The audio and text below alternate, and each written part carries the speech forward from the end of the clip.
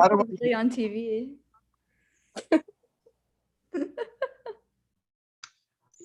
Hello, everybody, and welcome back to I Love Money. After 42 days, we were able to crown a winner, and now the cast is here to shoot the shit and put all of their problems to bed. Welcome to I Love Money Reunited.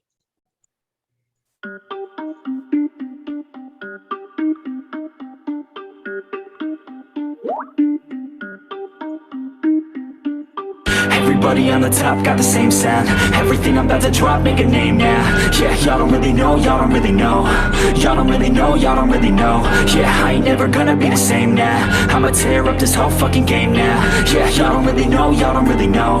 Y'all don't really know, y'all don't really know. I got so many bars, call it kamikaze. Ain't nobody ever gonna stop me. And I know that I could be a little cocky. That's the byproduct of hard work, no it's not free. I'm at a top speed, I think you lost me. Do not cross me, I keep dropping all these hits and I know that they watching. They keep showing up in my place, always knocking. Knock, knock, bitch, I've been standing right here. Been over 3 years and then you just got here. Man, get me a beer and open up the mirrors. Let me show you now what you've been missing for years. Call it premiere, I can take a boy's name and smear, or take it up a gear and end your career. And make you feel fear, or make you disappear. Cause I am right here, we're not going nowhere. Everybody on the top got the same sound. Everything I'm about to drop, make a name now. Yeah, y'all don't really know, y'all don't really know. Y'all don't really know, y'all don't really know. Yeah, I ain't never gonna be the same now. I'ma tear up this whole fucking game now. Yeah, y'all don't really know, y'all don't really know. Y'all don't really know, y'all don't really know. I Love Money. The winner of DH1's I Love Money will receive a complimentary winners post on the official Facebook page, a coveted spot in the DH1 Hall of Fame, and a cash prize of up to $100,000. Results may vary. I love money. May the best orger win. Aw, last time we're gonna see that. So I want to introduce all of our eliminated players tonight or all the cast of season 8 one last time from elimination order, starting with our 18th place. We have Tyler. We have Mona Lisa, the first member of the jury. We have Anthony, second member. We have Jazz. We have Ginny. We have Josh. We have Sherry. We have Taisha. We have Aaron C. And we have our winner, Aaron M. So it's very nice to see all of you one last time before we put everything to bed. So first thing I want to do is talk with our winner, Aaron M. So Aaron, how did it feel to get the crown last Sunday? It felt good. I feel like Dylan, like there were nights early on in the game with Josh and Taisha. They knew I couldn't sleep some nights, and that's just a symptom of anxiety, like insomnia. So I would just stay up and rewatch calls, and I would take notes on what players said, and I would relay it back to Taisha and Josh. And I was just constantly thinking about the game just to honestly procrastinate schoolwork.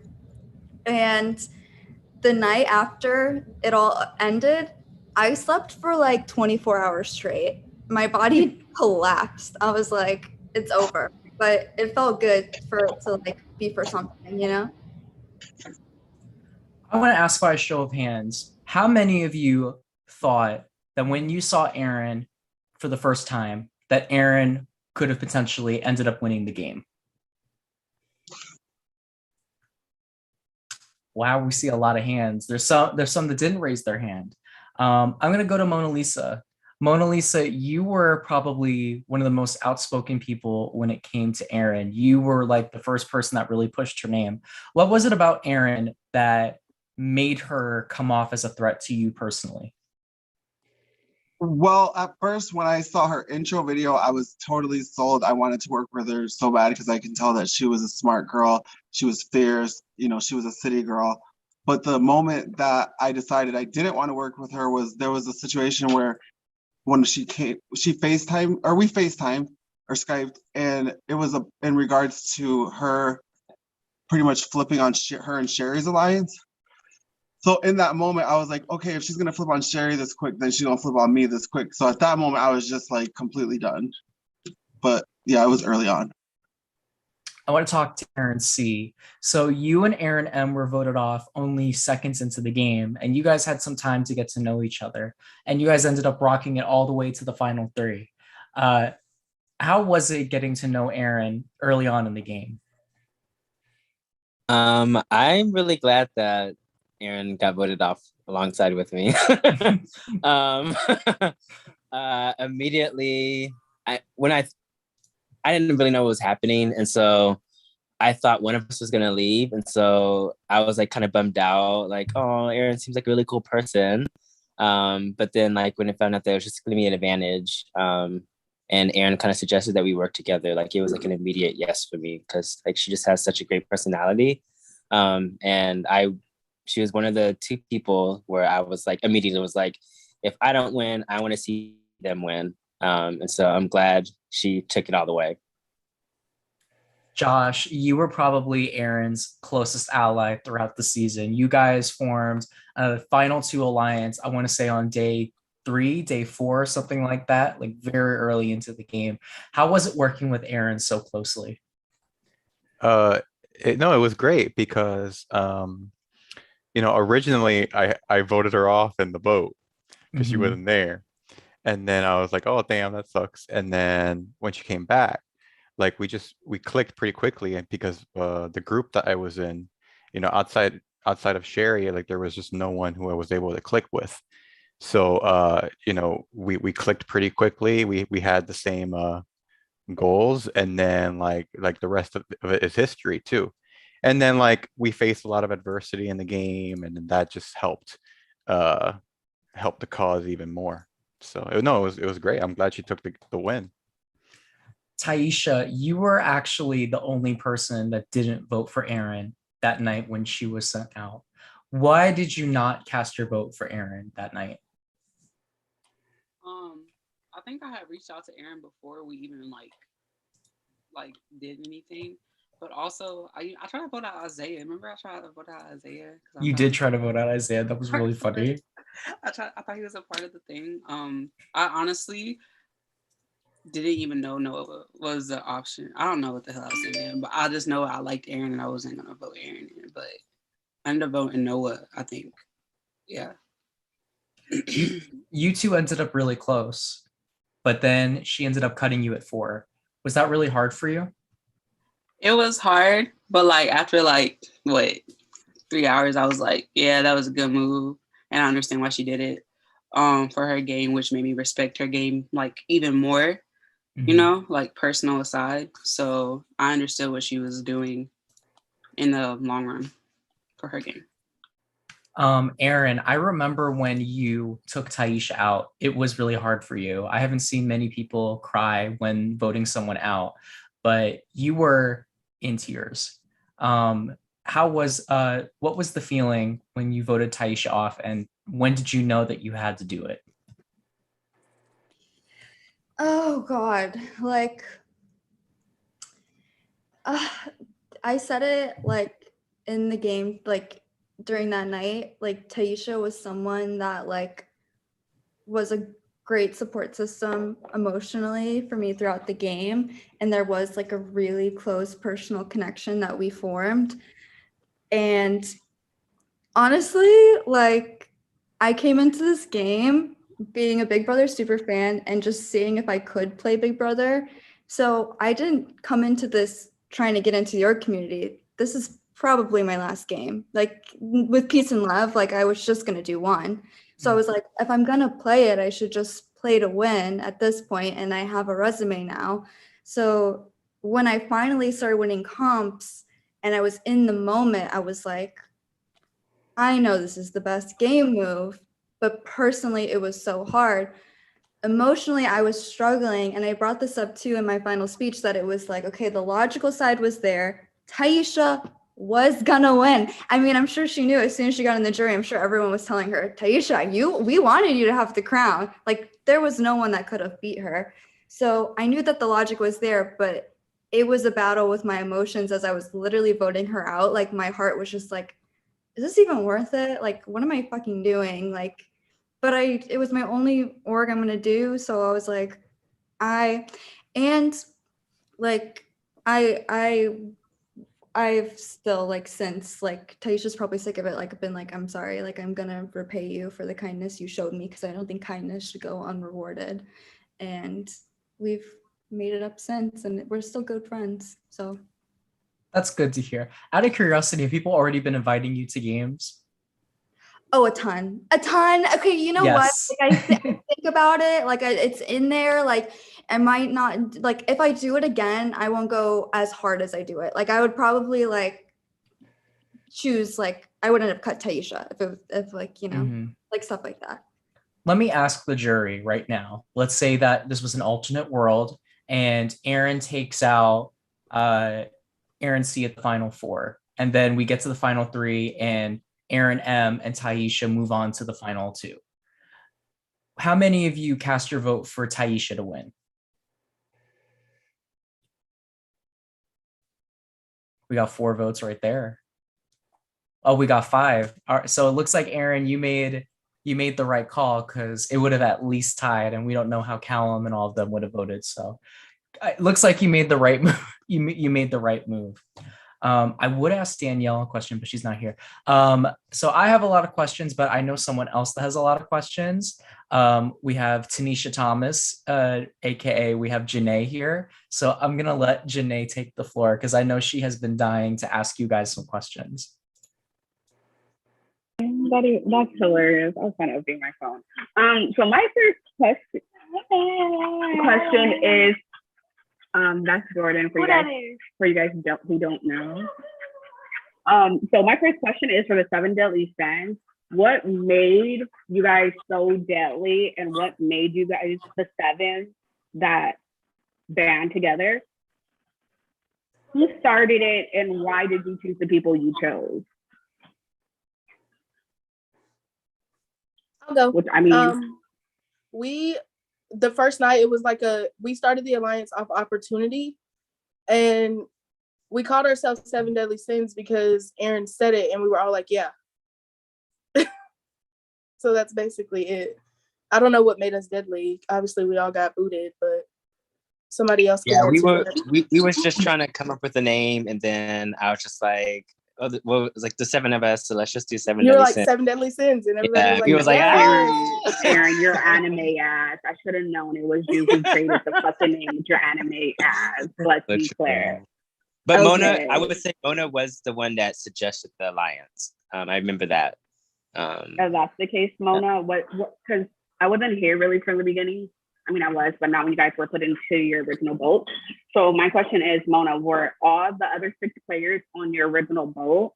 That's why you chose them, or did you just get a vibe generally that made you want to play with them? Well, my original alliance, we were on the Zoom call for the first night or whatever, and my original alliance was in that call. We were all there, and I looked around and I liked pretty much everyone that was there. So I think Tyler was the last person to leave, and then it was 7 of us, and then I just threw it out there to see, what would come of it, and everyone jumped right on it. So we just went from there.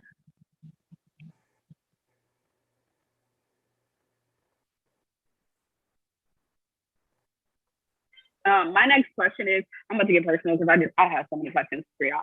Something that production noticed and we really didn't like out of the 7 deadly sins, only minus like 1 of them, all you guys personally attacked someone, minus 1 or 2 people. That's just like, you guys all have different personalities, but what we noticed about not all 7, because all 5 of you, is you guys at least attacked a person at least once.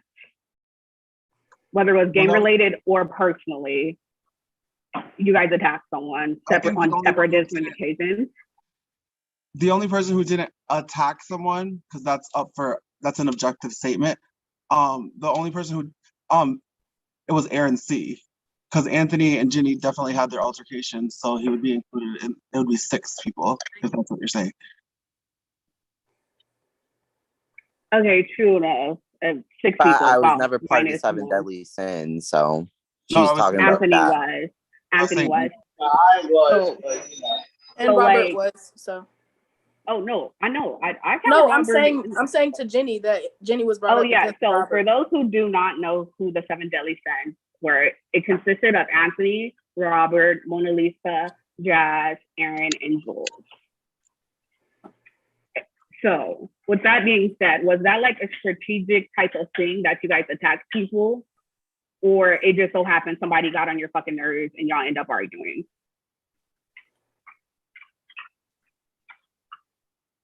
Nobody gonna answer?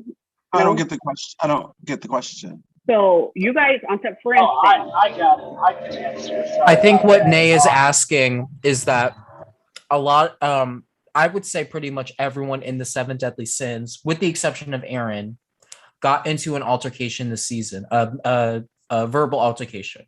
You know, Anthony got into a fight with Jenny, Jules got in a fight with Danny, you got into a fight with Robert, like all of you guys got into altercations. Let's not, I really wouldn't count the altercation between Anthony and Jenny. I mean, Jenny came for Anthony and that's why Anthony retaliated. Yeah, but the point is that the was that altercation where the Seven Deadly Sins themselves started an argument themselves with like Sherry. Oh, and I all never that. started an argument with Yeah, anyone. it takes two people to start to have an argument.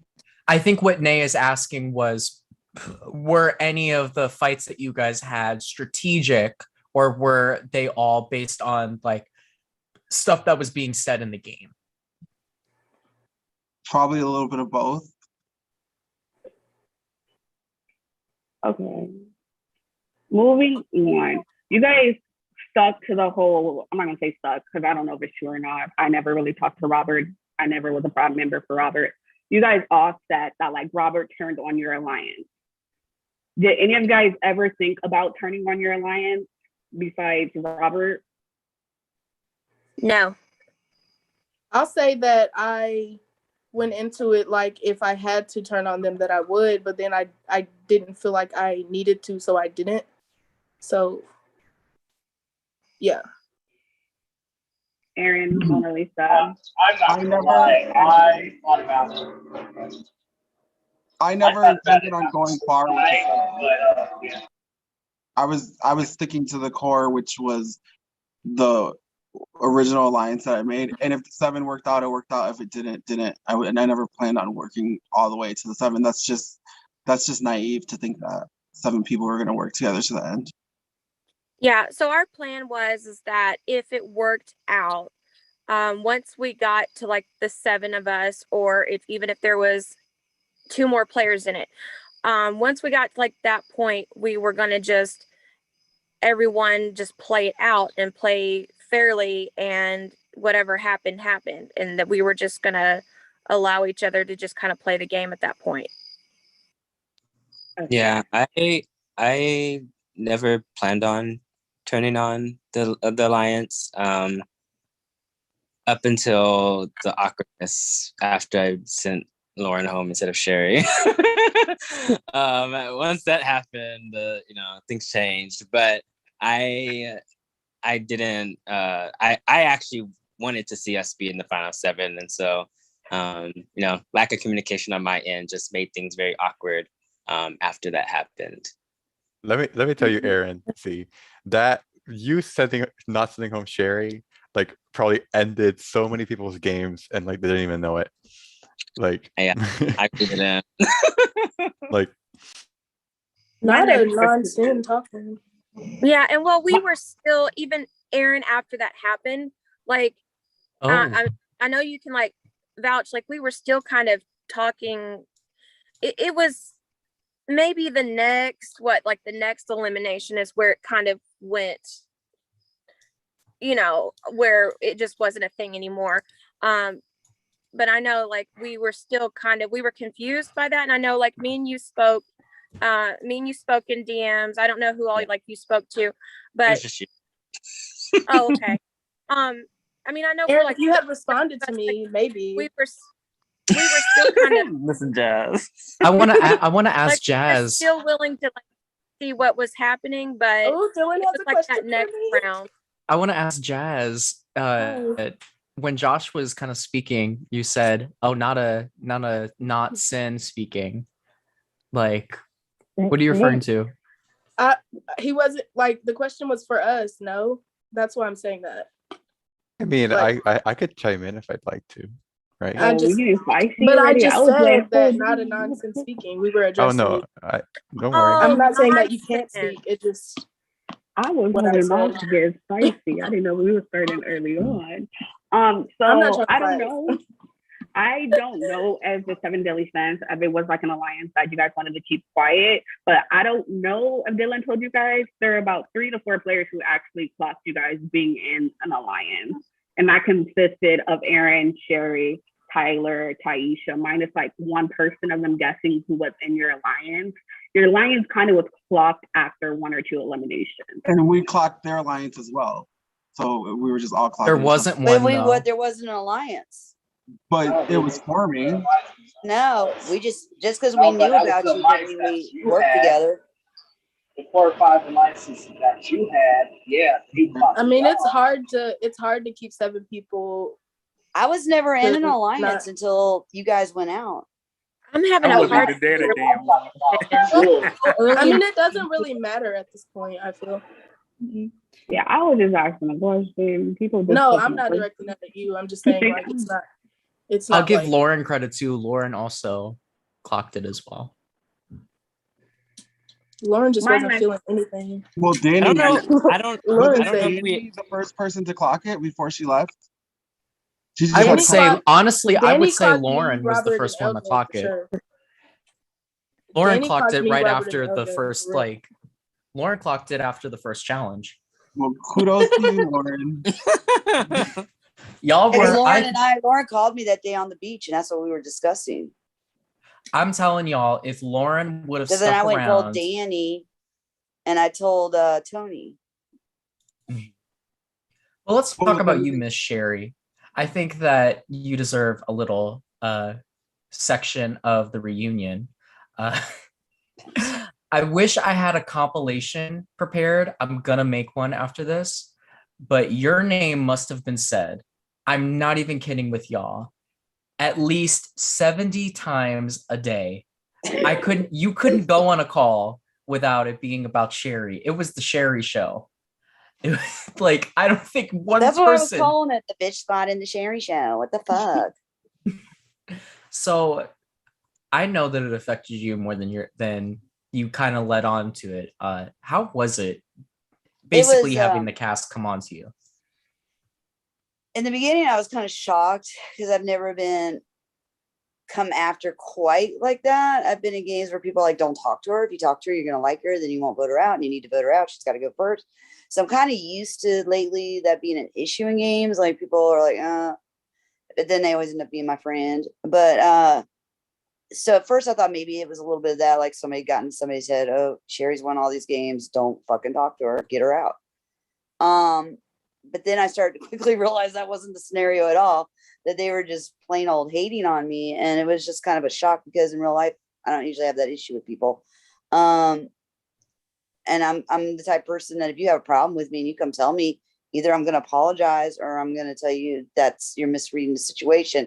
But I'm very diplomatic when I handle issues that come up. I don't usually, my first instinct's not to fight, it's to resolve. And I wasn't given that. And the stories about me were hilarious because Dylan can even say I was like not even in internet zone for like 3 days. My beach house was being, we had to stage it for photography. And I wasn't even in a cell phone range. I come back to hear how I've been talking to Jules and and I was like, and been talking shit about Anthony. And I was like, really? Because I wouldn't even do that. So at that point, I was just like over the whole game. But Dylan and Nay and them were like, no, don't you dare just say fuck it and let it go. And I didn't. I came back fighting. I had a long conversation with Nay and Dylan, and it snapped me back into the game. Because Josh will even tell you, I even was like, Josh, I love you. You got to vote against me. Don't let them know about our personal relationship. You'll be here in a week, fuck this shit. Just go in and do well in the game. I'm done. Well, there was very disheartening. Well, there was a moment where you kind of just had enough of it. You were fed up. Yeah. And it was on, I want to say day 9. And you blew up at Mona. Let's take a look. Let's take a look at that. Okay. The spot, but I was just like, I didn't want to talk to anybody at that moment So when I want to talk to people, but I thought we had a sit out, so I was taking the sit out. And I was just like, I didn't realize we didn't have a sit out until everybody started screaming at me. And then it's like, oh no, we're not gonna fucking do this shit again. They did it to me on Who Wants to Be a Fucking the Weakest Link, whatever game. You guys yelled at me for saying I don't know because I didn't want to waste fucking time. Fucking game because I wasn't going to be at the end anyway, so why make me stay in? And now you're going to yell at me because I thought we had to sit out. I don't dance. I don't lip sync. This is not my style. I don't even dress up unless I have to be in business attire for work. So excuse me for taking a sit out because I actually have shit to get done. And then oh no, there comes the bitch squad, and that's what I call y'all my confessional, the bitch squad. I don't give a fuck anymore. I'm not gonna quit. I'm not gonna do shit. I will turn in my Madonna video, and if you guys don't like it, fuck off. Okay, first off, And then you hung up the phone right in Mona's face. So Sherry, bring us back to that moment. What kind of led to, I mean, well, obviously we know what led to it, but like, bring us to that moment. How were you feeling when you were in that call? Oh, I would listen to the group calls because it's like they'd forget that they were being recorded or whatever, and whatever they'd be talking their shit. I just was done with it. It was just like, I was going to a friend's because I had been busy all day getting my parents' house together, and it was hard work. And I didn't go to my friend's cookout at the Point, which is Messick Point, which is a point at the beach. And they were having a bonfire for his 50th. And so I wanted to go by her 55th birthday. Sorry, Ron. I always say, but anyway, I was going there and they were all like thinking I was going to a bar or some shit. And I was like, you know what? I'm fucking 21. If I want to go out to a bar instead of doing a challenge, I'm going to go to a fucking bar. I'm going to do what I want. I'm sick of you guys trying to tell me what I'm going to do because nobody tells me what to do. You can, I don't put up with that shit. I'm not a follower. I will do as I damn well please. And it was to the point where I was actually leaving. I had just left my friend's party. I dropped off the present, wished him birthday, and headed on out. And I was at fucking 7-Eleven and they wouldn't stop blowing up my phone. So I answered and I was like pissed. I was done. I was like, I've told y'all, leave me alone. Leave me the fuck alone. I don't understand what you don't understand. Leave me alone is leave me alone. And that's what I was getting to. Y'all just leave me alone. I know how y'all feel. Quit with the fake bullshit. I'm not a fake person. Just shut the fuck up and leave me alone. I mean, you guys preach in this game, oh, no bullying, oh, everybody be good to each other, oh, everybody this, but yet you're going to rip apart somebody who hasn't even done anything. So at that point, I hadn't done anything. I was paralyzed in the game. I was isolated. I wasn't in alliance. I barely even talked to people at that point. But that was the night when I said, oh, fuck this shit. I'm not going to quit. I'm not going to let the bitch squad push me around anymore. They want to see who Hurricane Sherry is. They're about to fucking find out. And I went to Josh. I was like, I'm taking every one of these fucking bitches out. And Josh was like, let's do it. And that was the beginning of my game because I was done. That phone call was the end of it. And I let them know. Well, let's talk to, I guess, the leader of the bitch squad, Mona, the one that was on the receiving end of all that. Mona, we had talked after that confessional and you were not having it at all. How did you feel after Sherry basically laid into you and then just hung up in your face? Well, if we want to go all the way back to the beginning when the first day when her and Robert got into an argument, the main reason why we were coming for her was because of the morale for the team, because we wanted to make sure we had a strong team, which we did. And there was just a lot of negativity circulating her. She didn't seem as invested in the competition. She didn't really want to participate and she was doing the bare minimum. So it kind of spiraled, snowballed. In that moment is when I was like, okay, girl, come through, Miss Sherry. I was definitely heated, but at the same time, I was like, okay, at least she's fighting. You know what I'm saying? And honestly, Sherry, you can attest to this. After there was like a certain point, I don't know if it was after that, but I came to you and I was like, girl, I ain't gonna come for you no more. Like, you're a survivor, you're a badass bitch. Like, do oh you? yeah, absolutely, absolutely. We and you made peace. I felt like Jules and I made peace. LJ and I made peace. I felt like even Jazz and I were able to make peace, even though Jazz and I never really could find a way to connect in the game. Maybe it was just too late in the game for us to connect. But I felt like by the turning point in the game, peace was made. I was no longer the focus. The only thing I will say is you're incorrect. When we did 99 balloons, I didn't make a mistake. I was very supportive of. No, you I were even good in came. that. I came to you and was like, look, I'm sorry if I seem bossy today. I tend to do this the way I text. I apologized immensely to you. I even told you my employees tell me this all the time. I need to start using emojis. So I did apologize for coming off pushy. And then the second one on the weakest link, I was doing well in. I was the only one banking in the beginning. You guys weren't even banking. And on top of it, if I didn't know an answer, I knew from watching the clips and practicing with you guys, the best thing to do is say, I don't know, so you don't waste time. So somebody else can go to a question that they do know. And right at the beginning of the challenge, Jules had said early on, and they were also, sorry, Jules, they were also captain. They had said early on that they were really good at trivia. So I was even like, so no matter if Jules has a bad round or not, don't vote out Jules. And I thought that was being supportive of the group, of the team. I was staying in and making points and banking. And when it came down to Taisha or I to go out, I thought it was the smart move was to take me out, because I obviously wasn't going to go to the end. I wasn't the best one for trivia. I wasn't the worst one, but it just seemed just as easy to take me out. And I thought that was funny to do. And everybody else took that as some kind of, I don't even know. Well, but I took it as you didn't care. Yeah. And I explained to you after that again. I felt like I had to go and explain. I want to ask Josh, because I noticed that when Mona was talking about getting rid of Sherry to kind of boost the morale, you were shaking your head. Why are you shaking your head? Because there were fights within our group way before Sherry, like Sherry wasn't an issue in terms of morale. In terms of the music video, she didn't submit. But prior to that, they were already on a witch hunt to get rid of Sherry when you had because of the argument the first day with Robert. I mean, did anyone even care about that? But you can't tell me why when I started coming for Sherry. I know when I clicked for me to come for Sherry, which was that moment. The argument with Robert and I was resolved. I went to Robert. Yeah, but I still didn't let it go, and I was still coming for you because I thought you were being negative. That was my whole. So you can't say when I you have every right to gun for people in the game, but to say that like the group wanted Sherry out because of morale issues. Of the first challenge, so as a leader, I felt like we needed to get rid of the person who was being the most negative. After the 99 bottles, when Ginny started coming for Anthony, is when everyone started being like, well, what about Ginny? But Sherry, I was just sticking to my original story because I don't flip-flop like other people. If I say I'm going to do something, I'm going to stick to what I said I'm going to do. So after Sherry, let's say we eliminated Sherry, would you have gunned for Ginny because of morale?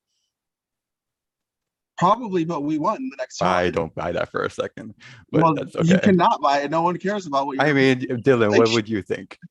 To be honest with you, I don't think that Ginny would have been targeted after that. Exactly. I like Ginny. Ginny didn't do anything. That's what I just asked you. You just said yes. I think, well, remembering what was being said, if you guys would have lost, Sherry would have been the target.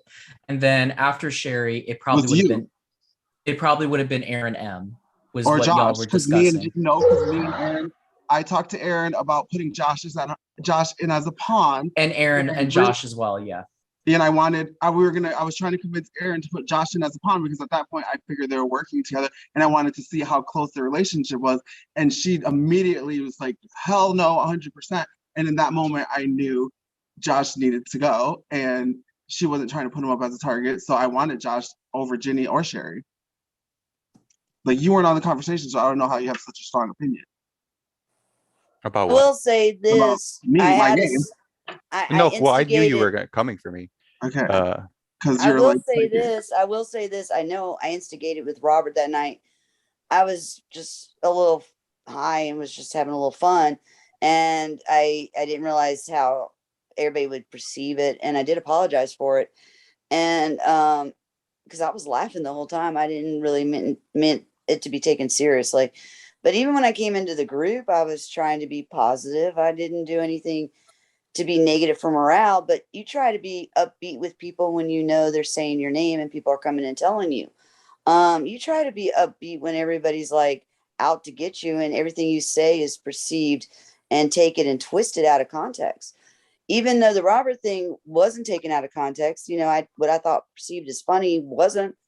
I apologized for, but it wasn't offensive either. But we And all what you know guys, in the let me beginning of finish. Let games. me finish. What Sorry. all I can say is what you guys did became offensive. If you guys want, if you had a weak person in this game, you could have been really. If I had a lot of anxiety, if I had a lot of disturbances in my life, that would be enough to push somebody to go kill themselves with the way you guys behaved to an extent, because there were stories being made up that I didn't even say, and I would say it over and over again, and it was a constant, and it at certain points it cracked me up because I knew all you guys could do was talk about me, which I found funny. That was the common denominator holding you guys together, and it was at that point when I realized the best thing I could do was find people who were sick of your bullshit too, and see if I couldn't gang up with them. And that's really how the alliance that I finally got into became an alliance, was we all shared the same boot list. We all know that in any game of strategy, in the beginning, everyone's looking for any excuse to put anyone up first. Well, and of course, and I understood that, but that doesn't mean when we successfully go in and do the challenge where I made no errors, when the fight got out of hand, I put my foot down and was like, you can even hear me say it in the repeat videos, just stop, let's start, Josh. And, you know, even then I stood up and got everybody calm down, let's go. And let's do it again. And that's not negative. That was me looking out. We made rules together. The night of the weakest link, Mona, you came on really upset about your day. Aaron and I sat on call with you and cheered you up. We listened to what went on. We were encouraging and supportive. So again, I don't see where I was being negative. Matter of fact, that night I thought we'd finally kind of bonded together as a group, because Aaron was talking about her starting her job at Hooters. Jules was at one of her children's B-days. I think it was her daughter, at the dinner or something. And and then we all practiced for the challenge. I thought that was really upbeat and positive, but during the challenge, the way y'all spoke to me spoke volumes. Actions speak louder than words. And I caught on real quickly. Oh, I see what's going on. And I don't think we spoke to you in any way. We just voted for you, and you were mad that we voted for you. No, it was when you guys yelled at me when I said I don't know. No, you said you wanted to quit, and we were like, why are you quitting? You said you didn't want to be in it anymore. You said just vote me out, and that's when we got annoyed. Well, to because be fair, I wasn't though, helping. to be fair though, y'all did try to get Sherry to quit, and y'all have admitted to that was part of your strategy, was y'all wanted Sherry to quit the game. Yeah, because she said she wanted to quit a million times. It was very difficult. I want It to wasn't ask. fun. I want to talk to Jules, because I feel the reason why things got so heated on Sherry specifically was because of two people. It was because of Robert, and it was because of Jules, and it was because of two interactions. The first was the first night when Sherry had said something about like not kissing Aaron C's ass. That was what ignited it with Robert. And then with Jules, I'm not entirely sure what happened between Jules and Sherry. I believe it was the night where you guys were supposed to have that final four after the vote, and Jules was apprehensive and Sherry wasn't. But I just remember, Jules, you did not click with Sherry from the beginning. Can you kind of explain why you and Sherry didn't click from early on, just from your perspective? To the very start, I don't think there was an actual event that started it up. Yeah. And just like I said in my confessional, like I think the first two confessionals is where I was like asked about it. Mm-hmm. Is the way I described it was I just didn't get good vibes. And when I say that doesn't necessarily mean that I thought Sherry was just like the devil. That's when I say I didn't get good vibes, that could mean anything from that to just someone that doesn't really have much like interaction with me, or I don't feel is trying to make a connection with me. So the very start of it, that's there wasn't an actual event. That was the start of it, was just the vibes weren't there. So yeah, I mean, that was the start of it. And then, you know, then we kind of got into like the challenge that the 99 bottles challenge. I didn't really see an issue much there. Like I agree with Sherry. Sherry did a good job with that one. Then there was just like some arguments here and there. And I did want to say, like, to Josh, there was a lot of times where you weren't on these calls. I don't know if you went back and listened to them or anything like that, but because there was a few times where you kind of asked me like what was going on and I would explain it. So I don't know if you went back and listened to the calls, but just there was a few arguments that had kind of sprung up here and there. But I think as far as my side, I think being on that defensive, starting off on a defensive foot, didn't give me much room to get to know Sherry. And just like Sherry said, you know, we did have a spat there. And then that night I messaged Sherry and I said, if you're willing to talk, I am. That was like that night we had like that huge ordeal where Dylan, you placed that call and Sherry was on there first. I was in an org, so I came on there later, and it was, you know, that explosive fight. I texted Sherry that night. I said, if you're willing to talk, I am. Sherry was willing to talk, so I placed a call that night. We talked for Sherry, like a good hour and a half maybe. And I feel like from that moment that things were good. There did have to be a little bit of room to build trust between both sides, because I'm sure Sherry felt the same way. I know it did take me a little while to kind of build that trust with Sherry, and then I'll admit, even up to when I left the game, I wasn't fully trusting of Sherry, but we had fixed things and we had talked through things, and I was no longer, you know, just all for Sherry leaving the game. I was able to, once I was outside the game, I was also able to see a lot of moves that Sherry was making strategically that made a lot of sense to me, and I was able to respect those things. Go ahead. I was going to say we should take a look at that call, I think. So this was the call that happened, I believe, right after the Danny's elimination, I believe. Yeah, somewhere around in there. See, I was waiting to feel this. I'll go ahead and do it now. Jenny. Sherry said to basically use your disability as an advantage to basically control how you play and to manipulate you. She said that on 2 different occasions. Anthony can back me up. Right. But you sitting here defending this woman. And Jenny, I stood up for you. I said that was disgusting. I said that's gross. You have autism. I have autism as well. When Sherry found out that I had autism, then she kind of backed off of that because she realized that somebody else in this game has the same disability. Okay, just because we have a disability don't mean we can't play this game.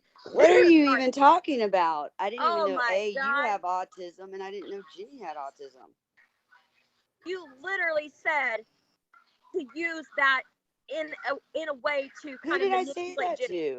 Oh, go back and look at the chats. Come on now.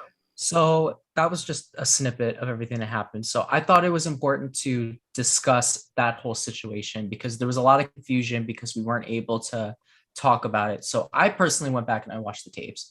And from what I recall, what was happening with that situation, Anthony and Sherry were talking about having an alliance. And once they saw Ginny was in the game and they saw that Ginny got into that argument with Sean when he had moved over to the boat, Sherry realized that, okay, Ginny is going to not necessarily be a strategic threat. Ginny's not going to be someone that's in a bunch of alliances. Ginny's going to be looking for an ally. So Sherry said that we should reel Ginny in. And at this point, Ginny wasn't messaging people. And Anthony, your first few confessionals were just about Ginny and how you couldn't stand Ginny not messaging you back and giving you very like one-worded responses. So Sherry had said, I believe to the effect of Ginny is having a slow start to the game. And Anthony, you had basically told Jules about what Sherry had said. And because at that point, you and Jules were getting closer and Sherry was kind of going on the outs. And from there, like I said, I think that there was just like an environment of gossiping. I think that's the right way to put it, is it turned into kind of gossiping. And that was how this whole thing exploded into Sherry's using Ginny's disability kind of against her. So I thought it was important that we had a conversation about that, because I know, Sherry, that was kind of the nail in the coffin for your relationship with Anthony, because you guys were pretty close, at least in Yeah, I your really eyes. trusted Anthony. I had even said in my confessional that I would protect Anthony the whole game, and that I would make him my ride or die. And I don't give my promise to too many people about that. But I really respected Anthony as a human being, and I thought he was the sweetest person I had met. And to find out that him and Jules were throwing this when that's not what I said at all, that I was saying, you know, hey, I stood up for Ginny against Sean, you know, hey, I think we have an in with Ginny now. And Ginny's had such a slow strategy or slow start to this game. This could be an opportunity, because we know we're eventually going to, you know, land on the island. This would be a good opportunity to reel in Ginny, because Anthony said he could reel in Jules. And I was like, well, I'll do my best to reel in Ginny, you know, because maybe Ginny will appreciate the fact that I protected Ginny against Sean. And that would give me an opportunity, you know, something we can talk about, and Ginny will you know, start calling, because Ginny wasn't calling anybody because Ginny was out of town that weekend. Ginny just wasn't active. And no offense, Ginny, but you weren't. And so I was like, you know, I just did a grand, you know, I just sat on call with Ginny for an hour and helped calm Ginny down while Ginny was so upset over the scenario that happened with Sean. We can use this, and maybe Ginny will start talking to us, because maybe we've earned some kind of trust. And that got turned around to, I didn't even know Ginny had autism. We had not had those kind of conversations. I didn't even know Jules had autism. Never had those kind of conversations. To all of a sudden, I'm using Ginny's disability, which truthfully, no offense, but that's what Jules just did, was used Ginny's disability against Ginny's disability so Ginny would react the way Ginny would and trigger Ginny to hating me. And that's not strategy. That was not my intention at all. No, that's yes, the way. Yes, that's it the was. way So it came shut the off hell to up. me at that moment in Just time. to clarify, Sherry, after me and Dylan talked to Anthony did not tell Jules that I you will said clarify that I'll clarify that right now. Jules, what are you saying? I said I'll clarify that right now. So in the chat, I had not originally read the actual in the chat.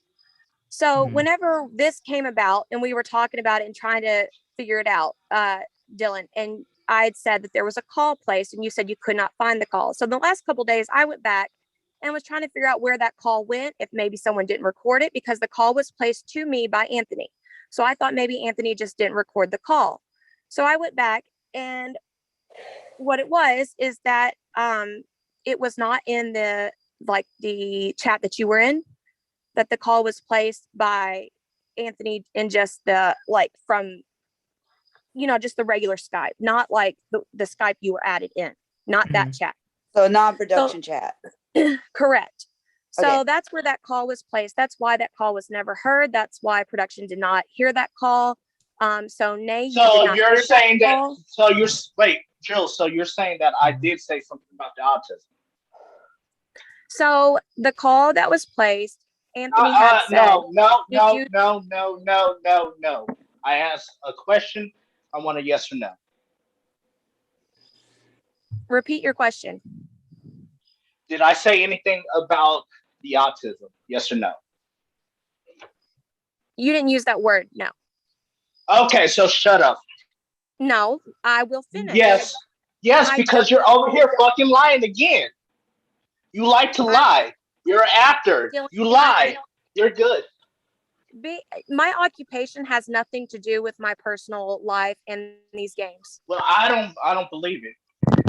Well, you're free to have your opinion, but I mean, you know, at the end of the day, there's basically 3 entities that know what happened. So, and whether you want to own up to it, I took responsibility. I can own up to anything, but I know that I didn't tell you that. Whether you want to own up to it is between you and one other entity, and that's for And you who to is that? decide.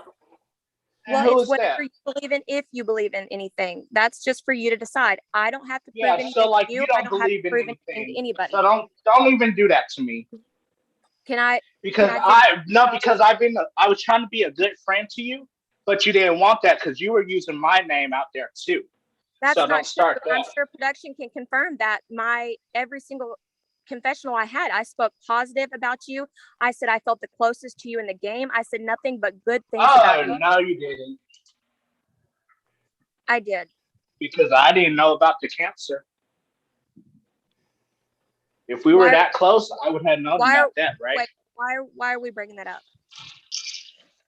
Want to bring everything else up? Let's bring that up. You want to bring up me having cancer? Yeah. Because I never knew about that. And I was like sad as hell to find out about that. Like when I tell you, like I was, how about no, I'm just saying right now that I was sad. Like you can't say that we were close because I didn't know half the stuff about you. But that has nothing to do with being close. Mona Lisa, I'm talking to Jules. And I'm talking to everyone. Well, you talk to everybody. You're not talking to me though. Well, you're included because that's not fair to bring that up. No, that has nothing to do with anything. Fine, I'll shut up. I'll shut up then because Queen Mona is right here, and I'm not going to say nothing. I appreciate it. Shut up. Well, this is what I dealt with during the game. So, I mean, for what I do for a living and what my goals are in life, this was the nail in the coffin. And the only thing I regret in this game mainly, and Jules, you know, I'm going to say it, is that I never got the opportunity to take out Jules because I had Jules almost cornered and I was going to relish the moment I got to take Jules out of the game. So I really wish Jules had stayed in the game because I wanted to be the one to take Jules out of the game. You almost had that chance. You did. You were almost there. Oh man, I had worked so hard to corner you, Jules. I thought you were going to have that chance during Circle Night, but I also thought you were going to have that chance the next round. I wish Noah was here to kind of talk about that whole round. But Jenny, if we I can always come felt back like to the rest of that question here in a few minutes, but if you can give me a few minutes, I'd like to explain that conversation that took place, but I do need a few minutes, please. You're okay. Jenny, I always do feel like you owed me a huge apology about all that shit I went to you and said that wasn't true. I never said it. And this was a person who stood up for you from night one, literally stood up for you. They did not. I was the one who went to bat with you with Sean, and you never once said sorry and gave me the opportunity to be your friend when I had tried so hard to be your friend. And I wasn't the one who used your disability against you, babe. Yeah, I apologize, Sherry. That is my own fault for just believing whatever I'm being told. I shouldn't have done that. I should have made a better effort to know you, Sherry. I'm sorry. I appreciate it, Jenny. Thank you. I accept your apology. And Anthony, I feel like a piece of shit now. Yeah, I don't want you to feel like a piece of shit. But Anthony, I will say this. I'm sorry that night when you said right, you agreed with her, and then you hear you saying to Jenny, and you just stood up for that girl. So from then on, Anthony, and you were the only one I had ever talked to about Jenny. And in that conversation, Jules is saying, Anthony, Anthony, Anthony. And so from then on, Anthony, every opinion I had of you went straight down the drain because I never said that. And that was very offensive and hurtful. It turned people against me in the game for a personal thing that I never did. Never. And I fully believe once me and Sherry spoke, I fully believe that. No, let her finish. Let her finish. So I apologize to you, Anthony, but that's why I took you out twice in the game. Because when you came back the second time, it was really more because you weren't coming to talk to me. I knew you were, you admit, yes, but I do admit that whole thing. I had told Mona that you had told me about the 7 deadly sins because I was protecting Robert. And that, because I didn't think you'd come back in the game. So we can call that fair on how you did me dirty. But the only reason I took you out the second time was truthfully. First time it was because no way in hell. And the second time it was because we still hadn't made that. I liked you again, but we didn't make that connection. Yeah. And I had, like I said, both times, like I understood, because like that whole night that you and Jules got into it, like I told everybody, I was getting ready for work. And when I got to work, that's when I read everything. And like that shit like really hurt me, because they used my name as in like I was gonna go in to bat. And they told me, they were like, oh, well, I'm basically mad at you that you didn't have my back. And I was like, I didn't even say that stuff. Oh, but it's okay, but you still should have had my back. I wasn't gonna do what that. I said. I said you need to take No, how accountability about you for what you said. shut because up and you did talk. say Let that. me talk. No, you let me did talk say right that. now, okay? You can lie Let all me you talk. want. Let me fucking talk. You can talk, but you're lying. No, you're fucking lying. You lied the whole fucking time. How about this? You tell me what you told me last week about Sherry saying that I did the whole thing about the 7. Did what? You said, so you said to Sherry that I was the one that told her about the 7 deadly sins, but you believed her, right? I did believe her, yeah. And you didn't want to tell me nothing about that until now, right? But we were supposed to be, but we were supposed to be cool. But we were supposed to be cool, right? I replied to that and you didn't say a word. I will say this, that was one of the best moves I did in the game, because then you and Mona had that little spat when you did come back in the game, Anthony, and it kind of put a little dent, I think, in that relationship. So that actually turned out to be a really good move on my part, but I didn't know you were coming back, so I can't really claim it as a move. I was really just trying to cover for Robert, and everybody else at that point knew, and we were starting this kind of brand new group together, and I wasn't going to throw Robert under the bus. And I wanted to work with Robert, not betray Robert. And we were slowly taking over the numbers and taking out the 7 deadly sins. And so I didn't expect you back in the game, but that turned out to be a really accidental good gameplay. Yeah, that was, and I will say, like, at first I didn't, like, I was pissed off about it and stuff like that. But like now, seeing it, I was like, that shit was good. That was really good. But the thing is, I don't like people doing that shit. And if I but had when a you chance, guys turned the game, whoever did it, wherever it came from, when it became personal like that, from my perspective, from my view, from Josh's view, from Aaron's view, from Aaron C's view, Taisha, that's when people started realizing, when you get it publicly on Circle Night, I won. Right then and there, I won. Everybody finally saw what was going on, and people started really taking to thought, maybe Sherry isn't lying. Maybe Sherry isn't causing the drama. Maybe Sherry is telling the truth. So people actually started to listen and talk to me. Well, and let me ask y'all. turned. Do you think that you guys would believe you when we spoke? Dylan's talking. I was gonna say, do you think that your alliance would have formed had you guys kind of not been pushed, like been forced to, really? Aaron's shaking her head. No, we would have never got together as a group. Never. We all had the same boot list. It became an agenda. We all had a target. They were all 7 deadly sin, except for Aaron C, who had flipped on them. Robert had flipped on them. So, but my issue is that at one point I was actually working I wasn't working, I was talking, but I was working because I'd made a deal with them. I'd made a deal so the next round I would be safe with Mona, LJ, Miss Beautiful Jazz, and Jules, and actually was finding out I like these people. Like, they actually got me on call, and I know it was just game, but it was still kind of like in between the game part, you get to kind of get to know them, and you're like, oh, even though they're still the bitch squad, because I love you guys, you're all the bitch squad. I want to give Erin like a chance to get anything off of her chest, because she does have to leave like okay, go ahead, like 10 Erin, minutes.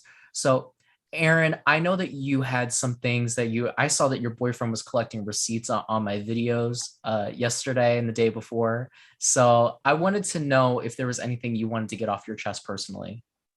He'll be up here in like 10 minutes. He's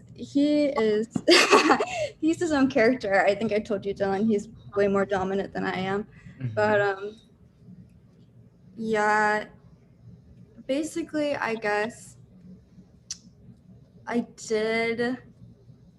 physically cannot watch Circle Night without like throwing up. Like genuinely, I will throw up. Like it makes me feel that sick. So when the whole Nay controversy, like not controversy, but when Nay brought it up yesterday, I like bring the receipts, whatever. I can't watch it back to view receipts or not. Like I literally try to forget it because it caused me like that much mental pain. Like genuinely, it hurt my feelings a lot, and like I'm still kind of getting like shaken up thinking about it. And you know, I will say that Jules and I had a conversation. Me and Jules are good. Anthony and I had a conversation specifically about it. Everyone else, not really. Like, obviously, the people that weren't like kind of involved, we didn't talk about it. But yeah, I had like a really severe panic attack that night. Like, I was crying, I was throwing up, like, I felt really sick. And I just wanted kindness out of that. I wanted things to be okay. I wanted to feel like a human being because I didn't feel like I was treated like a person that has real emotions and real feelings that night. And I feel like a lot of the times when you spoke to me, Mona, you didn't give me empathy. And that did hurt my feelings because I do respect you as a person. And I feel like a lot of things were just mild miscommunications of not seeing eye to eye, but the things that you said to me did get to me.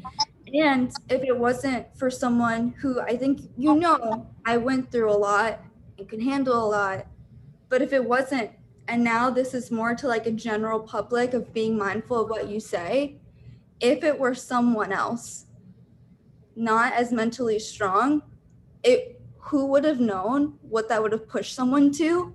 Because having gone through as much as I did and still facing mental illness and being able to be okay, who knows what someone else would have gone through and what they would have done. Like, bless that I was able to handle it, but the fact that like I gone through so much and like still have things going through and those things were still said to me and it wasn't always okay, like it really, really sucked.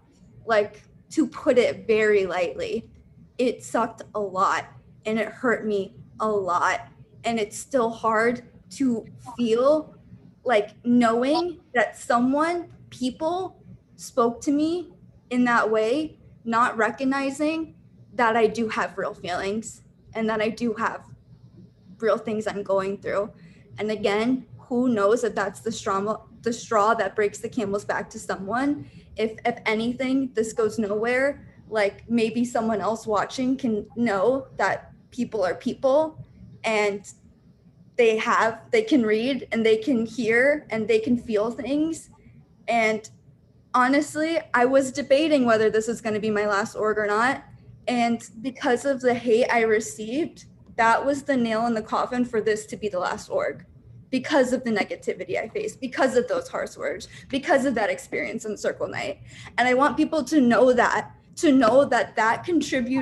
contributed to my real feelings moving forward into a community I'm sure all of you loved. That helped contribute to me never want to do this again.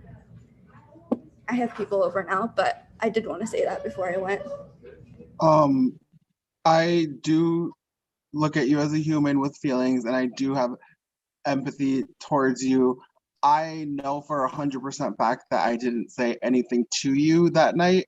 I did still the next day apologize to you. I sent you a 2-minute long voice text, and you sent me a video a couple days later, and you said that you didn't accept my apology and that you didn't you just didn't accept my apology. So I just let you have your space.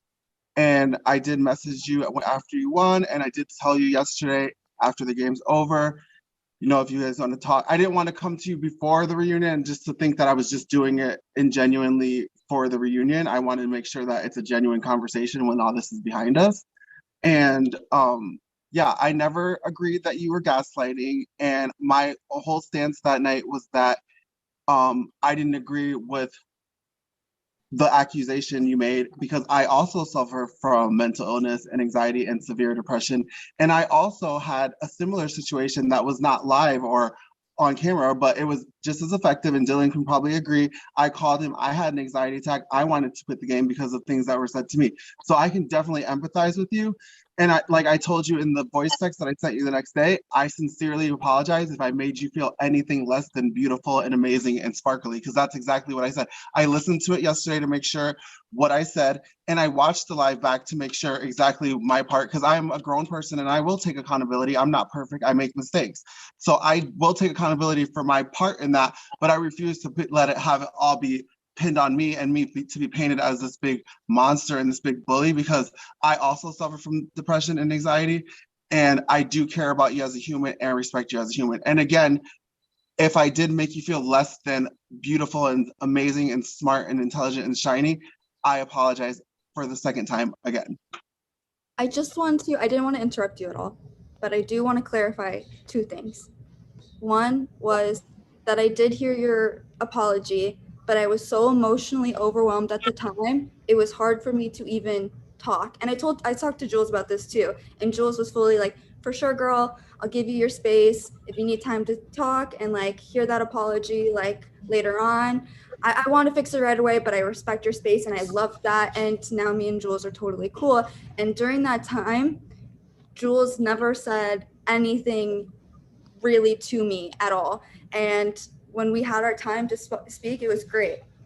And I didn't say ever that I didn't accept your apology. I said, thank you for apologizing. I watched it back like 3 times. I know for a fact I didn't say I didn't acknowledge your apology. I just said I needed time to move forward from it and to accept it and to build back on what we had on a personal level and on a game level. It was already done with. I know for a fact I said that. Well, you said that you wanted me to send you another apology. I did not. I watched it 3 times. I looked at the receipts. I know for a fact I did not do that. I said I needed my space. And then again, like I said earlier, Elliot was going to be here in a second. I do have to go out soon, but I'm not going to let this not wrap up. But about Circle Night. Yeah, no, it's, I mean, in psychology, Aaron and I are No, just what you don't need to bring up all of that. Just like what was said. Yeah, right. No, and also, wait, I want to clarify this too, because it's like me and Anthony spoke, and I hope you don't mind me saying this, Anthony. Go ahead. It wasn't about not saying anything. It was in the moment. Jules did acknowledge this. What was said wasn't okay, but what was equally as bad is to not defend a bad thing that happened. And when you are being isolated and you, even if it's just one person, if no one is saying, hey, like she's not feeling okay, like let's go against that, it's equally as upsetting to that person, especially when you feel as them as a personal friend, for them to be like, that's not Aaron's character. Right. If they're not saying anything, then that is like, I expect like to discuss that at least, at the very least, just discuss it, move past it. Like, let's go through this, because it hurts the same. It hurts the same. And I think that's when Elliot was finding things the other night. Again, I didn't ask him to do this. He did this on his own. I physically could not watch Circle Night again. He was like, regardless if things are said or not, which I didn't say that you said I was ableist or gaslighting or a bitch or whatever, you apologized one-on-one intimately, yes, but as someone that I felt a close relationship with, I would hope that you would stand up for my character as I would have done the same for you. And that's what hurt my feelings. And I wanted to clarify that, because I don't think you were someone who, you know, like anything of the sort, but that's the root of it. That's what I felt the need to get off my chest. I think what Aaron's problem was that Aaron had you in very high regard. Aaron had you even above Josh. Like, we had a FaceTime about it, and Aaron had you very high up. And she was like debating whether taking you to the final two, like if she could even do that because she knew that you would win. So I think the reason why she had such ill feelings about you was because she wanted you to go to bat for her. And I think when you didn't, it crushed her because she expected that from you. I think that she saw you two closer than you were, which I mean is a testament to how good of a player you are. But I think that was kind of where her feelings were coming from. And again, like I said, I apologize for my part in anything. And the offer still stands if you want to talk after this and kiki and really get to the nitty gritty. Like, I'm totally 100% down to do that. If you don't, I'm 100, I get it. But like I said, I'm not going to be painted to be this big monster because I know who I am. And if I did overlook something in the moment, it was a lot of emotions. It was the heat of the moment. We had already been talking all day about putting you in. So it was just the heat of the moment, and it is what happened. I took responsibility for my part in it. That's all I can do. So like I said, what I want from this conversation is for you to feel attacked. That is the last thing I want from this conversation. And I did last night as well. But I feel you coming at me better today, and I appreciate that. But I do feel a little bit like misunderstood. But it is a misunderstanding, but this isn't me coming at you. This isn't that's not my intention. If it is, I apologize. I can handle it. Yeah. And I think Dylan did say that, it was a miscommunication because I did see you in this high regards. This is where my feelings came from. And that's all I wanted to get out of this conversation. Not this, I'm painting you as a monster, or I want you to think, or you have thought me as a monster, or whatever it may be. It always could be easily a clear discussion of it being a miscommunication, and none of this, like, easily from early on could have ever happened, and where it could have escalated to a point where me seeing you in the comments hurt my feelings. It could have just ended there, and I'm willing to also gladly have that conversation with you, not tonight because I have people I'm about to host, but as soon as it's all over, I would love to have that conversation with you. Awesome. Elliot, were you wanting to say something?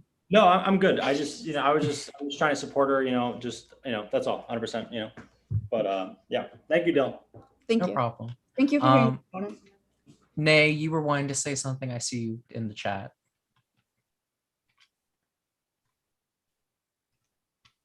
Bye, have fun. Congrats. And Aaron, thank you for your candidacy. No, wait. So bye. Oh, you can go. Hi, Aaron. Oh, are you? Oh, Aaron, are you actually logging off? I'll stay for Elliot showing them around, so I can stay for like 2 more minutes. Okay. Just before you go, I want to give you a final goodbye. But anyway, go ahead, Nay. Oh, don't mind Jordan. She's talking about the dog something on the floor next to me. Were you wanting to wait until Aaron left? Yeah, I feel like it's best because I'm not trying to upset Aaron. So yeah. Well, I feel like we already like sorted through the whole thing. There's no sense in beating a dead horse. Like, we already figured it out. Me and her are talking. She and Jules talked. Anthony, like, I don't understand why we need to keep like harping on something that's clearly over. As Anthony said before, I wasn't talking to you. I'm not one of these contestants. Well, I was talking to Dylan. I am not the one. Dylan asked me a question and I was answering it. I don't know what Nay's going to talk about. Nay wanted to speak, so I'm giving her a chance. So since we're starting, this goes for all the contestants who took part at Circle Night and who had something to say to Aaron. I'm not going to say who, but your apology to Aaron was fake as fuck, especially after that fucking call you had. You went to somebody else to say they fell for the white woman's tears. It's fake as fuck. Y'all need to watch what y'all say to people, because mental illness is real as hell, and y'all will be the same people once y'all see on social media they committed suicide to boo hoo. Oh my God, that was my friend. I'm not saying no names because I'm not trying to argue. If you're such an advocate for that, then why didn't you stick up for me when Robert said what he said to me? I did. Something was also said to me. No, I'm not. I'm not. Robert, I swear to God, I'm not trying to relive it. I'm just using it as an example. I was going on the game. I did ask production members. I went to production and said that argument wasn't right. Half of the time that I wanted to speak up, I'm just a prod member. This is Dylan's game. I was told to know he will handle it. Don't say nothing. So you can use that example. But Dylan, did I not come to you and say that conversation was wrong? No, you did. You did. I at least apologized legitimately to Aaron. I did too. After that night. So And I was the shoe upset fit, because what if you didn't, if you're not the one that had apologized to Aaron, then proceeded to say to your little friends, they fell for the white woman's tears, then I'm not talking to you. You said, I didn't even say you. Nobody said your name, damn it! I'm asking. Shit, That's stop acting that's like your that. problem. That is your problem. That's your Somebody toxic as fuck, dude. Somebody say something, then you're on But that Nay, I stage know talking you about weren't. you. Nay, I know you weren't talking about. Aaron I just is not wanted to white, by the apologize way. to Aaron is I half knew Asian, that. I'm half not I feel calling like her Aaron white. I'm does saying what the person deserve an said. I'm apology. not calling her white. I'm So, saying what the person said. No, I'm right. just clarifying. And Which I was I'm saying I was, and I still am legitimately sorry for how I was towards her because I do love Aaron. Me and Aaron did have good conversations, and she was really nice to me. So the fact that I know I didn't say anything bad about Aaron M except Circle Night, and from there I do regret the things I did say on Circle Night. The point I'm getting at, and not trying to beat out a dead horse, is it's really truly not an apology, and you can't truly get over it if your apology was fake as fuck. It wasn't true. It wasn't real. Because that's not cool. That is not cool. For Circle Night, I legit was behind my camera crying, pissed off personally as a person with a disability and who helped people with disabilities, and my niece having autism herself. That shit really pissed me off. And Dylan did not let me come on camera to say anything. The arguments between Mona Lisa and Robert, I wanted to say something. I was told not to say anything. Jenny, you attacking people. Once again, this is not my game. I listen. If it was up to me, half of y'all would even made it to the fucking end. Because the way y'all act in these games is unacceptable. It is unacceptable. There should be no reason why a newcomer comes into this game and this is the game that makes her not want to play a different game, not because of the host, not because of production, but because of the way they were treated in the game. If you're going to apologize to somebody, make that shit sincere and make it count. Because if you're just going to apologize for the hell of it so you can look good and nobody judge you, you're going to do it again. You're just going to do it again. Who are you talking? I don't know who you're talking about. Like, who He's are talking you? to everybody. Nay. I'm saying it in general. Oh. Once again, Well, my apology was sincere, Eric, both times. If you apologize, but nobody's saying nothing to you. Okay, but I'm still allowed to say what I want to say. It's not aimed towards Shut you. the fuck up. Also moving on, because I was behind the screens and the lies I just being told tonight does not sit well with me because it people personally got attacked. Sherry, there was a call where the 7 deadly sins where someone told 2 people to attack you personally so you can get kicked out of the game, personally to attack you to make you want to quit. That shit was sick. 2, Jules, I don't know if you lied on that call or you're lying now, but when you brought up what Anthony said, you clearly said it was on a boat call. So when we asked Anthony, he said he doesn't remember, but he's pretty sure he did not say Sherry said that Jenny has autism. We went back and we seen the call. So like I said, whether you're lying, I thought it was like on a call that Rod was in, but like I said, in the past couple days is when I was able to go back and actually find it, and it was not in a prod call. Y'all were talking about it on the Zoom. Robert has something to say. I will let Robert speak, but it was on a Zoom call where all of you had stayed after an announcement or an elimination or something where y'all had discussed it, and it was you, Jules, that you said that Anthony had told you that Sherry had said that he said, she said, and you were the person that said that it was that Sherry wanted to use Ginny for her autism, and that I thought it was a prod call. I didn't know that it wasn't. That's why I was confused why it was on Zoom. It was on Zoom. No, Anthony didn't right. back it up. It was just that was where you brought it up personally. Right. Yeah, but what I'm saying is the second call that was placed, I thought you guys were in there, but you guys weren't. That's why I was confused why you couldn't find it. Yeah. But yeah, there was more than just one occasion is what I'm trying to say. I get you. Robert, what did you want to say? Okay, I don't mind playing the villain. I make it look really good. So, first of all, I want to clear my name. I never told anybody that 7 deadly sins to attack anybody. Secondly, I had no reason to apologize to Aaron because me and Aaron always been good. I just want to clear my name up because I feel like people are trying to paint a narrative about me, which I'm cool. Like I rise above everything. I don't care. They can say whatever they want to say. I know who I am as a person. But I just want to clear up my name and say that I definitely did not tell anybody to attack anybody. I had no problem attacking people myself. So that's that. And another thing, I feel like accountability needs to be taken tonight. I think the seven deadly sins definitely tried to paint me out to be this bad person or the most chaotic, toxic person ever. When there was definitely 5 other members at least that added a lot of toxicity to this game, and I'm not going to be the person to fall on the sword and take the blame for everything. So yeah.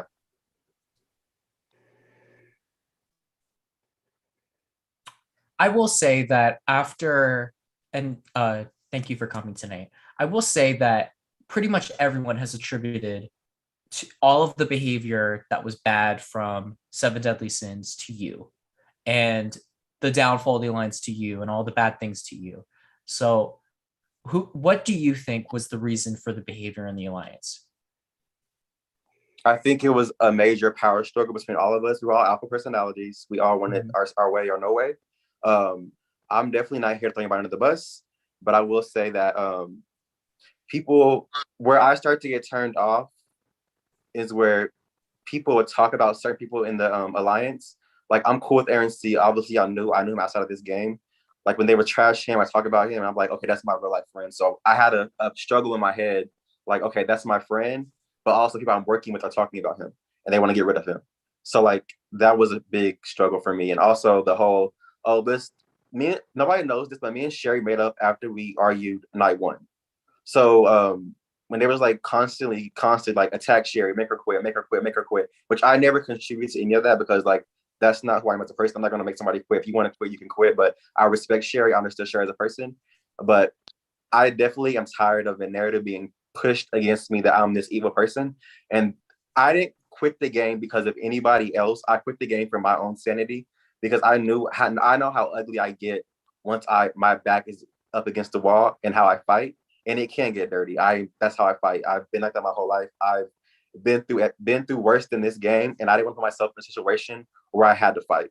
And I felt like it was only from that point forward, people are going outside of the game, texting my real life friends information about me, and it was getting back to me. And I was like, it was just getting too personal, and I just couldn't handle it anymore. But I definitely want to let everybody know here that none of y'all ran me off, because if I would have stayed, I would have got really far and probably would have won.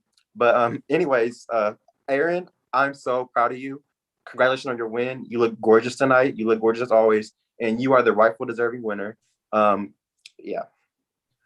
I will ask, why did some of you feel the need to reach out to some of the viewers, specifically Louise? Because I know a lot of you did it. And why did y'all feel the need to reach out to him? Because Louise is the reason why Robert decided to flip, ultimately. Anyone could jump in.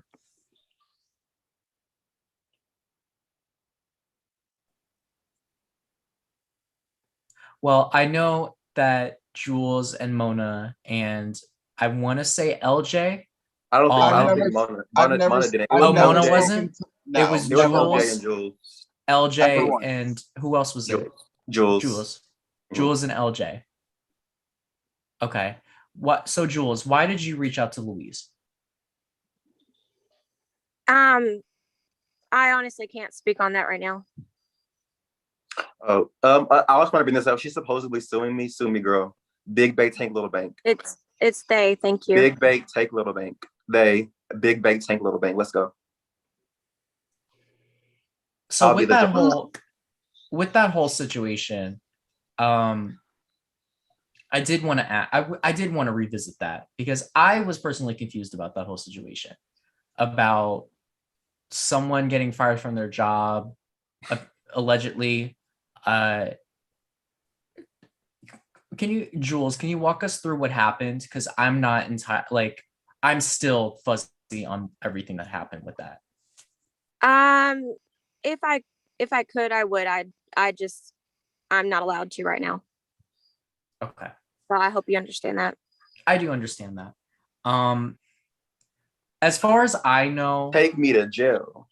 As far as I know, what the story is that an email was sent to Jules's job, and it was saying that Jules was racist. And from there, Jules was allegedly fired from their job. All I can say. Do we believe this? Like, are we doing this? Do we really believe that I would actually do this? Like, this is so petty and annoying. Like, it really is. Like, Jules, nobody's DMing, nobody's emailing your job, girl. Nobody's emailing your job. Nobody's emailing your job. You're delusional. I'm sorry. And that's what the truth is. You showed it throughout the game. You lied on Sherry. You lied on Jenny. And now you're lying on me. Girl, take me to court. You have no case. You have no case. So, and at the end of the day, I'm not going to show up. I don't care. Do what you got to do. But it's very annoying. Like, you're very delusional. You need help. You really do. And I said what I said. I'm going to keep saying what I want to say. Put that on documents. What I'll say about the situation is that I myself don't believe that anyone in the game has that personality to where they would message someone's job, that they would go through the effort to find where you worked, to find what the email was. Because if you just look at the Facebook page, because I took the time to see if I had wanted to do that, how I would go about doing it.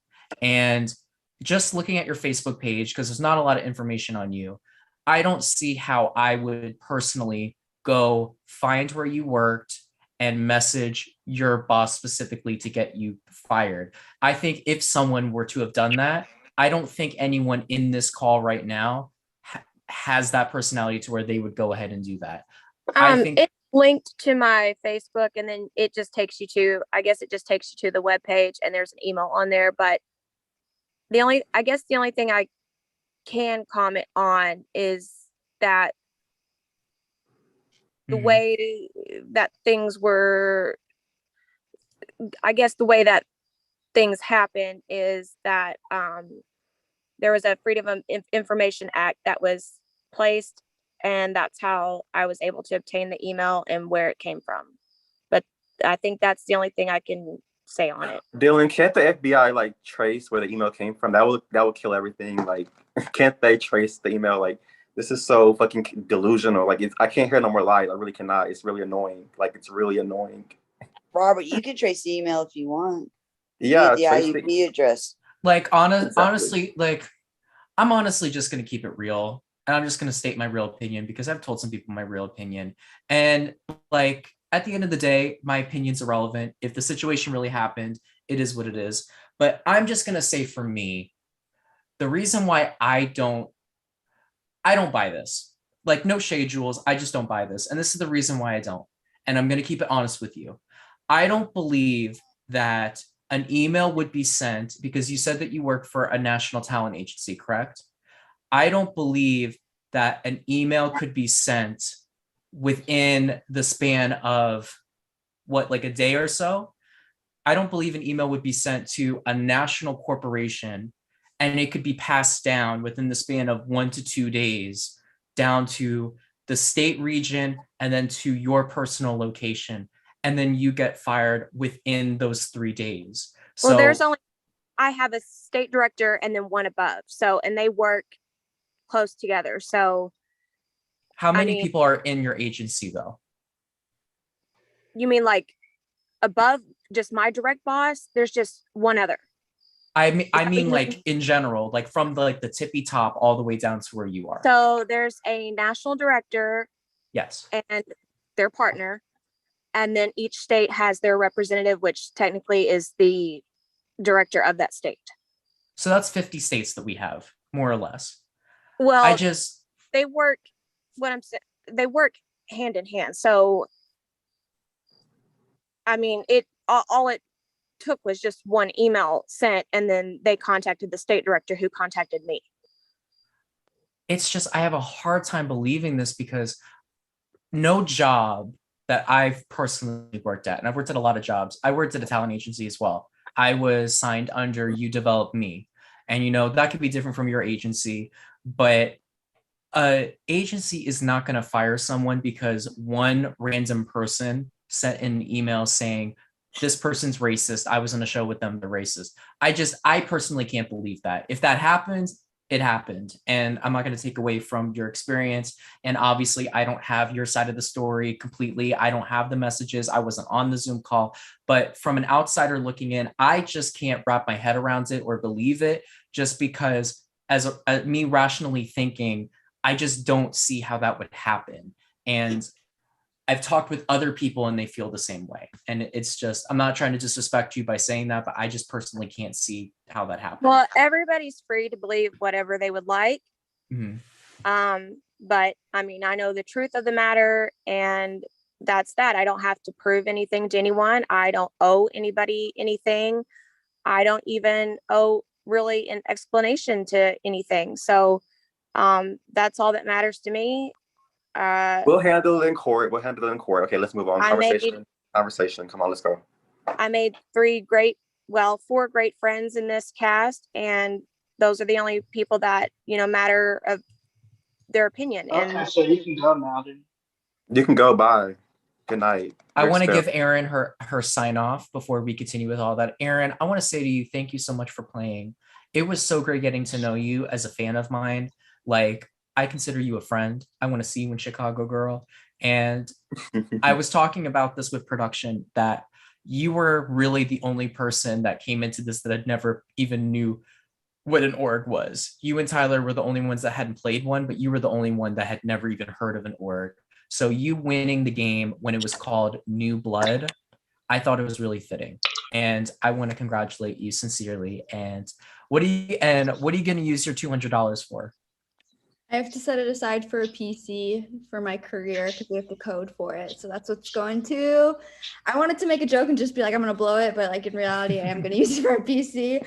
But I did say this before. I really did think this was just the thing you did, Dylan. I did not know this was a thing that people did. But it's fucking sick, like all props to you. I'll definitely stay in tune to any org you recommend me guys to watch, that you watch or that you're playing in. Send me the link and I'll watch it and I'll support.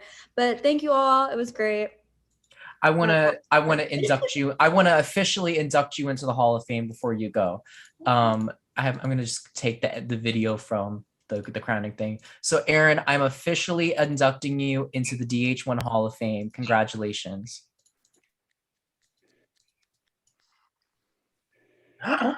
There you go. You're in the Hall of Fame. Thank y'all. Fun. Bye. Have a fun night. Bye. And I hope to see you again real soon. All right. Yeah, I wanted to get her moment in there. But anyway, back to this. I don't know. At the end of the day, it's gonna be between the two of you. Girl, I won't be in court. Take me to jail. Take me to prison. Industry baby.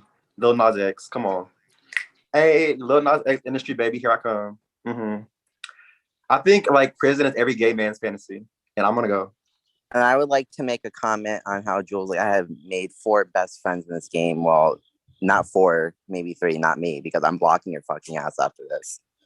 You screwed me over so badly in this game that I no longer trust you anymore, and you're getting blocked.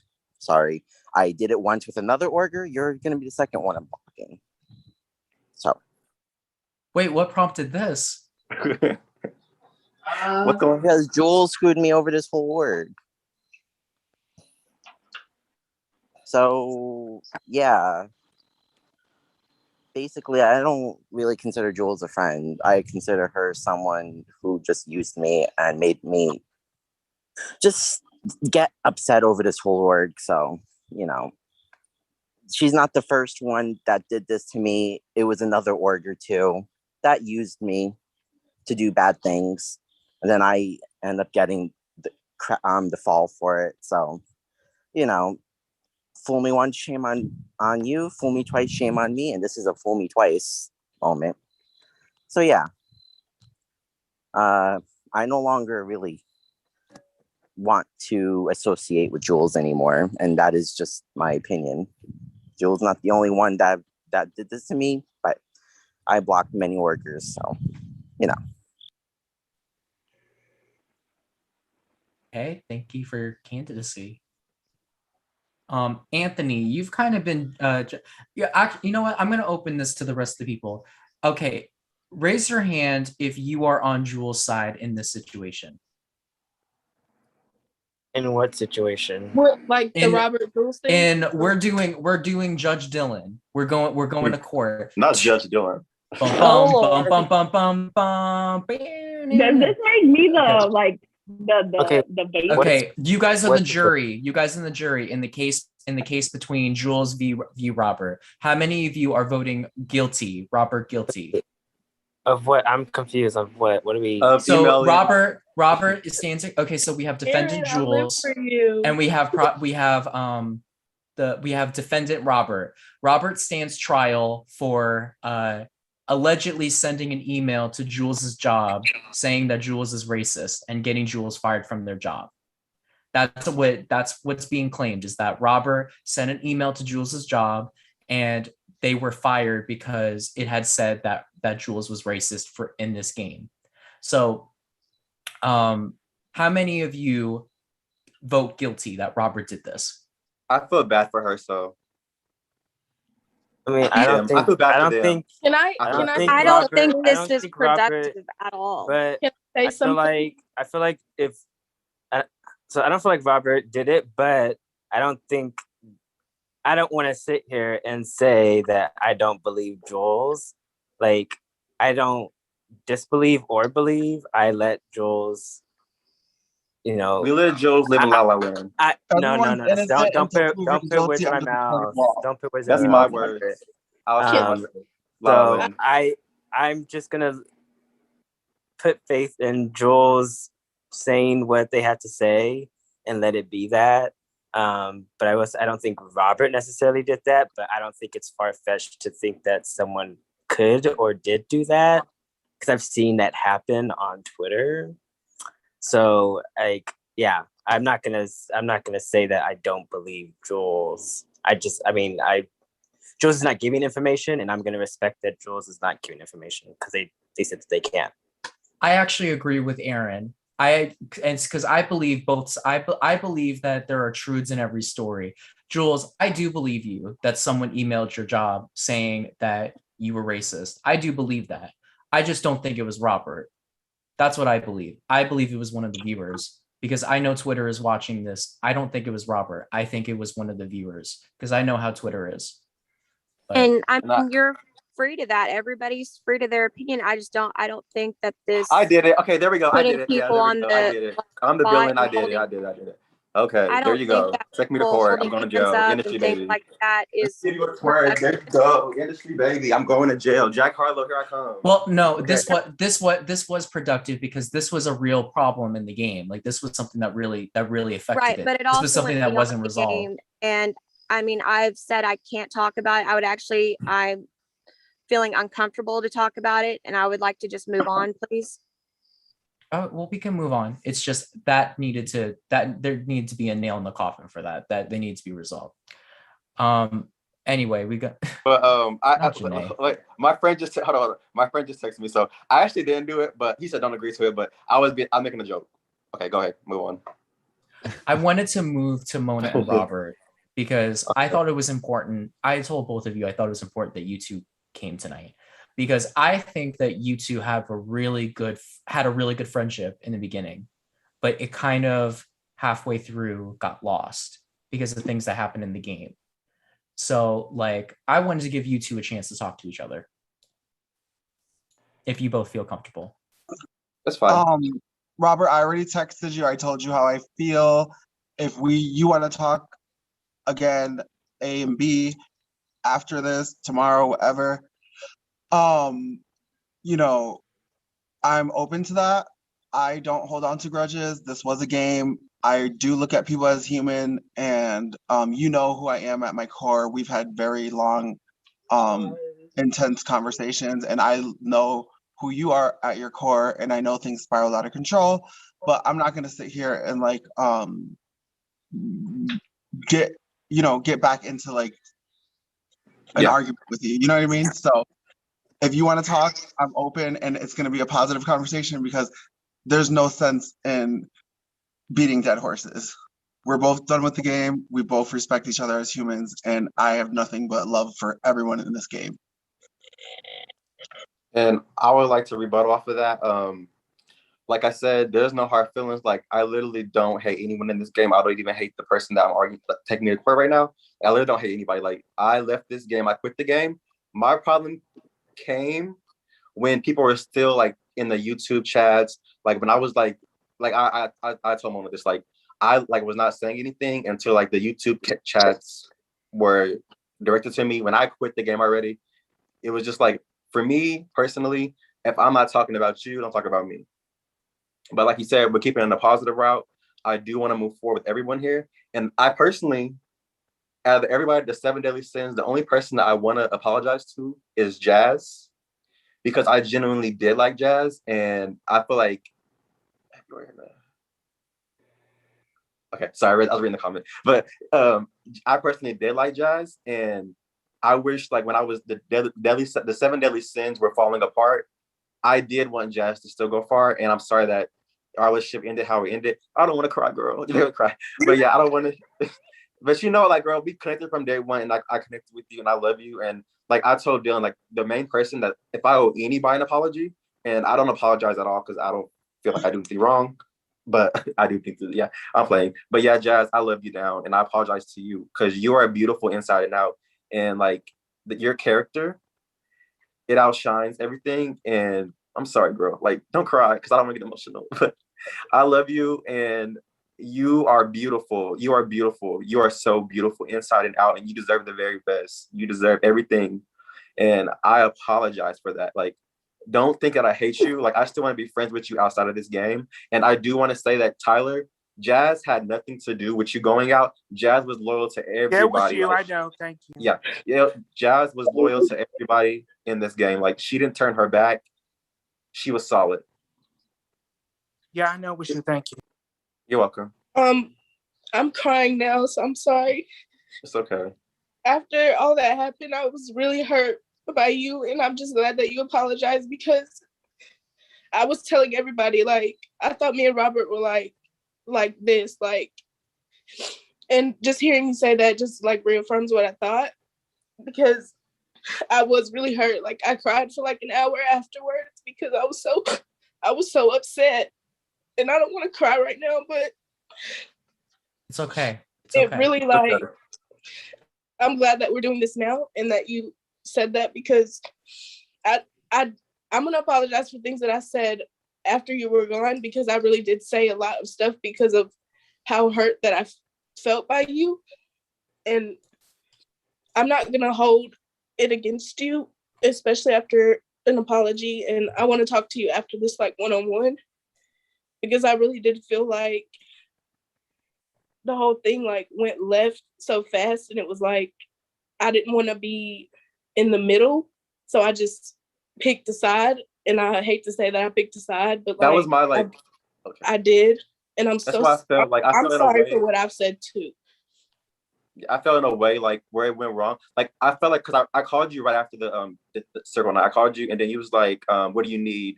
There's something you said, what do you want? I said, LL, nothing. Because I knew by then, like, y'all were already in y'all's calls talking about me. Like, I could tell the vibe was different. So, like, that's when I kind of like to say, okay, I can't work with Jazz anymore. But I personally did, like, I really liked you. That's why I was calling you, like, Jazz, hey, I still want to be your friend. I still want to work with you. But I feel like the damage was too done. Like you said, you already picked the side. But I didn't help in that at all. And I'm taking full accountability for my actions, because I could have, like, reassured you or like talked to you more instead of just like cutting you off and being a bitch about it. Because I know that I cut you off too, so I'm not gonna fully put that on you, because after like that circle night, I didn't talk to anybody. Like, I promise, like, all of my anger was the next day. Like, after circle night, Mona, Jules, LJ, they can tell you I wasn't talking to anybody. And the next day it was like it all hit me again, and I'm like, damn, Robert really, whatever, because I think that I was the least vocal towards you about what was going on. And I was just like, well, damn, Robert's like, fuck me. So it was just like this big thing. And I've said stuff recently that I'm like apologizing to you for, because I didn't expect to get an apology. And I really wholeheartedly accept your apology. And I want to talk to you after that when the cameras aren't on us. So we ain't crying, girl, because I look a mess. I don't like crying. Like, I don't like I crying was at like, all. I'm having a good hair day and I'm sitting here crying. You Like, look beautiful. You look beautiful, love. We'll talk. I love to see that. That's so sweet. Tyler, I know you have been wanting to get a couple things off of your chest with Robert. I got nothing to say to him. So that night when you were going into elimination, it was a complete blindside for you. So yeah, that whole situation was kind of, and you know, it occurred to me that I've been comparing the 7 deadly sins to Ebola, but I kind of realized that you guys were more like the pacifists, where the pacifists' problem, their season, was that they created their enemy because, you know, they weren't in their group, and they were starting to go after people that they felt were close to others in their alliance. And Robert changed the target from Noah to you because he was close to Noah, and that was a number potentially he could keep. And Jazz was close with you, so that was a number to get rid of. So it was all strategic. It was nothing to do with personal. Yeah, I don't care. It is what it is. He did it. I don't care. But after I did do it.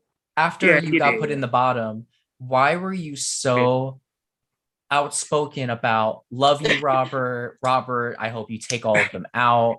Like, he had messaged me that he was going to do majority, so I was like, okay, you know what? He's kept it real, and I'm okay with it. And then, you know, to hear that, I was kind of like, oh wow, smart move, very smart move. I mean, to play the puppet master, I think it's beautiful, honestly. But you know, I really don't have nothing to say to whatever his name is, and that's it. Oh, stop. That's fine. I can take it. And he knows that. I'm a big boy. I can take it. Yeah, I know. Do you think Mona made a mistake taking you out? Maybe. Because I Mona think I made a mistake taking him out 100,000,000%. Because I was playing someone else's game, not my game. I got a vibe from Tyler that was like really like loyal and like he was like down. So I was like, I wanted Tyler to be a part of that big alliance. Like I was like, I'd love to be a part of it too. I was like, let's get Tyler. Who cares?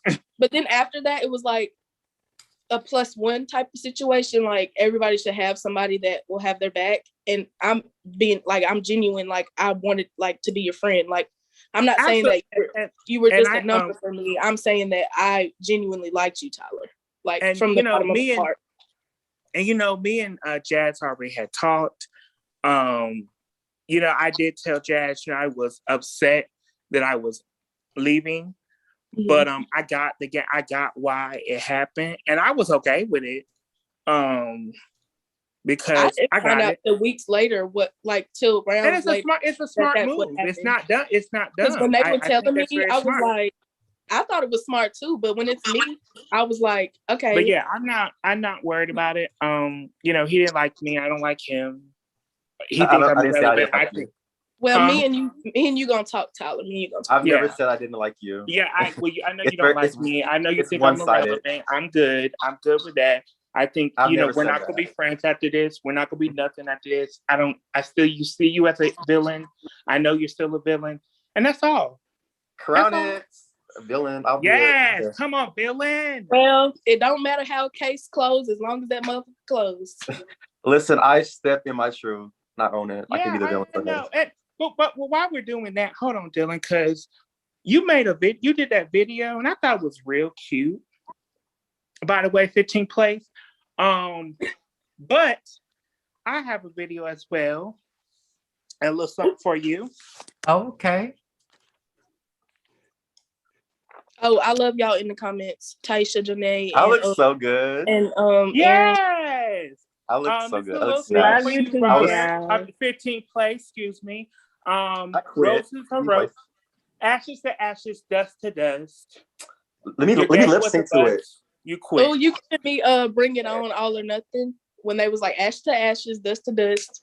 Now you're not a cheerleader. Not Anyway, the go ahead. fire. Finish your thing, Tyler. Burn, baby, burn. Keep Hey! on burning. I didn't see Burn, all baby, that. burn. Oh, Oh, burn. Burn, baby, burn. Ooh, ooh, ooh. yeah, Gary, I need you to call the fire department. Not here. Fire. This is chaotic. My kitty's on fire. This is chaotic. Oh, no, that's the fire alarm going off. Don't burn your house down, girl. Don't burn it down. Put that fire out, baby. Aaron, that laugh again. I live I've never for seen it. shit like this in an org. This That ain't is an so org cute. like other orgs. We ain't do no one else doing it like I Love Money. The devil is on Make sure you fire. don't quit next I time. know Ho. that fire alarm ain't going off. It is. Right, girl. You're gonna burn your house down, girl. Get some water, girl. You know, I had to get rid of. I had to just do that. Tyler, the folks gonna come to your house. Come on now. Saying that. I had to So, burn the picture. You know, Tyler, let me ask you. How do you think you would do against Robert if you had a round 2 against him? I think he would. I personally, he's good at this shit. So I think personally he will beat me again. That's just, I'm gonna keep it 100% real with you, because he knows what he's doing. He's a sneaky bitch and a villain.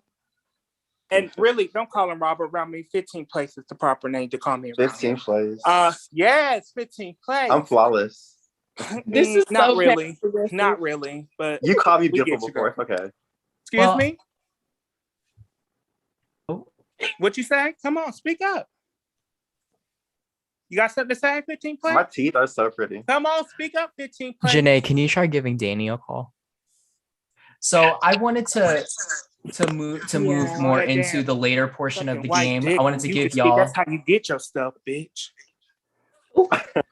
I don't have a sugar Old daddy. I white never had a man sugar daddy. too, If I had a yeah. sugar daddy, I can go get one because Yeah, I am what? you have one. Sickening. You have one, girl. That's how you wearing on them cheap clothes from I Roses. have an I see you, girl. I have an announcement. Yes, yes. Are you LJ's pregnant? about to show up. Huh? LJ's about to show up. Oh! I'm Wait, excited. did you say that Robert has a sugar daddy? He saw I me mean, he sucking looks like old, it. He old, looks like old the type white of. He men. looks like the type of conniving puppet master who quits. You know, What did I do with sugar daddy? isn't that how you got your like little place? Girl, this is Is that how you got tired. your clothes? Is that how you got Girl. those veneers that you got from Petco, girl? I agree with that, Josh. 100. I was like, I want Tyler back in the game. I would love to come back. But Listen, again, the villain I got the wanted- sugar daddy the villain wanted connection. me to, If the you want a villain sugar wanted daddy, I me can get you gone, one. and that's If you want to okay. be flawless, The I can get villain you was some a things great, like a this. great actress this year. I have to admit, she should have got the award for the best actress this year. Mm-hmm. Give me all the Academy Mhm. Awards. Yes, Puppet Master. And there's Nutting. nothing wrong with that. There's nothing wrong with being a Tony, puppet what are master. you nutting But to? make sure you quit next. But make sure you don't quit next time, Nothing. girl. Nothing. Thing, I'm like, nut. Tony, to the audience that doesn't know, Tony just said in the chat, nutting wrong with a puppet master. That's You were not nutting wrong. with a puppet There's master? Nothing wrong with being a paymaster. Oh, okay. Oh, okay. Thank you so much, Jules. You know, villains, puppet masters just don't think so. Well, LJ just walked in. Ooh. Oh, and we got Danny here too. The gang is all back.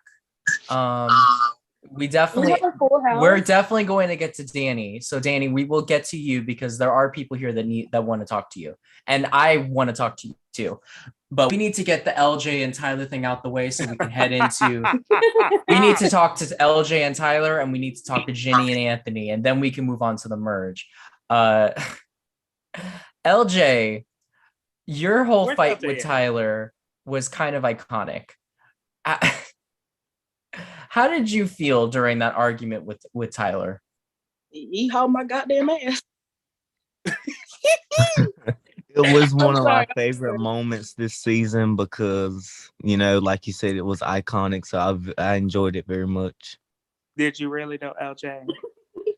Of course, it was entertaining. I would have loved it from the outside. I mean, We It should was do just it. Look, you should gameplay. do a part 2. Come on, let's do a part 2. Come for me, girl. Cause Puppet Master I couldn't. just woke up. I don't got the time.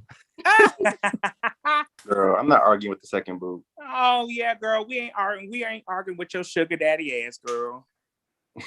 All that dick you been sucking to get the damn veneers. LJ, LJ, I do want to ask you. It seemed that there was an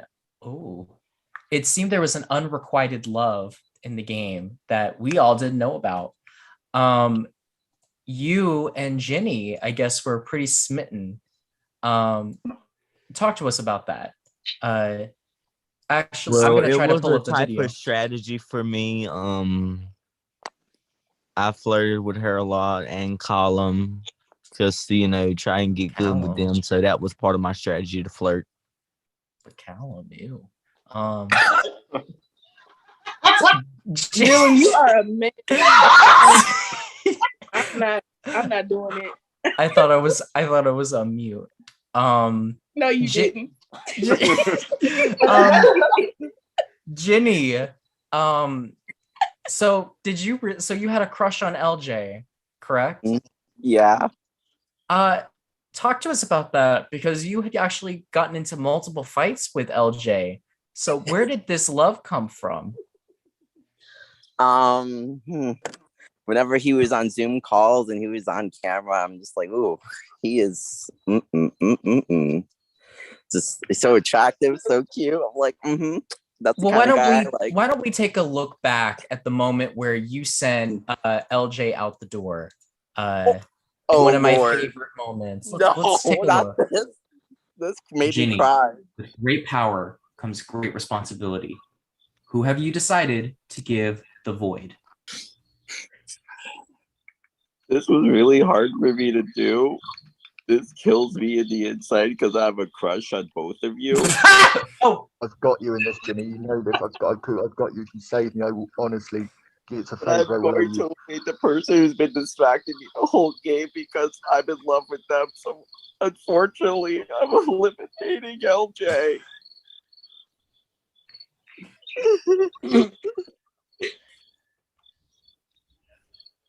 Oh, okay. That means that Column, you are safe, and you. I forgot that you said you had a crush on Callum too. I don't think I ever was as speechless as I was when I had to hold that. And Taco Tony and Josh also shared that same shock. So I want to ask, how did everyone else feel when Ginny revealed her choice to eliminate? I'm gonna go first because I want to get it out the way. Jenny, girl, I was upset with you, but like as far as game, I was like, I'm gonna put it aside right now. But like, girl, I said not LJ. I felt so shocked. I was like, Jenny about to get rid of Callum. It's gonna be Kiki, whatever. But I was shocked too. I was like, wow. And I was kind of mad. Everybody else can go. Yeah, I had to get off that call. And when I heard that LJ was gone, I was like, no, you gotta be kidding me. Why is LJ gone and Callum still here? Like, why did you keep, I couldn't believe it. I was just shocked and appalled about it. I didn't know that was happening. Neither did I. Neither did I, because that was the last second decision. I was gonna can Callum too. I was gonna can Callum. I really was, but then Callum started sobbing to me like, "Don't do it, don't do it, don't eliminate me," because I have the IRL problems in real life, and the game's helping me. I'm like, well, okay, I guess I'm gonna have to go with the other person that I don't want to do. Those excuses, honestly, personal level here, I don't like those excuses coming into a game because it's just not fair to the players. Made me feel bad. Raise your hand if you feel that Callum was being sincere with bringing that into his pleas. I feel He like cried it was every sincere. It's time. just bringing it into the game is what made me messed That's up what I my feel So too. Sherry, I Tony, agree and 100%. Josh are backing Callum up in this situation. I think So he was am I. being sincere, I but talked I to think Callum a lot. I that it think was it the was a place real for the game. issue. It was an issue. It was I a don't real think that I problem. don't think that he's lying. I just don't like the And fact Jules that is he brought is it raising into their the hand as live. well to back up Callum. I am too. And I don't think people know this, and I don't know if you remember this, Ginny, but you did tell me this one day. You were like, if LJ's ever in the bottom and I'm the paymaster, I'm gonna send him home because I'm in love with him. I remember you telling me this. And I was shocked that it actually even when he was in the bottom, I was like, she's not gonna send him home. She's gonna send Callum home. And I she really wasn't going to. And then when shit hit the fan, I'm like, you know what? I have to go with what I said I was gonna do. I have to can LJ.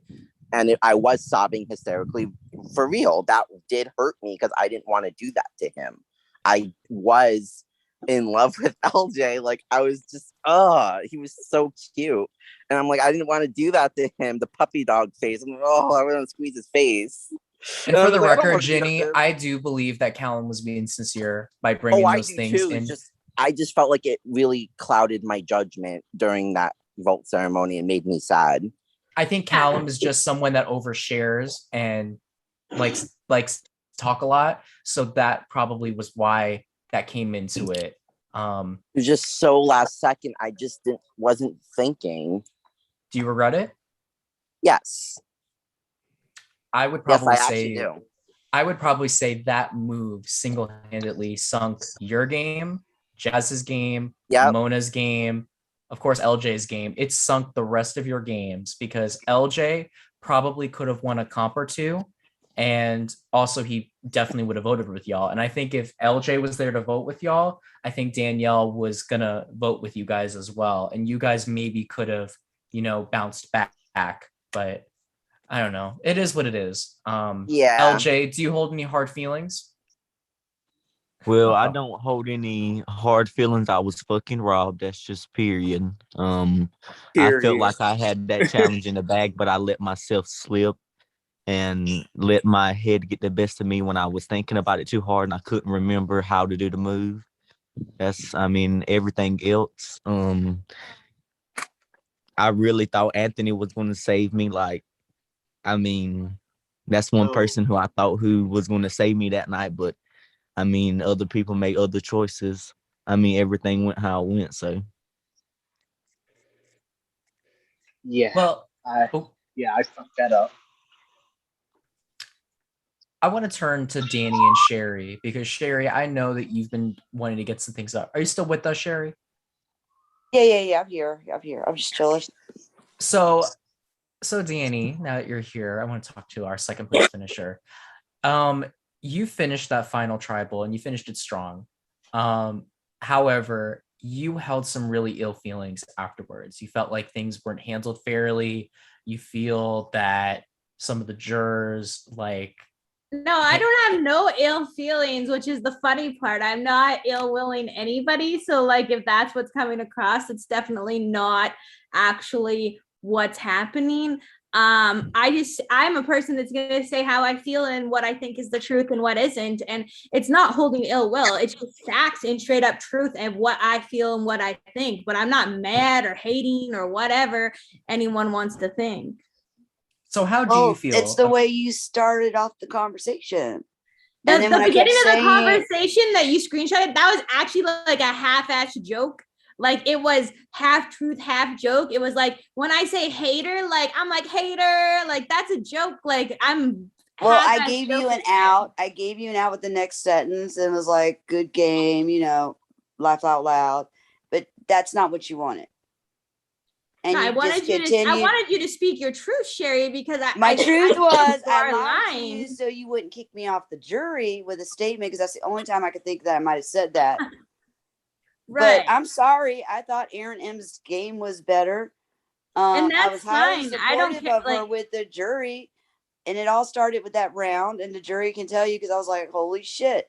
All of a sudden, I was a big Aaron M fan.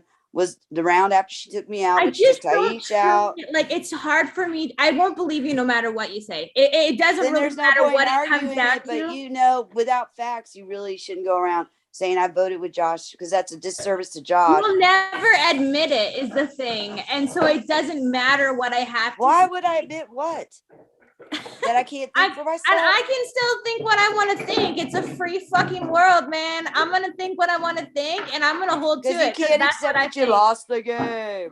I don't give a fuck that I lost the game, Sherry. I just won a game. Like, I am a great ass fucking player. I don't give a fuck. Why would you bother going to somebody and keep going on and on about you only voted You're for Josh? the one If who you don't kept going care, on and on. if Why didn't you don't screenshot the whole care- conversation, everybody? Everything. You're the one who had like 50 I was fucking pissed. messages in a 'Cause row. I was pissed.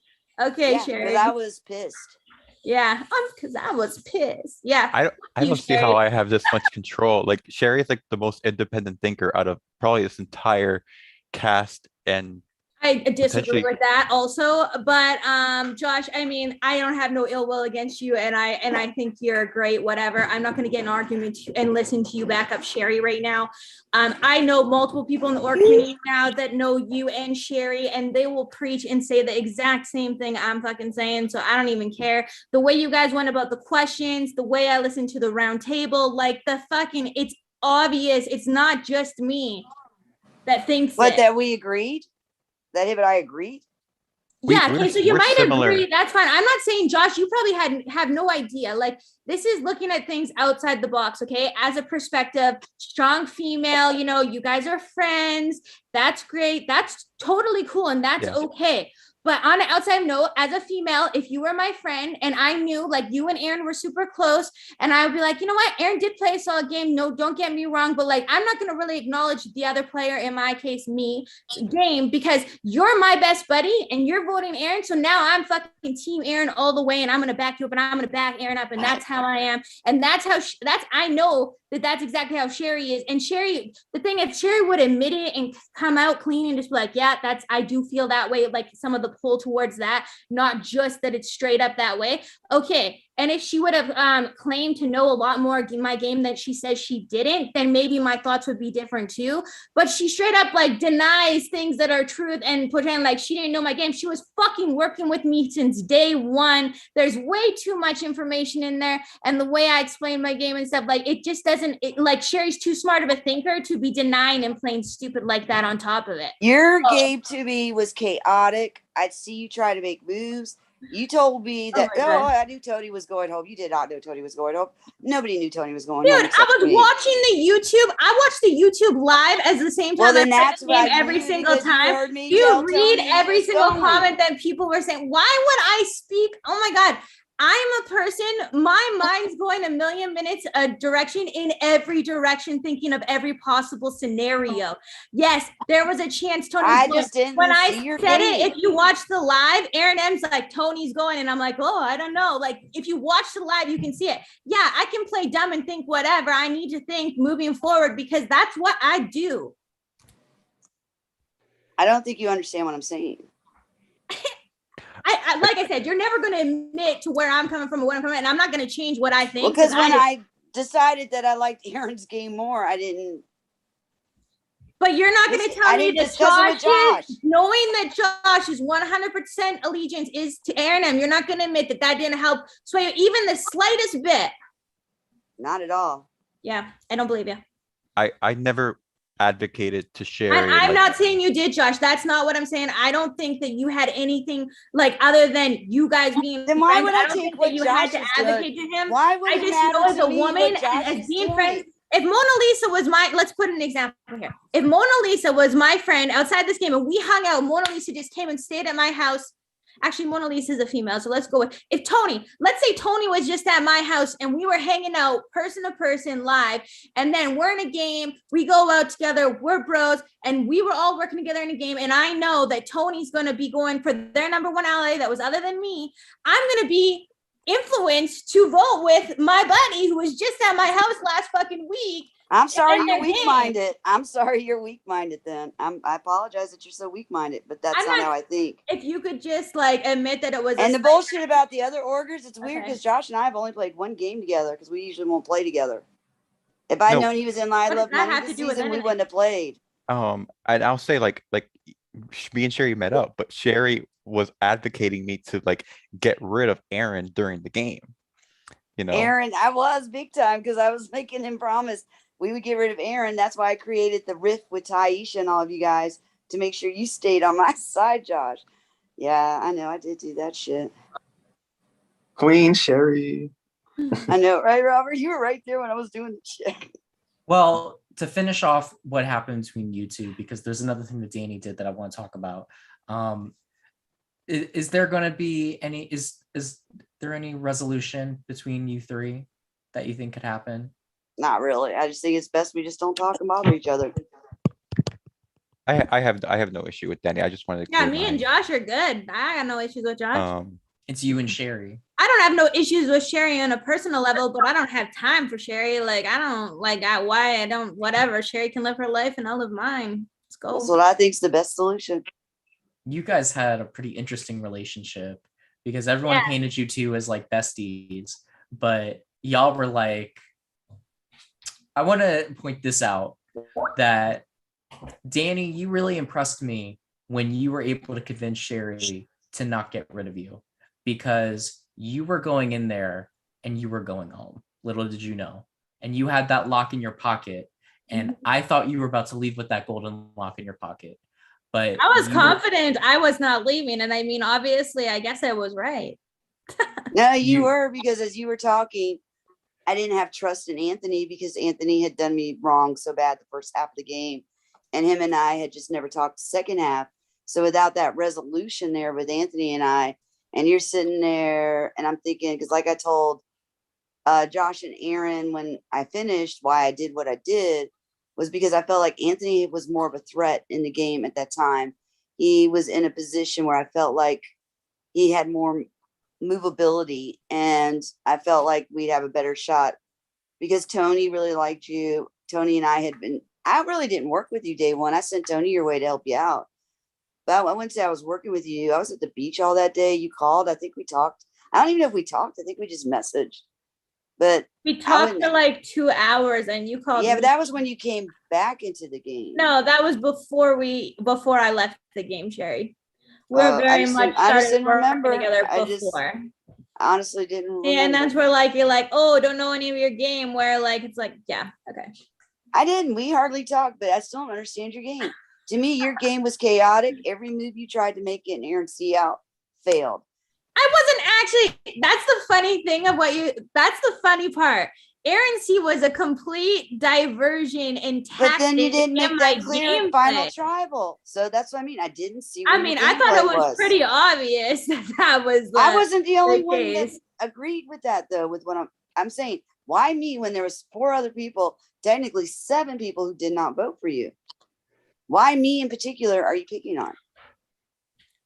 Because other people's situation is completely different than yours. Why? And We weren't that close. That You I didn't call don't me. believe you. I think you're Aaron lying. M called me after we had an argument and made things clear. I don't care about that. But Like, yeah, I didn't talk just to don't you. think I didn't you're- talk to you at all.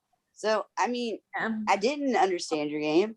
It's You like never you talked act to like me. we never talked, but we did talk actually quite a bit. So We like had- you No, saying we that we didn't never talk talked, quite we a did bit. talk quite a bit. Yeah, like you're Now acting you like we even never admitted talked. in final tribal or whatever it was. I said I that held you- off from having video calls with you all the time, but that didn't mean we still didn't talk and do Okay, multiple saying, "Hey, voice how's your clips and day?" is not conversations. talking. We talking plenty of games, Sherry. Like I just Only the Josh round. we had calls with Taisha on the phone also. During Me the and Josh round. Taisha, During the like, Josh round. oh my goodness. During the Josh round. Okay. That was the only time. Oh, I was gonna ask Taisha, but Taisha had to go to work. I forgot. There was a lie that Danny made that actually really saved her. Danny was supposed to go after you guys sent Mona Lisa home because Danny was seen as a possible threat to win the challenges and like she's a strong player. But one lie painted the target on Jazz and Taisha. When Danny made the lie about Jazz and Taisha having a I final had no two. choice. So where did that come from, Danny? So that came from actually having a conversation with Mona Lisa prior. and talking about All Girls Alliance, and she was like, "You just be careful, girl. Jazz and Taisha, I think, might be working together." And then I thought to myself, that's like a great thing for me to hold on to if I need to use this later. And then I just started saying that they were a duo because I knew that I was Is that when I told you, Mona Lisa, that Anthony told me that Jazz and Taisha were ride or die? I believe that I never said that they were working together. I believe what I said was that Taisha would work with Jazz if she had to, because they had a pre-existence relationship from the first day. However it went, but I held on it to twist. In my mind, I held on to it to twist it to my advantage, make it so that Taisha and Jazz look as a duo. And I said this, I took this to everybody. I didn't just say this to one person. I was saying it to everybody multiple times, but not like too crazily. I was just trying to get it to sink into everybody. And then it worked because Josh was thinking that they were working together and that they were coming after him. And Josh, why did you think Taisha and Jazz were working together? No, because you told me that Anthony told you about the Yeah, that was said Jazz. Anthony said it. Can I say something? So when Danny started spreading the lie, I was like, see, and Danny's going around and saying it because she was in the vault with us when Anthony said. So I played off of her lie to get you. I did do that. I forgot, but that was why I said I had to do it though, man, because I wasn't sure where you were gonna lie with Aaron at the end. I'm about to be real 100%. If I know myself and I know me, and I know that I've been very like 100 with the fact that me and Danny just didn't click in the game as like allies. So y'all was ready to believe something about me that wasn't true, even though y'all could have been like, let's get Danny out. And I would have been like, okay, that's what's like, it's troubling me because why? I don't get it. Like, because Jazz, you going to the end was dangerous. You had a jury on your side. As a compliment. Yes, you needed to go. You girl were a danger. Also, you were I a had serious created- danger. There was multiple alliances, Jazz. I think that multiple, like, I think that y'all could have painted a duo on anybody, because anybody at the point where I was eliminated was a threat to win. Y'all, you hear me? Y'all thinking? Oh yeah, for sure. Even if y'all waited to like final five, like, and been like, "What's up, Jazz?" You know what I'm saying? Like, yeah, it was better to get rid of you because, but you understand, we had to take you out when we did because you weren't voting with us. I had no repertoire with you, so you were irrelevant to my game. Was open so I had to anything. take I you had out. I offered I think extension. y'all are giving me a lot of credit though. Like, I think y'all are giving me, like, I'm glad that y'all are saying that I was a threat to win, but like, I would have got in them jury questions and got flustered, and you know, it would have been something different. Girl. Like, I would have tried my hardest. No rap cap, but like, girl, you had to go sooner rather than later because it was too big of a risk with the jury and with the way you could come out and win a comp. None of it straight up came down to numbers. That's what it came down to. We had no Aaron and Aaron were together vote. with Tony and me in alliances. Aaron C was in alliances with Taisha. Taisha was also working with Sherry and Josh and Aaron on the y'all side. worried about each other because y'all were allies to each other, and y'all would have had jury votes. Ginny had safety. Like, Yeah. it came down to the. Am I being dumb right now? Am I being dumb and thinking that if now y'all the weekend Josh was over y'all here, are worried, we no, made a let hit me talk, list. Sherry. Let me talk, please. Okay. If y'all are worried about jury votes, why not get each other out of the game? Because y'all know y'all got votes on lock, because your alliance members know that you're game. Except Judge, for Sherry if I would have had the numbers, except for you would have Sherry been and Danny, staying apparently. hands fucking down, but I But, didn't like, have the numbers. How was your only 100% vote? Like, I feel can like, answer that if you want I me just to. feel like Mona I was the can only answer person it. in the ally that I can 100% say was going to vote for me at the end. That I Mona's can the answer only that. one. Okay, go ahead. Josh and I, when we were here that weekend he was here, we had a powwow about the game on Sunday. A little bit Friday night, mainly it was Sunday. And I was trying to convince some reasons why we should keep Mona in the game. We were discussing everybody in the game. I was giving him my perspective of where the question mark was, who was, and we both agreed on one thing, Jazz. Neither one of us knew where you were voting. I did not have a relationship with you at the time, and I didn't. And you and Jenny were like, it was supposed to be Callum, Jenny, and then you, not specifically in that order, but you three. But Josh, after talking to Aaron, decided to keep Mona, so it became Mona, you, and Jenny, because you guys just, without knowing where you're going to vote, how's that going to help us? And knowing that any moment you could go with any side and take the vote away from us, how would that help us get to the end?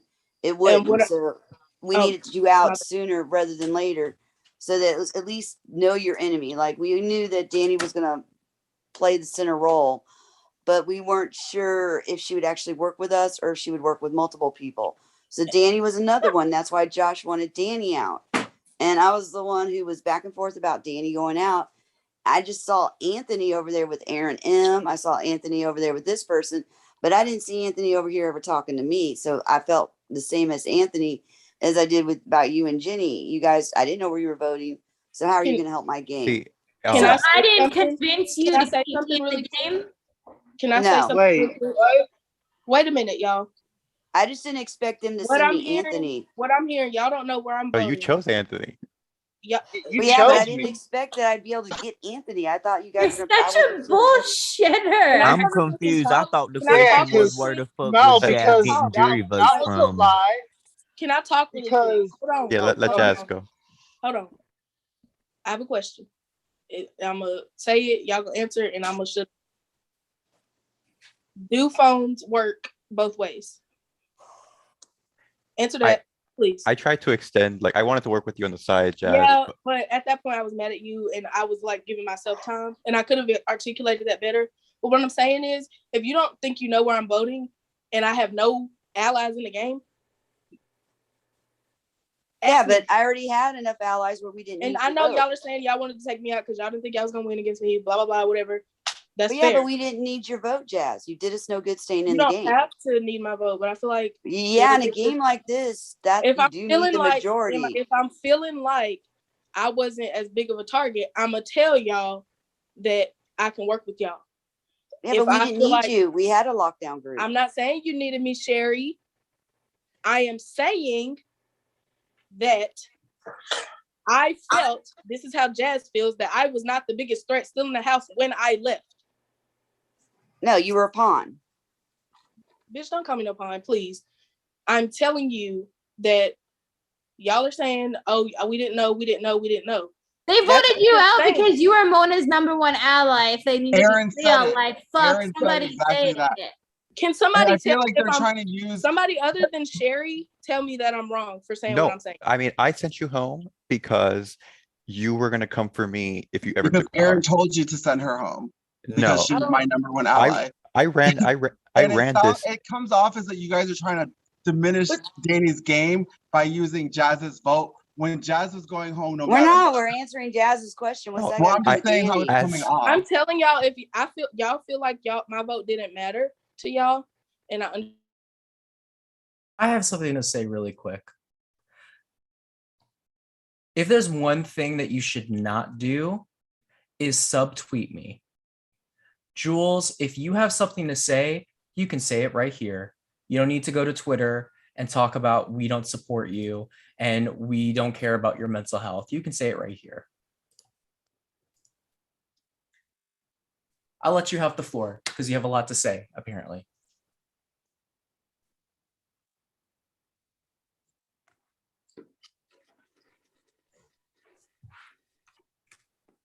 Crickets? Crickets. That's what I thought. If you're going to talk shit, talk it to our face. Don't subtweet us. Oh, wait. I was like, I don't think they're here, but I just seen the picture. Am I? I'm going to read what Jules said on Twitter really quick. If you don't support me, please unfollow me. I want to have followers and people on here who are loving, genuine, and supportive. Please unfollow me if you don't support me. Then a couple of minutes later, there are a few people who will just never take responsibility for their actions. I'm not a perfect person, but at least I have always taken responsibility and accountability for my actions and words. No one can play your org for you. You played the game. But every time we tell you what is going on, and every time we tell you what was said behind the scenes, we saw everything. We saw all the calls, we saw all the private messages, we saw it, okay? And every time we try to tell you what was going on, what actually was happening, you have an argument with us. You send me a paragraph in private messages. My cancer was brought up in an org reunion, which had nothing to do with the game, and no one said a damn word about it. But when one person who started to speak up then stopped, Prodcast even allowed him to continue. Mental health doesn't matter a lot to people. Did we not change the subject? Did we not keep it moving? We did. We changed the subject. And I'm also going to say, did I interrupt when you were fighting with Robert in the house chat? Did I interrupt when Robert and Mona were going at each other and personally attacking each other? No, I did not, because this is a fucking reality television show, okay? And I try my best to stay out of what you guys are talking about, because at the end of the day, I'm not part of this social experiment, okay? We had to step in with your situations, because your situations could actually hurt people's reputations, because it was not true. What Anthony was saying, bringing up your situation, was that you two were not close with each other because he didn't even know about your situation. That's all he was saying. No one was using that against you. But again, you want to make everything about you and you want to be a victim. I'm not here for people subtweeting and saying, I don't care about mental health, or my production team doesn't care about mental health. And I don't care if I'm going to be called a bully now or whatever. But if you feel unsupported here, then fucking go. Leave the Zoom. Period. I don't got time for this. I really don't. I really don't. I don't have time for anyone's pity party. This is not DH1's fucking charm school. I've had it. Officially? Anyway, y'all can keep going on what you're going. I don't even know if Jules is here on the Zoom listening to what I just had to say. But if they weren't, you guys can tweet them about everything I just said. You guys can keep talking if you'd like. But I'm fucking pissed. Yeah, I just wanted to explain, like, as paymaster, how everything kind of went down that round. You know, like, I had just felt that, like, you and Ginny were, like, you put me on the bottom of your lists and you were going to come for me at the next chance you got. And we had the alliance of, like, me, Danny, Sherry, Aaron. So we had that big group, and like I play like a pretty like old school game that, like, I just get my targets and we just pick them off one by one. And I assumed that I'd be able to work within the group that we had. So I assumed Danny would go after Taisha, Taisha would go after Danny, and so on and so forth. But, like, obviously Danny, Taisha, they teamed up, which was not good for me, but it happens. But that's it. It wasn't anything. And that there is some honesty, someone fucking talking, and I like that straight up truth. But this is my I don't like being called a pawn, especially when you just painted me as this big threat to you. So don't call me a pawn. Next, I understand 100%, Josh. I did put you at the bottom of my list, but like, I felt like I was already a target in your eyes. So that, like, I felt like if I'm gonna put somebody at the bottom of my list, it's gonna be Josh and Sherry, because I feel like they're running the show now, and y'all were running the show. I felt, but at the end of the day, it's a game. I mean, it's like over with. Whatever. We can kiki and talk, and like, I want to be cool with everybody. I don't like confrontation. Just, yeah, it's over with now. But I feel like 4 isn't the majority of 10. But keep, like, whatever. It's over. I don't really want to talk about it anymore, but I respect y'all's opinions. What you say, Josh? You're entitled to your wrong opinion? No, I'm just kidding. That's me when I get a little rattled. No, but I have much love for you. I have no ill will towards anybody.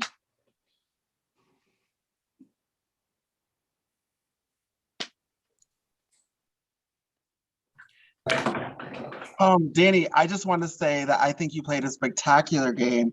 I think you were fierce, sickening. You had a great social game. You were a great strategist. Yeah, obviously some things didn't work in your favor, but it doesn't matter because you were resilient. You persevered. You made it to the final two. You beat out everyone else. It was a split decision. You were equally deserving to win. And if I was in it, you would have won. So you're equally deserving, and I don't think it's fair for anyone to diminish your game, even if they disagree with the moves you made. You deserve the respect that you earned this entire season. But see, that's the thing. I didn't diminish her game. She came to me and wouldn't let up. There's a difference Jerry, there, Melanie. you're sitting there and talking saying that you don't understand my game. Like you are diminishing it by saying that. You act Sherry, like you don't know my game. Sherry, I'm gonna keep it 100. You did come at Danny pretty hard with the questions, and Danny, you handled that like a queen. And girl, yeah, that's. Well, I'm sorry, but I'm gonna ask a straight up question. I'm sorry. My question I want wasn't to add. I want to hard. add in one more thing. I want to add one more thing before y'all continue. Y'all don't know what we are talking about in production. Y'all don't know what we are private messaging people. Y'all don't know. Y'all don't have a crystal ball. Y'all are not fucking psychic. You guys are not witches. You don't know what we say to people in their private chats. You don't know that Janae messaged Anthony during that whole situation. Y'all don't know that. Y'all don't know that. You don't have Janae's phone. Y'all don't know that after Robert and Mona's confrontation that I sat on a call with Mona Lisa making sure that she was okay. And I told Rob, and I'm making sure Robert was okay, and mediated a call between the two of them to work out their problem. But see, y'all don't know that because y'all aren't on production. As much as some of you, Jules, as much as you think that you can do a better job than me, y'all don't know what the fuck we do behind the scenes. And it pisses me off when people speak up on my behalf and tell me how to do my fucking job. Like, I don't care about mental health. And look how you fucking treated that girl on Circle Night. And I don't care about people's mental health. Fuck you. I love you, Dylan. I got your back. Yeah, no. Yep. I won't say, But I I'm would not like going to to say say- anything else. I'm not going to say anything else. I would like to say, Josh, what is the reason why you canned me instead of Callum? I was a little confused on that one. I was literally not a threat. I went for you over Callum. I had put in Callum in there intentionally. Me and him, we had an agreement to do that. And honestly, like I decided to just finish the job with that alliance with you just because like I felt like there was no further room for us to have more game. But that's simply it. All right. Realistic. At least I got my closure. Thank you, Josh. And listen, I'm not mad at you. I was just so confused on why you couldn't keep me at least an extra round. Danny, no cap. A lot of people eliminated people over Callum. It's just Callum. But that round was different because the house voted like to eliminate. So like had it been a sole decision, it would have been maybe a little different because maybe I would have thought a little further ahead, but that was a really bad round for you being automatically in the bottom. Or Yeah. not. Or was that the round? Yeah. This is the backwards week. It was That was the backwards round week that screwed I me. eliminated Gosh, too. I thought you could remember every single thing from every single round. And I'm muting on that one. I just want to say I'm kind of sorry for the some of the shit I gave you in the questionings and maybe the round table because I'm sure you saw. I mean, like Aaron M, I really wanted her to win, so I kind of maybe took that a little too far. I'm glad you can admit it. I appreciate that. That's I- that. I respect that. I'm not an idiot, so I knew. I wanted her to win, so I presented my points in that round table. Other jurors can speak. I wasn't messaging individual jurors trying to convince them to not vote for you or to vote for her. Like that was just more I was going to champion her. I was actually happy to see you in the final two. And like to clear the air, like if we want to ever talk with Pennington, we never tried to gun for you in the games and never. I find that hard to believe also, but hey, it's all good either way. I joked with And him. I know that oh, I'm sorry, Josh. You can continue. I was gonna say I joked with him that I wanted to see you two in the final two, and he said there's no way that could fucking happen. I'll say that. But I sorry, know Jenny. Danny voted for me the round I left because she knew there was no way to save me. She was like, "Yeah, gotta do Jenny anyways." I had to. Didn't matter what That I is did. why I voted for you. It And didn't Ginny, matter I what you never seen did. you. You were never a pawn or anything like that to me, Ginny. If I could have kept you, I would have kept you. You I actually didn't were see you. advocating to keep me. You're like telling them like, "Don't do Jenny, everyone. Do Callum, hurry." And they're like, "No, our minds are already too made up." Yeah, and so like I don't know why you thought whatever you were thinking there when you said a pity vote or something. Like that was never the case at all. Definitely not. Yeah, I just assumed you only wanted to work with me out of pity, and that's why I didn't give you my vote to win at the end.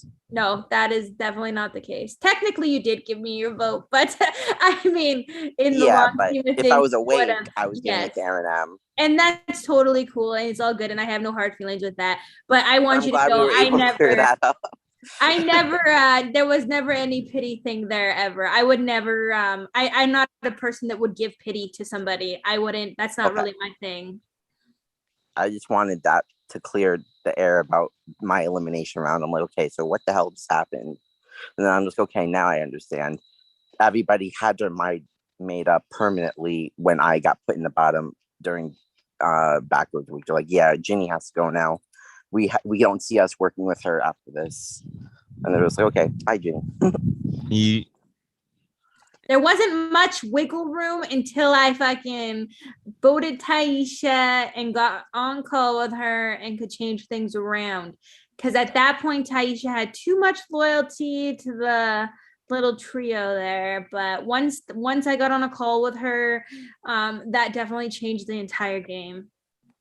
Plus, on top of that, I was inactive the first half of the game. So that's another reason why I was never included in any plans with anyone, because I barely spoke to anyone. That's my own fault for being busy in IRL. But I still tried my best to get on Zoom calls to interact. But again, majority of the times when I was interacting with people, you know, not for nothing, but I did have really bad PTSD moments where I did snap at people, got all nasty, but I didn't mean to be nasty or rude or evil. I just had a bad day, a bad night, and I just would come on the Zoom trying my best to be happy. Shit happens. But I just have all these a things question for happening to everybody. me. What's up, It LJ? sucks. My bad, Jenny. Go ahead. I'll talk after you. Oh, yeah, no, like I said, I wasn't trying to be a bad person this whole org. It just, I had so much IRL stuff happening to me one after the other that I just snapped. And it wasn't anyone's fault. It was my own fault for having stuff going on. And I didn't mean to make anyone feel like shit or anything. I actually genuinely like playing orgs. I like making friends. But, you know, when someone does a bad thing to me, and I assume they're not doing it to me for bad things, but you know what I mean? About how I felt towards this person earlier. I assume that person, my friend, they're telling me the truth. I believe it. They tell me things that fuels my anger, and then I snap. Yeah, it's not like this is the first time this happened to me in an org. It's happened to me in another org too, where I got expelled because this orger got into my head so badly that I snapped at the person who was doing it to me because I realized they were lying. And then I get expelled because I start cursing that player off. And the org host had a no nonsense rule about no threatening people to fight them, blah, blah, blah, which I did. And I didn't mean it, but I just had enough of that person manipulating me. And then I get expelled. And then I block that order because, again, they used me the whole org for nasty things. And I wasn't going to allow that to happen to me anymore. Yeah, I respect that. Oh, Jenny. Their phone probably died. Oh, I wanted to ask everybody. Can y'all hear me? Yeah. We can hear you. Okay. I was gonna ask everybody like about jury management. To me this season, jury management, nobody gave a fuck. Nobody talked to anybody. Like y'all was the lamest fucking people to talk to, like strategy wise. Like, where the fuck did jury management come into play to your game? Like, I feel like as a pre-jury, it kind of looked phony, like as a jury, because I had a strong chance there was going to be one. honestly, for me, it sucked because I thought, like I said, I'm not mad I didn't win. I love Erin. I think it was her first org. I'm super excited that she won for her. But I do think I had the way more strategic gameplay, mentally strategic wise. I think, I mean, she made her boards and stuff, that's great, but as far as the big moves that got made, I made them. I made a lot of things change and turned a lot of things.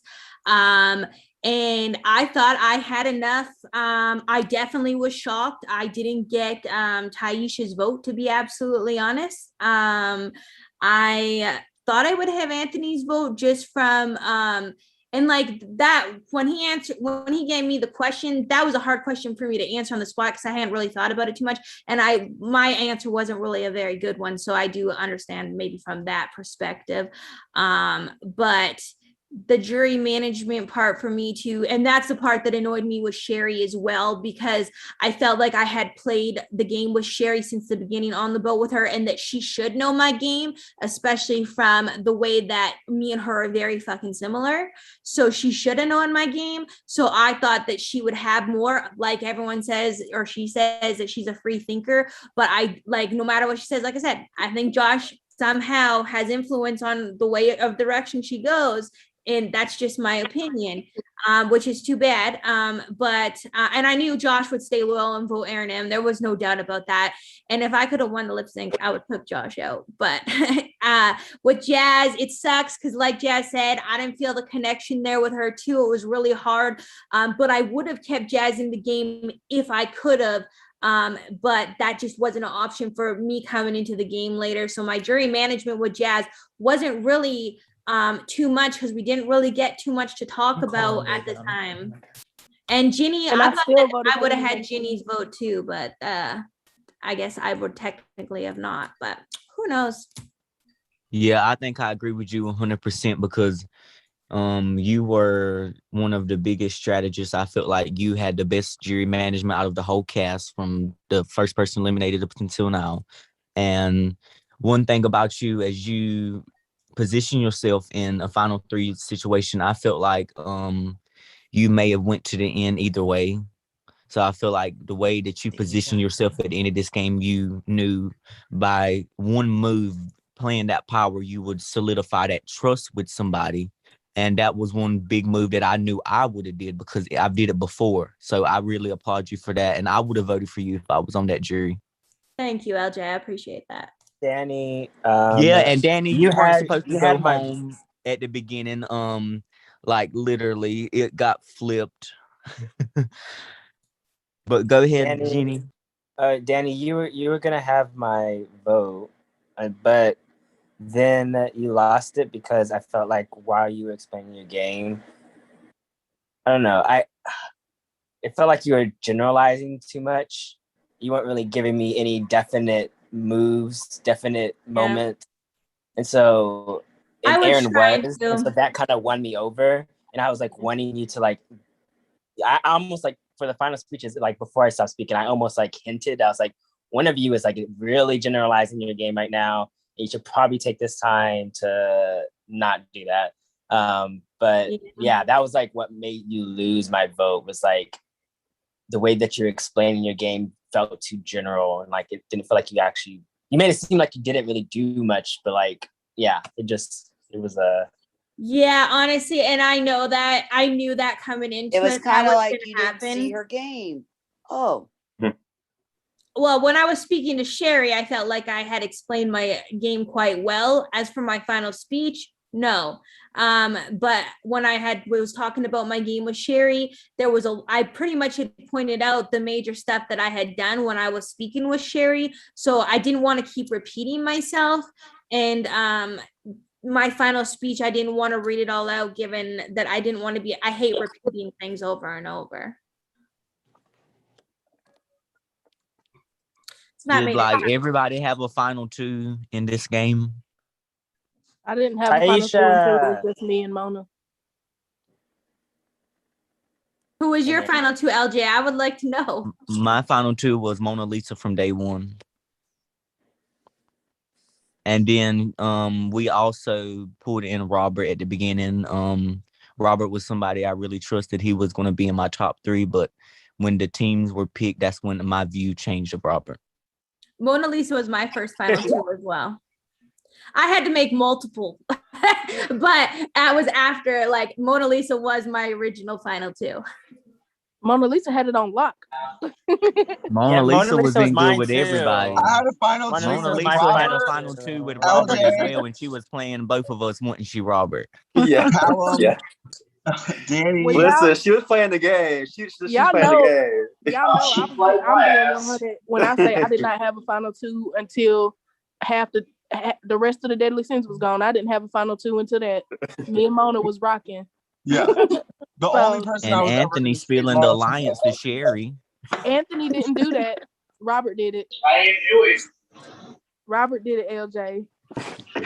Don't get Anthony. See, Robert I just said had me Anthony believing to him cover like for everything Robert. Robert said. LJ, I just said Anthony to cover for Robert because Robert and I were Terry lying talking ass. for I hours every respect it day. though.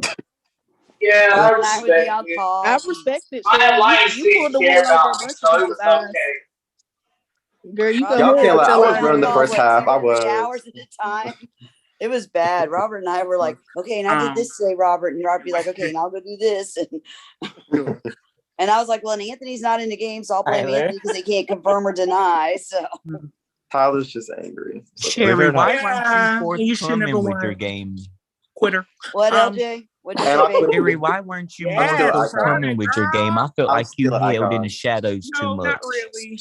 I A puppet am. master, but Well, that's because at the beginning not of the an game, you icon. guys put me I there, am. and then No, when I not did start to really. come out with my game, Aaron took me That's a out. good conversation. It does. And then one does thing for that I history, really It's Poe. hard didn't for me to respect listen, about Aaron. some players, Right. like how you I'm not trying to want to figure out play which the one to first listen half of the to. game and then want to try to Right. jump in at final 5 and start playing. Like you can't win like that. That I'm was sorry, one I thing didn't I hear you, felt that LJ. was like people started playing the game like towards the end of the game, like, no, shut the fuck up. You had the whole game to talk and you want to start talking now. Like it's final 5. Shut the fuck up. You should have said something the rest of the time, you know? Like, oh, like that was so crazy to me. What was? Like how What he just people said. literally got to slither through this fucking game and not say shit. Not Slither. I will say, as a proud member, it seemed like y'all unintentionally made yourselves targets, and like they just used you guys as shields until you guys left, and then they played. Like, Well, who I do don't you think seen as a target as the outside person? like you probably the more outspoken people where everyone was like, well, they're always going to get targeted before me, so like, what's the point in saying anything? You know what I'm saying? It's like, I don't know. It's a part of strategy. Honestly, I feel like I was talking and fucking dancing and singing the whole time. Like nobody fucking took me out. Yeah, that's Like, what I was about to Really- say too. Danny, when I Danny was played a watching very you do vocal game. challenges, It I really would depends. be dead because you was just running your mouth. I'd be screaming because nobody talking back to you. You just in your own world. I would be laughing my ass off. Yeah, it really just depends on like how everyone like handle with like connections with each person for real. Miss Yeah, Danny, and that's you're a a really legend. good strategy to protect yourself during the merge. If you feel like there's people that can go before you, you're going to lounge them people around, so you'll be guaranteed maybe 2 rounds after the merge. Because that's the strategy that Jeremy used in Survivor to meet Shield. Mm-hmm. Yep. 100. But I don't agree with that because fuck that. I'm going to play my own game. I don't need nobody else to protect me. Fuck y'all. And honestly, after Sherry like pointed out to me that people were gonna save me because I was outspoken, I started getting more outspoken just to like use that. Oh, no one's gonna vote for you. That's why I came for Josh and Aaron that at that meeting that day, because I was like, well, if I just lay it on thick, people would want to keep. But I maybe laid it on a little too thick and rubbed Josh the wrong way. And he said, Mona, you're definitely passionate. My jaw I'm a dropped that Taurus. night. What can I I say? was trying not to react to it all. Mona's like, I saw you over there. Jules, are you back to your computer yet?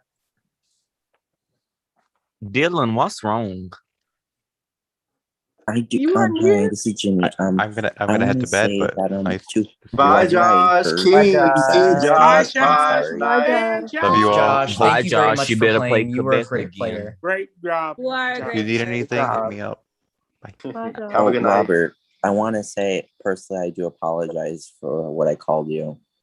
Girl, I came for you first. Girl, I started that. You had It's to all Oh right. my God, But the swamp I do thing. love you, It Robert. usually does all the I hope we time. can stay friends after this, Robert. What's You up, be friends, LJ? honey. I live for What's you. wrong? There's a lot wrong. You didn't hear him when he said that Jules was like subtweeting him? There's a lot wrong. I got them But on the phone. when was Jules' cancer brought up? Period. I love Beginning you, of the Louise. reunion. Huh? I did it. She was or they were talking about how close they were with Anthony, and Anthony was like, well, I didn't even know about your cancer, to like, you know, as an example. Yeah, I didn't know until after the game was over. Yeah, I didn't really know either. I will say, and you know, I'm gonna let y'all do y'all thing, but like I was at work when it was said, so I couldn't say anything at that point. But like I'm knowing about someone's personal stuff or not, you know, like that should And be. Anthony was spoke to. Anthony Yeah, not was- for real. I'm just saying, like now though, I'm just like, you know. Anyway, I don't And it agree wasn't with that trying. being like brought up on like a live. Go ahead, LJ, Anthony. I hope Well, I you was, don't hate but I me. wasn't trying to be like rude or anything like that. No, I was Jenny, I just love trying you. to say, I was just trying to say the fact, like, you know, you can't say that we were Okay. I need super to cool talk. and I stuff need like to talk with Jules. This is a you and me moment right now. Okay, you're here. Yeah. Text me, Anthony. Jules, I really don't appreciate the tweets that you just made while we were sitting here on this Zoom call discussing. For you to say that we don't care about mental health is so disrespectful and hurts my feelings so much. I can't even put it into words. Like the fact that you like after we let you stay in the game, as long as we let you stay in the game, and the things that you said to people, the stuff you were saying about people, from Sherry is maliciously and intentionally misgendering me, intentionally, when you don't know what Sherry's intention is. You don't know. To Sherry is a ableist and is purposely trying to get Ginny to use Ginny's autism against them, to the whole thing with Circle A. And the fact that we let you stay here and you're saying that we don't care about mental health because you don't like how something is handled, it really pisses me the fuck off. And that you would subtweet that. If you have grievances to say, you can say it on the Zoom call to my face, to Janae's face, and to Isaiah's face, and to anyone else here. You don't know that Anthony was spoken to after he brought your cancer up. You don't know that. You don't know what we're messaging people. You don't know what's going on behind the scenes. You don't know what we're doing because you're not part of production. So whatever grievances you have, lay it on me, because I don't want to wake up tomorrow and see a million tweets subtweeting us about passively aggressively saying that we don't care about mental health. So when Anthony brought it up, y'all didn't say anything in the Zoom. You don't know that. I'm talking about in the actual call, this live, not DMs. Let me ask you a very fair question. When Mona Lisa and Robert were talking about each other's mothers and how they don't love each other or whatever, did we say something on the call? I never said anything about anybody's mother. Whatever that situation was. I don't know, because I don't know about that situation. I guess I Well, want I'll tell you what the answer is. The answer is no. Did we say anything when fucking LJ was calling what's his face when Tyler was calling LJ Countryngham, whatever bullshit was going on? No. Did we even speak up? Did we even say anything at first when you were going on your whole tangent about Sherry and how Sherry's ableist and Sherry is purposely misgendering me and all this stuff? No, we let you say your whole piece. You don't know what we were saying behind the scenes. You don't know. You don't host the game. You don't know, okay? That wasn't a situation where Anthony was being malicious or purposely trying to hurt your feelings. And notice how, as quickly as he started, he stopped. Not everything needs to be an in-your-face situation. Just because you don't like how something is, to say that we don't care about mental health is really fucking disrespectful. Especially with the way that you behaved in this game, and we don't care about mental health? Please.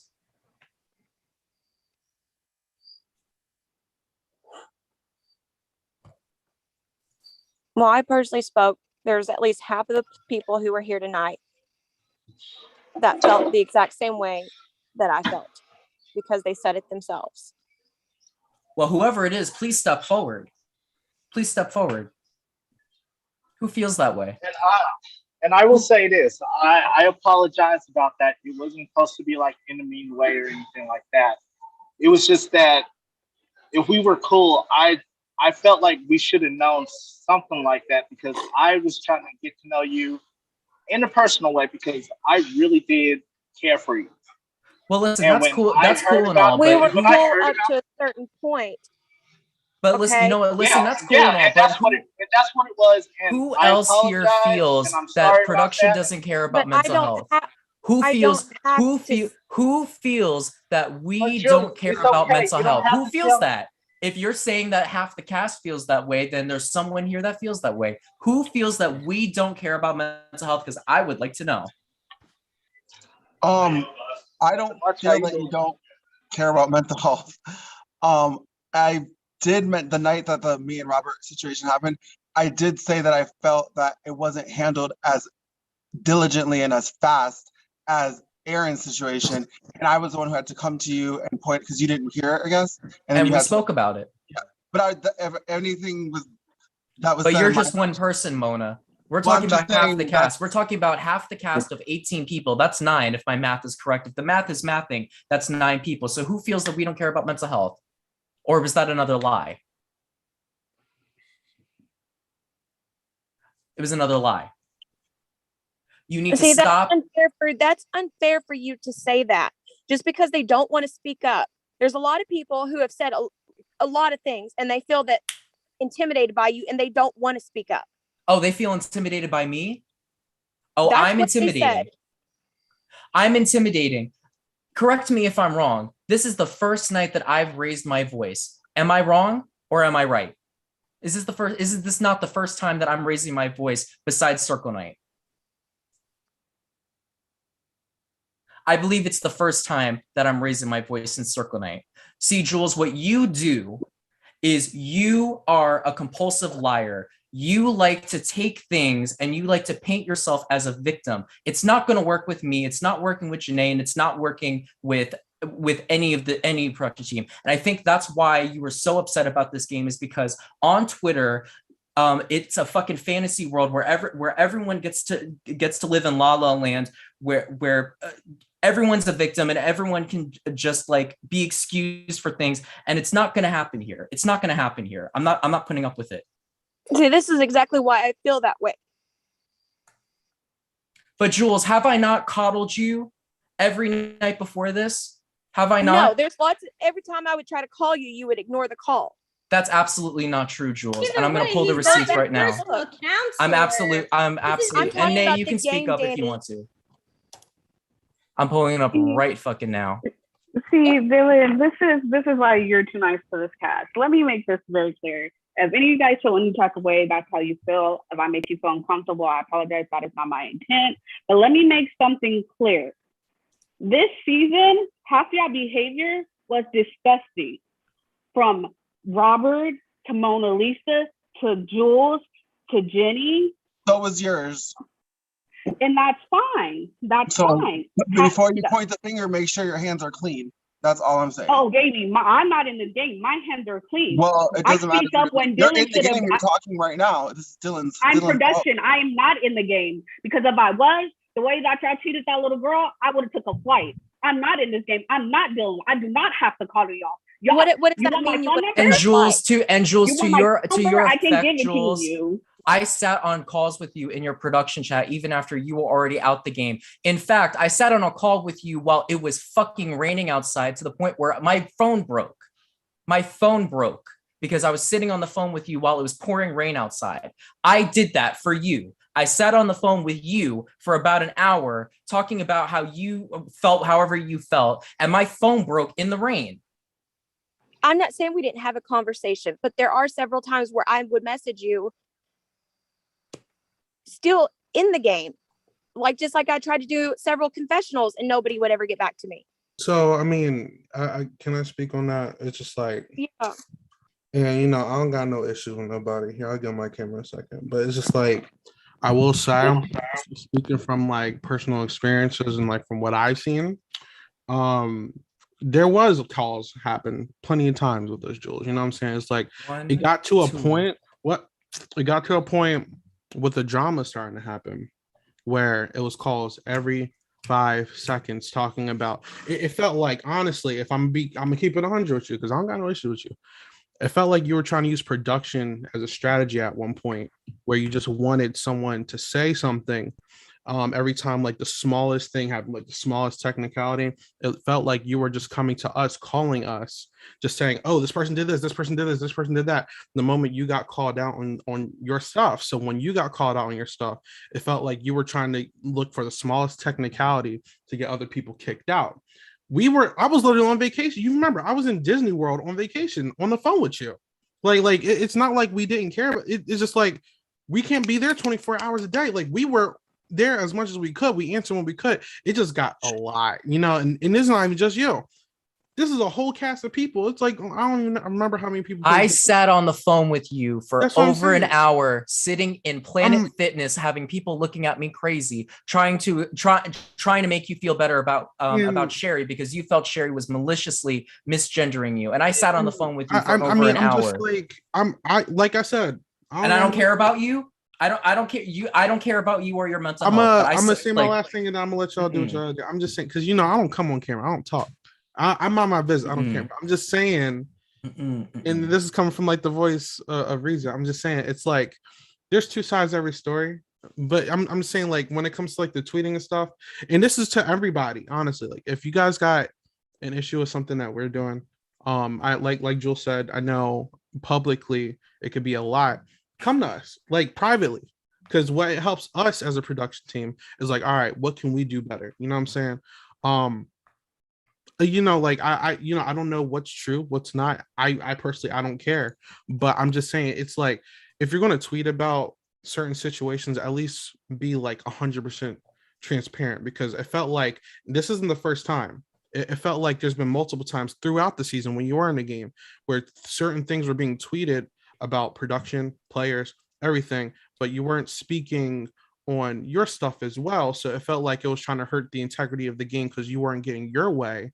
When you weren't speaking on the stuff you were doing as well. So, I know it looks like me, Nay, Dylan specifically still look like they're really mad, but it's just that it's just been a lot.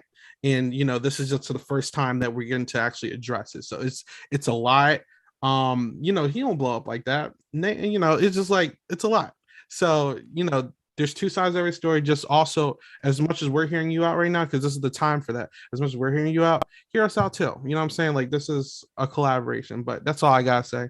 I'm going back. And this is the first time that I've said anything on Twitter, so I don't know what other ones you're talking about. I've seen no, it's not your first time. There was an hour-long video made about me. Not the first time, not even the second or the third. Not about the show. There was something about Robert, but it was not about the show. It was an if there's hour-long anything video. else, and I don't. You can't upload an hour-long video. You can upload It was 23-minute videos about me. Like, girl, who does that? There's not. No, you can't even upload that on there. Okay. It's the just on Twitter. But if it's just there were so many times that I could have been rude and nasty and mean and disrespectful, but I chose the higher route. I chose the nice route, and I was very nice and very patient with you specifically, with the cast in general. I feel I was very patient with this cast specifically the first half of the season. So to be told, not to my face, if there's one way to piss me off to people that ever play a game with me, it's talking shit about me behind my back. But to be told that I don't care about mental health when I've sat on calls with people talking them off the ledge from killing themselves, and you're telling me I don't care about people's mental health? That's disrespectful. Well, see, I would say other things here, but I'll be called a victim yet again. See, but that's what you're doing right now. Instead of That's not responding what to I'm what being that mostly is, no, that silent. is what you're doing. Because instead of responding to what I'm saying, you're turning it into, well, I'll say this and I'll be a victim. That's what you do. I got to study you for what, 20 days, however long you were in the game. Yeah, That's and what that you is so do. disrespectful to say someone's being a victim. You don't know my Okay, life. well, I'll You change don't my know me. vocabulary. Your behavior was victim light. The victim jumped out and then it Okay, jumped well, back in. Is that more respectful? you know, that's fine. Think what you want, but a lot of people have a lot of opinions about you. Cool. They can tell me to my face or they can get the fuck out. It's my show. Is it your show? No, it's not. Yeah, I mean, and if you're preaching, people are talking shit and whatever. If you're so not worried about it, just say some names. Let's Where's hear some it. names? We're not in a game with each other. Why can't you say names? Because I'm not gonna do that to people. No, because they If don't they exist. want, see, there yet again, there you go calling me a liar. Yet again. This is what I'm talking about. You don't care about mental health. There's no Oh my God, girl. I don't have to. I Girl. don't have to call you a liar. I Danny, have you were video not part proof of that this. you are a liar. You're actually ridiculous. I'm I not think even we need trying to to bully change you. Me gears. cussing you out doesn't mean I don't care about your mental health, Jules. Me calling you on your bullshit doesn't mean I don't care about your mental health.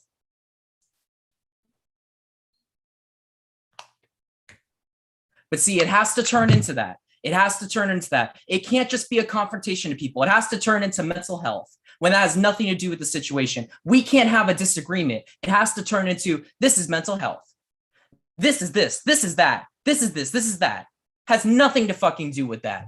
It's fucking ridiculous. If you cared about mental health, you wouldn't be saying the things that you're saying right now. What am I saying to you that is completely out of line, Jules? What am I saying to you that is completely out the line and putting and doesn't care about mental health? Please enlighten me. No, I feel like I can't because you're either Oh, going to no call me a comment? liar or you're going to say, no, that's not it. I don't think you should play games, Jules. Like, honestly, I feel like Listen, your feelings This is the are only not game that lies. I've ever had an issue, Danny, and I don't know why this has nothing to do with you, Danny. Listen, Well, I mean, I'm here. listen, Jules, the reason why this doesn't come up in other games is because other game hosts aren't going to give you the time of day to call you on your bullshit. I will. No other You host. can go ask anybody I've ever played games with. This is the only game that anything like this has ever happened. Well, I can ever. certainly tell you this. I'm not the only person that feels this way. You have a reputation in the Aura community for doing this. No, I don't believe that whenever there's literally nothing that's ever happened. Oh, in you any don't of the believe games. that. You don't believe that. I don't. This isn't productive. I think we should move on. This is not really. It's not. It's really I just not. got a question. I just got a question aimed at Jules. This has nothing to do with Dylan. There was a time where it got brought forth to me that you, and this is aimed at the other people who felt this way, amongst like two other people, felt like I was rigging the game. I just want to put my name straight. I didn't rig it for no one. And to the person, the Twitter host that you said told you that, I don't even talk to them. Nobody really knew I was on production for this game until last minute for me to even rig the game for anyone. So I just want to make that clear to you, Jules, and whoever else felt like I was rigging the game. I didn't tell nobody about no challenges because I didn't know about the challenges until 2 minutes before the challenges. Coming into this game, I only knew Robert, Jazz, and Taisha. And out of those people, I only did prod for, let's see, Danny, I did a DR with you once. Taisha, I did multiple with you, Anthony, Tyler. Those are only people I talked to. And I had the most penalties. I had the most penalties this season. And I Robert never had the penalties. You didn't get any never penalties. had a diary with Robert for me to rig the game for anyone. Did anyone raise your hand? Please raise your hand if I told you any game information during the game. So the whole little rumor about Nays rigging the game because someone from Twitter told them that, I don't appreciate my reputation being in question. I understand that that's how some of y'all play games, but I don't do that, and I do not appreciate that personally. Jules, your If I calls did believe not that, get I wouldn't have answered. went to Dylan about it. I wouldn't have said a word about it if I truly felt that way. Oh, and you can block me on Twitter so I can't see you subtweeting about me. I don't Go for it. know what a And I let me made a explain tweet. I this don't to know you, what a Jules. subtweet is. Jules, if I didn't care about you, I wouldn't give you the time of day to cuss you out. If I didn't care about you, Jules, I wouldn't say any of this to you. I would have just let you go on your merry way and I would have removed you from the Zoom. Because guess what? That's what I've done to any other contestant that I didn't want to give my time to. If I didn't care about you, Jules, I wouldn't tell you that you're wrong. I wouldn't. I'm telling you you're wrong so that you don't do this again to someone else, because you're going to do it to someone that's not going to be as nice as I am. And I know you probably are thinking I'm a bully and I'm not being nice to you, but someone is going to get really pissed off when you do this to them, or when you do it in your real world, in your real life. Fuck these games. You're going to do this to someone in the real world. You don't know my life. And see, this is what you're doing right now. I'm telling you, By I'm saying giving you you don't know my I'm life. giving you real life information. I'm giving you real life advice. And I'm telling you that you could do this in the real world and it would get you in trouble. And you're turning it into that I don't know your real life and that I'm coming for your real life. When I'm saying nothing about your real life, I'm saying if you were to act this way in the real world, there could be some really bad repercussions. Do you see how you spun that into I don't know your life? No, Do you you see just that? brought up the real, if I did it in the real world, and I'm saying you don't know my world. This is the only game that anything like this has ever happened. You're so full of shit, the toilet's jealous. Like, I'm saying to you that if you were to do this, I'm not saying you do it. I'm saying if you were to do this in the real world, that there could be some bad repercussions for this. But Yeah, now and you're if you turning it continue to into that treat I people don't know like your this- life. If you continue to treat people like this, what do you think that's going to do to them? If I continue to treat people like this, are you How do you fucking think it kidding makes me, people girl? feel? I can't with you. I can't with you. Like, And see, Can we you don't just know switch you don't know my fucking life, Jules. You're saying that I never so played you're with saying, you. but see, if you want to play that game, I'll play that game. You're telling me if you continue to treat people this way, you're going to, so I'm going to turn into this. You're saying that I treat other people this way, that I treat everyone like this. Isaiah, have you seen me raise my voice like this to any other contestant in the history of I Love Money? You've been here since season 3. No. I mean, Jules, look, if we're going to be very fair, right? We're going to be very fair. Everyone is on some shit right now, right? Did you or did you not in that circle night, that whole thing with Aaron? I don't know if you were here for those speech. Aaron had a very big speech on mental health as well, right? Were you a part of that in any way, shape, or form? Yeah, I was there on the Zoom. But did you participate in any way, shape, or form? You mean when she was speaking, About right? the gaslighters and all that stuff, yeah. Yeah, I was there. And did you participate in it? That's what I'm asking. After she got done speaking, I think a few other people spoke, and then I apologized to her. But the question that. is, did you call her a gaslighter? I did, and then I So addressed that.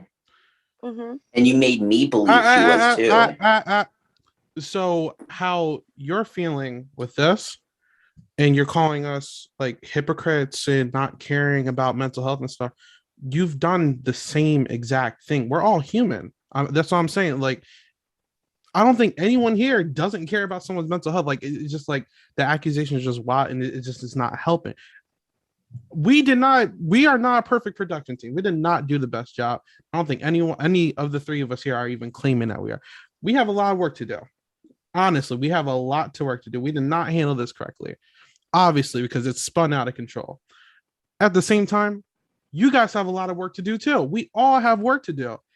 Everyone here fucked up. The people who didn't speak, the people who participate, everyone here fucked up. That's the whole thing. You know what I'm saying? But the only difference is that you're the only one that was going on Twitter. So I think that's why this whole debacle is going on right now. Everyone here fucked up in any shape or form. Everyone's got something to work on. You know what I'm saying? That's all I gotta say. But I I'm going agree back with to you. Isaiah 100%. If you wouldn't have went to Twitter and tweeted out this shit about we don't care about mental health, and clearly you didn't believe in it because you deleted it. But if you wouldn't have tweeted out defaming me, defaming Nay, defaming Isaiah, defaming us, I wouldn't have said a word to you. I fully intended on just letting this go and continuing the night, and nothing else was coming to you. In fact, I was trying to take the rest of this night in a positive direction. It was going in a positive direction. But when you consistently voice your concerns and blow them out of proportion without bringing it to us, without not doing it face to face, I'm sick of seeing that, because this is a pattern with you. This is a pattern with you. You refuse to handle situations head on, and you take them and you blow them up and you talk behind the people's backs, because if you do that, no one can call you and tell you that you're wrong. And I was sick of it. And if I lost my temper, that's my bad. Responsibility for anything, I wouldn't have called Sherry that night. I wouldn't have apologized to Aaron that night. Not just on the Zoom, but separately. Me and Jules also talked it out after, and what's weird to me is that she went to Twitter the next. Like, I literally downloaded the conversation. We made up. We apologized for like the accusations, and then a week later, they were back to talking about me on Twitter, which I didn't respect that, because I feel like if I genuinely make up with you, I'm not gonna talk about you no more. Well, that was before you called me racist, though, on the team in the. Of that. But let me say this, because we're talking about apologizing, and we're talking about apologizing if apologizing is the end all be all. And I tell this to the kids I work with: just because you apologize to someone doesn't heal the wound. You may have apologized to Aaron, but I can tell you, let me ask you this, Jules. If we wouldn't have told you that you were wrong, do you honestly, truly believe that you would have went to Aaron and apologized to her? Yeah, did you not see? I mean, right after that situation, like that's why I kind of scooted to the side and stuff like that, because I immediately felt terrible. Okay, I'm going to interrupt. I don't know about that, Jules, because Dylan, can I interrupt for a second? I just wanted to say this quickly. I immediately after that happened, I spoke up and I said something, and that was when you started feeling some type of way, because we still had Josh get votes, and we still had other people votes. It wasn't until I got in there and I yelled at all of y'all for what had happened that you started secluding yourself. But go ahead, Sherry. That's not true, because you can't dictate how I felt. I'm talking about how you looked on the live. One thing though, I am going to clarify. The night we got on call, it was back with the misgendering, and I was explaining to you how I keep screwing it up, and we discussed, you still never, flat out, we had a conversation that night. Yeah, we discussed the misunderstanding with Jenny, but yeah, you went the next day in the group chat, you apologized to Jenny. You never once told anybody, oh, and by the way, I was wrong about Sherry. You never cleared my name. And then the very next day, you guys had that Tuesday group chat thing. You had that call in the group chat where I didn't accept an olive branch, told you all to go fuck off again. I had already pulled myself out of 2 production chats with you because you apologized to Jenny, but you never cleared my damn name. And that really pissed me off, because that made me realize that call was just bullshit. We both apologized that night. You apologized to me, but did you go tell everybody else that you were wrong? No. And then about what? About what part? That I said Jenny's autism or whatever that shit was about. You never told everybody that. I did. You can ask. No, you did not. Jazz. You said in that thing to Jenny, you were sorry you brought it up because that was not fair to Jenny to bring up Jenny's autism. You never once said, Sherry never said that. I shouldn't have said that to everybody. I was wrong, and I'm sorry, Sherry. You said it to me on a call, but you didn't say it to them. And then I did also say no, it to Jenny as well. I'm just say this. I'm just gonna finish this up. You guys had that group call that Tuesday where you went on to say I was talking shit about this person, that person, when I wouldn't even stay in a production chat with you. So I didn't even say any of that. And again, you kept saying, and don't forget what she said about Jenny. It was right there in the fucking group chat. That's why I made that video. I just didn't know when to drop the video. And then I got a really good idea when. But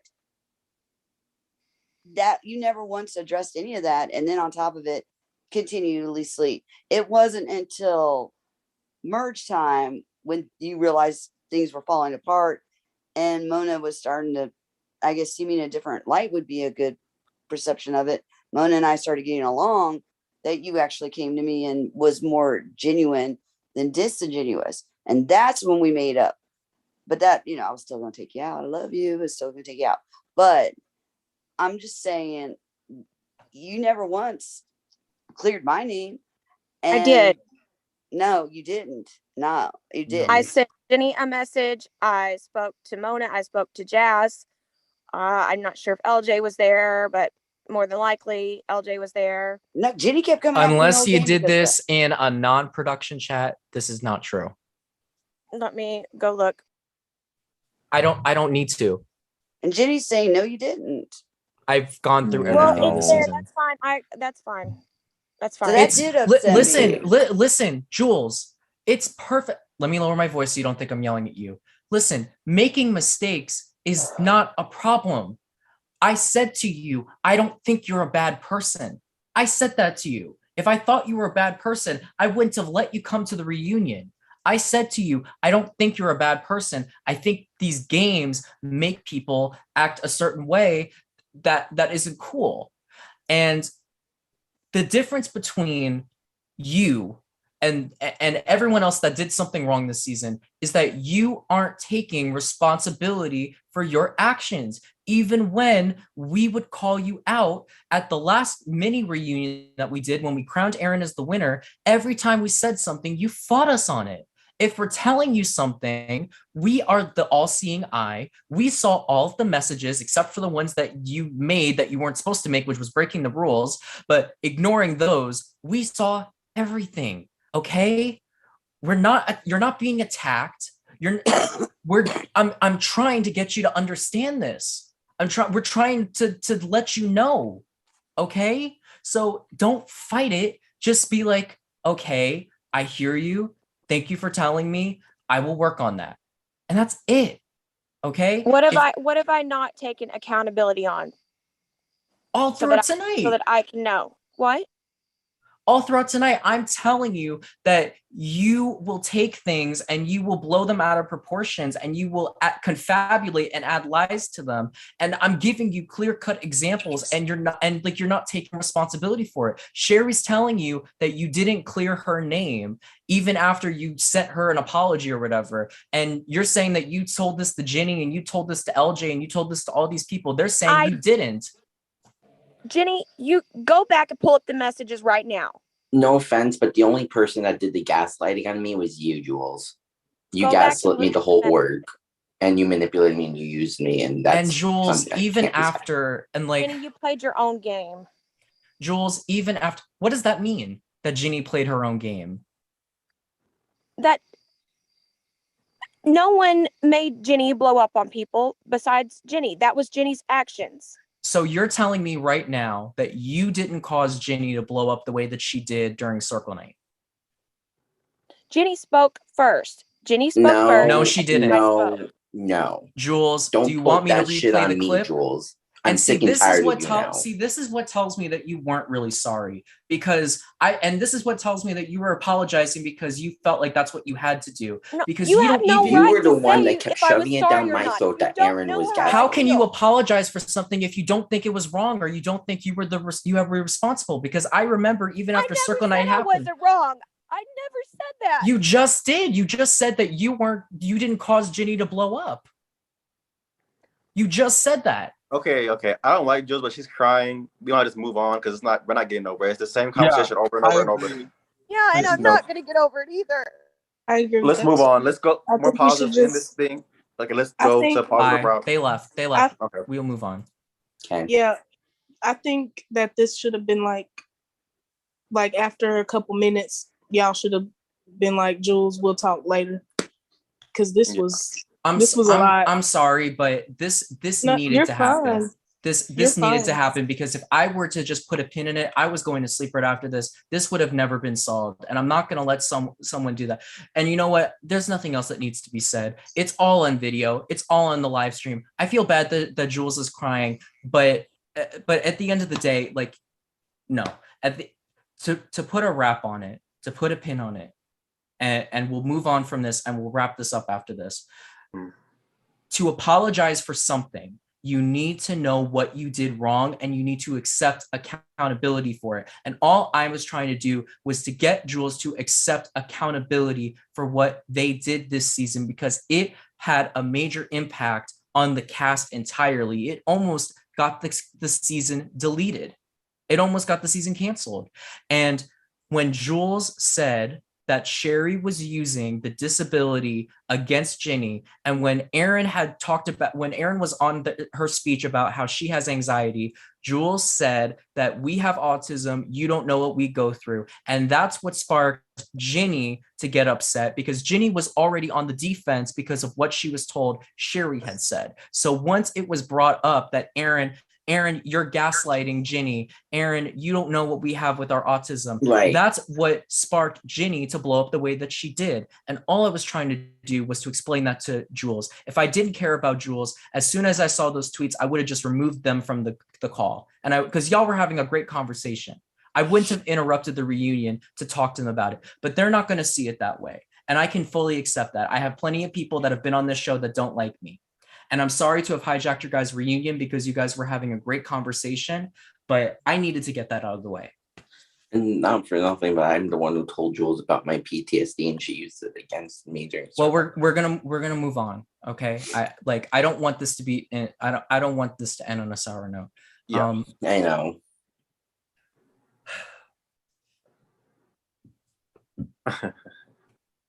Dylan, can you play some clips? Yeah, yes, I can play some clips. Do we want to play some of my favorite clips this season? Yes. Play some of my clips. Something Oh wait, Dylan, lighthearted do you want to and get funny closure and between me and cool. Anthony? Are you two good? Because I don't need a fight right now. Oh no fight. I like Anthony, and I didn't mean to go up Play like our that. fight, Dylan. How about let's watch Anthony and Ginny's fight on YouTube Yes. that I edited to the music. Okay, let's go. Let's watch that. That was fun. Oh, and then you added Anthony's confessional. It was just great. Absolutely. Let's watch. What? I didn't see this. It was Yes. so funny, Anthony. Let's watch one of my favorite moments this season. See. All right, 3, 2, 1, go. 99 bottles of beer on the wall, 99 bottles of beer. You take one down, pass it around. 98 bottles of beer on the wall. Bottles of beer on the wall, 98 bottles of beer. You take one down, pass it around. 97 bottles of beer on the wall. 22 bottles of beer on the wall. What? 22 bottles of beer.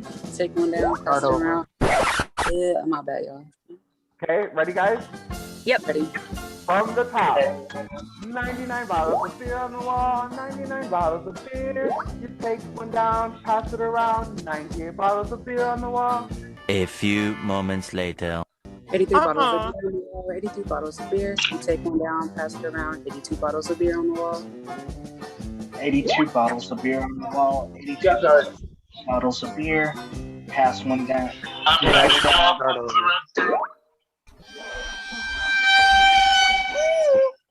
The start from the top. 99 bottles of beer on the wall, 99 bottles of beer. You take one down, pass it around. 98 bottles of beer on the wall. One eternity later. 91 bottles of beer on the wall. 91 bottles of beer. Pass one down, take it around. 90 bottles of beer on the wall. Anthony, it's He Anthony. didn't practice It's with I us already in the know. beginning. I already know. I'm like It's nervous okay. and I gotta go back It's to work. okay. So don't say It's- shit. Okay. It's okay. You're completely fine. Don't. Later. 72 bottles of beer. Pass one down. Take one. Oh! It's okay. We're fine. We're doing good. You're getting better. It's fine. Anthony, write If- the words down. Write the words You- down so you can just look at a sheet of I paper with the can't. words. I can't. Don't get flustered. Just when everyone's I'm saying telling it, you now, Anthony, if you don't get this shit right, I'm gonna fucking kick your ass. Ooh. Jenny, that's not. And who are you constructive talking I'm work. getting to, sick though? and tired of doing this shit already. Okay, that's Well, you not can go then. productive. Go. Let's not fight or argue. That's not going to get us anywhere. We only Look, mess up guys, we're on a time. time clock. We don't And want this no is one why I to don't go even on. talk Stop, to stop, you. stop, stop. All right, let's get this Okay. going. Yeah. So go. Start. Okay. Ready? From the top, guys. Let's focus. Ready?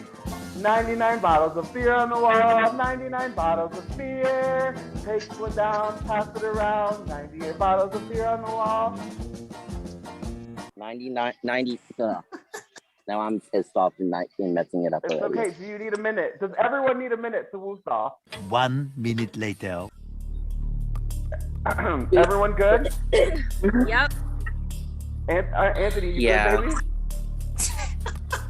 You okay, Anthony? Anthony, you got this. I really thought I was gonna rip their head off. I was gonna do some like Freddy Krueger shit or something like that. Okay. Okay. All right. Ready? Ginny, you're good, babe? Yeah. Okay. I'm supposed to come my org at 9. That's with the ready. But the only thing is, let's not think about that. Let's Let's just not go. argue. Let's not argue. Rebel rules. We said no arguing till after. Let's just go. Okay, we're focused. Let's do it. Eventually. Around 1 bottle of beer on the wall.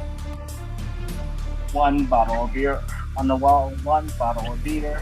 Take one down, pass it around. 0 bottles of beer on the wall. Oh my god. Hey. Oh my god. You guys made it through. Anthony, good job for powering through, and Ginny, good job for keeping your attitude intact. Like everyone else, good job for. I loved that scene so much. It was one of my favorites. And I gotta give it to Mona. All right, because leadership skills was good. you honestly what made it even funnier was just that you were being so bright and cheery and encouraging to the team, even though those two were fighting with each other. I loved it. You were the choir was leader. called Battle Gate 2021. Girl, yeah, we took an hour. And we didn't took a even whole hour. finish. Mona, how did you keep that team in check? I knew my ass was on the line, and it was the first challenge. So I was like, oh hell no, we're not going on the bottom of my watch. I don't care who's mad at who. We gonna win this challenge. We're gonna finish this challenge, period. I didn't give a fuck. Y'all was flustered 10 minutes in. Girl, we was going. Right. No. And we kept our Danny cool. I will give us that. We kept our cool. Because I was pissed. No, there's a moment I zoned out. I was like, okay. Me Where too. Me too. And then here go Robert. 99 bottles of beer on the wall. I mean, went so damn fast. I was like, "Can you calm down? Wait, hold on, wait." We were a train wreck, bro. And listen, we just keep looking at, I'm just rolling my fucking eyes, going like, No, there was a point where we got to the bottom. I think Colin messed up every time we got to the bottom on purpose. Yes, we got Colin interrupted 17. me every time we got to the bottom. I was like, oh my God. And then it didn't help. We had a damn 10-minute penalty. I was literally able It didn't help our to. case at all. I was able to go to the diner, have a full meal, and come home, and you guys were still doing the challenge. I was Shut up, Dylan. Shut up. Dylan, shut the fuck up. That's what We made were the fight going so through much it. funnier. It was the fact that the pit team, it was irrelevant if they timed out or not, because you guys had the penalty and you maxed out, so you were losing regardless. So all they needed to do was finish. We was down bad. Robert, We was remember when definitely down bad. Robert and Jazz, do y'all remember when we were just sitting there going like, let's hope the other team just really did that Yes. hard. We was praying let's on hope their the team do downfall really at that point. horrible. Yes. And we were looking at did each other. When they said they Anthony, won, we looked at each other going, Anthony, how did you feel about that whole situation with Ginny? Oh, like I said, I was gonna fight. I was ready to knuck and buck. Freddy ready. Krueger was coming out. not Freddy I Krueger. didn't have a good one. I was thinking Michael Myers the whole time, but said Freddy Krueger for some odd reason. I don't know Listen, why.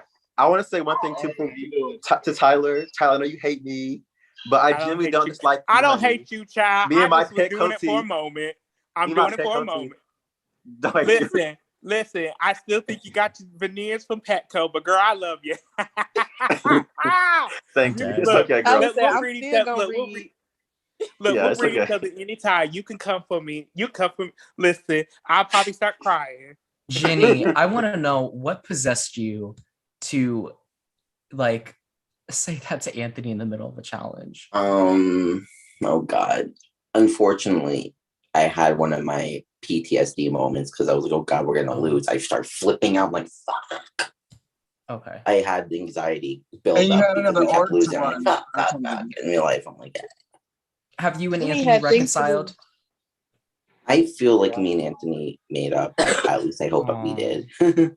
Anthony, are you and Ginny cool now? Dylan, can I Sorry say about this to that. Jenny right quick? Oh, my Anthony, bad. You go, Anthony, are you and Ginny cool now? Oh. Yes, we are. We're cool. Aw, I like to hear that. Everything's cool. Jenny, can I say this to Jenny right quick, Dylan? Yeah, go for it.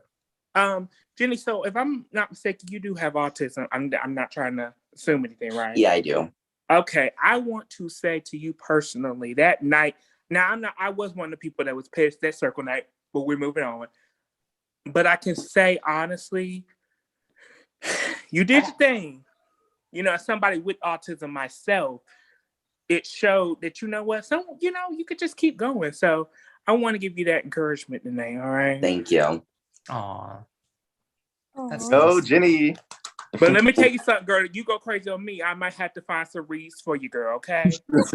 I want to keep Jenny, this tree. Jenny had some character development for sure. Yeah, Oh, yes. good story development. Good character development. I think you This is how you truly end the changed, reunion. Ginny. We fought, we argued, and we gonna make up at the end. Mm-hmm. Yeah. And you know what? And I gotta give credit Robert- to Mona because Mona really like saw the good in you and like she Girl, wanted you to listen. stay to evolve. Robert, Mona was you doing so forever will convincing with be- me, honey. I was like, girl, no. But Robert, go ahead, Jenny. you will forever be my bestie Swamp Thing, and I'll be your bestie Shrek with that. Yes, girl. You have a place in my heart. You do. We need to Mhm. have t-shirts that say Swamp LJ, Thing, I love you, my country ham. my Swamp love Thing, you and too, my shark in a Tyler. wig. And Oh, go ahead. Y'all Mona. funny. Ginny, I just want to say, I think I told you this before, but I am super proud of like your journey and like how far you came to your exit interview. I don't know if anyone saw it, but you really had a moment where you were like, I really do want to change and I really do want to be a kinder person. And I really do believe that you do want to be a kinder person. And I see the change in your eyes and I just want you to know that it's noted. Yeah, because in all actuality, I did feel bad for how I treated Sherry the whole work. And I do love Sherry deep down inside, and I felt bad. That's sweet. Oh, I'm sorry, y'all about to start crying. I want to take. Tyler, I want to don't take. with the waterworks. I'm gonna cry. What were you too. gonna say, Stop Sherry? it. I just said I Damn. appreciate it, Jenny. Your apologies please. accepted. Oh, I want to take thank you, Sherry. I want to take a note from. I want to take a page from Mona Lisa's book, and I want to say a positive thing about each person because I want you to know that I really did love all of you. I did, everyone from first place to last place. Dylan, you love me the best though. Well, Just say yes. Just say yes. Why y'all about to start making I'll me say do yes. extra I'll gay? say yes. See, I do this to my parents all the time when they do this shit. Oh, I love y'all. You love Sherry. me best, don't you? But Sherry, I want don't y'all even to know ask that Dylan that. I just want y'all to know that I really do love all of you. So I'm gonna give all of you something I liked about you and my favorite moment. And Nay and Isaiah, you guys can do the same. Aaron M. I loved that Aaron M. really immersed herself in the game. She took notes every minute. She was probably the most studious person, and she fought hard. And I admired her resilience. I admired that she came back after she felt at the lowest place, and I admired her strength. To take out Taisha was really hard for her because Taisha was one of the people that was standing up for her. So I know that was not an easy decision for her. So I have so much respect for her as a winner and as a person. Danielle, my favorite moment from you this season was probably when you went to Taisha and you guys worked out your issues and you flipped the whole house and you got yourself from the bottom to the top. And I thought you played fabulously. And what I appreciate about you was your ferocity. Even going out the door, you didn't give up. When they put you in the bottom, you wouldn't let the time run out. No one else did that. You made the time go out. You're like, I'm not going in the bottom without a fight. And I appreciated that about you. You never gave up in this game ever. Listen, Aaron I was C- threatened by Denny. I was threatened. I was like, girl, she had to go. I'm scared of her. Yes. Aaron C. I loved Aaron. All of what I appreciate about him was both of his paymasters were my favorite moments because he always played for himself and he stuck through that all the way through. And not a lot of people have the guts in this game to do something that might upset people, but was good for his personal game. So I respected the hell out of him for doing that. And I just loved his upbeat energy, and I loved how he would read people in his confessionals. Y'all didn't get to see it, but they were hilarious. Taisha was honestly one of like, I feel like if she lived next to me, I'd be like besties with her. Like she is just the coolest person out there, so chill, so sweet. My favorite moment with Taisha is probably her confessional after Josh took her paymaster. She was so pissed and she saw red and she was like, I got a mission. I'm going to set out to do it. And she got him the next time. Sherry, what I love about you is you speak your mind and you are unapologetic about it. No matter how it's going to make people feel, you, if you have an opinion, you fight for it and you push it. And my favorite moment with you this season was honestly, it was probably your fight with Mona. I just I like Mona to me was like the mob boss of the game. Like she was untouchable. Like she was at the top.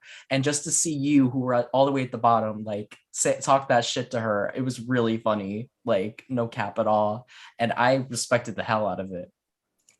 Taco Tony, I admired the upbeat attitude he had all season.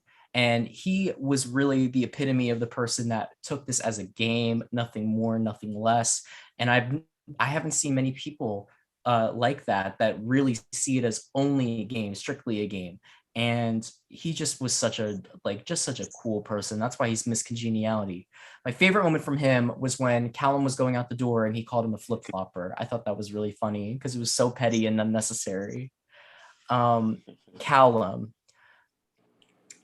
What I really liked about Callum was I respected how transparent he was about what's going on in his personal life because not a lot of people are willing to share that stuff about them, and I appreciated his candidacy and his courage to talk about his drug addiction and all that other stuff. Like I really admired that about him. My favorite moment from him, honestly, he kind of gives me an odd Hack Welder vibe, to where I didn't even show the confessional, but he has a confessional where he says, I know I'm the biggest threat here because 78 people voted for me on the Facebook poll. That took me the fuck out. That was so funny. Like, Billy, you shady hoe. I thought that was really funny. Like I was cackling on mute, but like credit to him. Josh never gave up, even in like when death was knocking on his door, he continued through, and he's really smart, really intelligent. My favorite moment from him was probably when Sherry outed that they were real life friends, and he was just standing there like, this is awkward. Who's next? Ginny. Ginny, my favorite moment from you was when you told LJ you were in love with him. That was just like, I will never get over that. What I admired about you was your willingness to change, because I've had a lot of people, namely Heather Lee Cameron, and I love you, Heather, but you listen to people, and you are probably actually the least defensive person I've seen. Danielle and Sherry, like they all told you, and Robert told you like their problems with you, and they explained why, and you weren't defensive at all. You like took responsibility. You were just like, yeah, I fucked up. Like, it is what it is. And I really admire that about you, actually. And I want to take a note out of your book, and hopefully I can do the same. So I really admired that about you, Ginny. Jazz. Honestly, after the first night, I thought you were a contender to win, realistically. My favorite moment about you was when you were doing the 99 bottles of beer challenge individually. And I mean, you didn't give up. I'll give that to you, but you were just like, fuck this shit. I'm never doing that again. And then when we did the scavenger hunt and that was an option, you were like, fuck that. And you And what I really admire about you was that you were really a real person, like one of the realest in the game, and like you wear your heart on your sleeves, and I appreciated that about you. Anthony had my favorite confessionals this season. It's not even close. What I admire about him is he is so funny and he is so witty and so smart. And my favorite moment from Anthony is not even that you can go then go. It was his conversations with Tyler on Spirit Shore. I loved both of you on Spirit Shore. Y'all could have had your own show, and with Danny too. You three were my favorite. I mean, you guys were what were keeping me through when all the drama was going on. You guys were making me live. Like, you guys were amazing. It was fun. It was fun. Mona Yeah, Lisa. that was amazing. Mona Lisa. Honestly, my favorite moments with you have been not even been in the game, but our personal conversations. Getting to know you has been one of my favorite parts of hosting this season. And I just know we're going to be great friends after this. You are such a sweet person. You're so down to earth. You wear your heart on your sleeves. You're emotional, but I love that about you. You're a really good person, and you're really smart. You were one of the smartest people this season. That's why you got taken out so early. And you're unapologetically you. And you know, that's all I can ever ask of someone is unapologetically be yourself. My favorite moment from you this season was probably when you were cussing the whole house out. You were on the bottom, but you didn't stop fighting. And I appreciated that about you a lot. LJ, you are one of the funniest people that I've ever had on this show. I think my favorite moment from you was when you spoke really candidly about how you felt being in a game with so many other LGBT people, because you know where you're from, it's not exactly accepted, and that you felt like being in this community you could be accepted. And you know, that's what this show is all about. I want to create a place where anyone can feel accepted, anyone can be let in. And hearing you say that, like with your group, with the Family Forever group, Friends Forever group, it really warmed my heart, and it was honestly my favorite moment. Not even any of the fights. So yeah, I really appreciated that, LJ.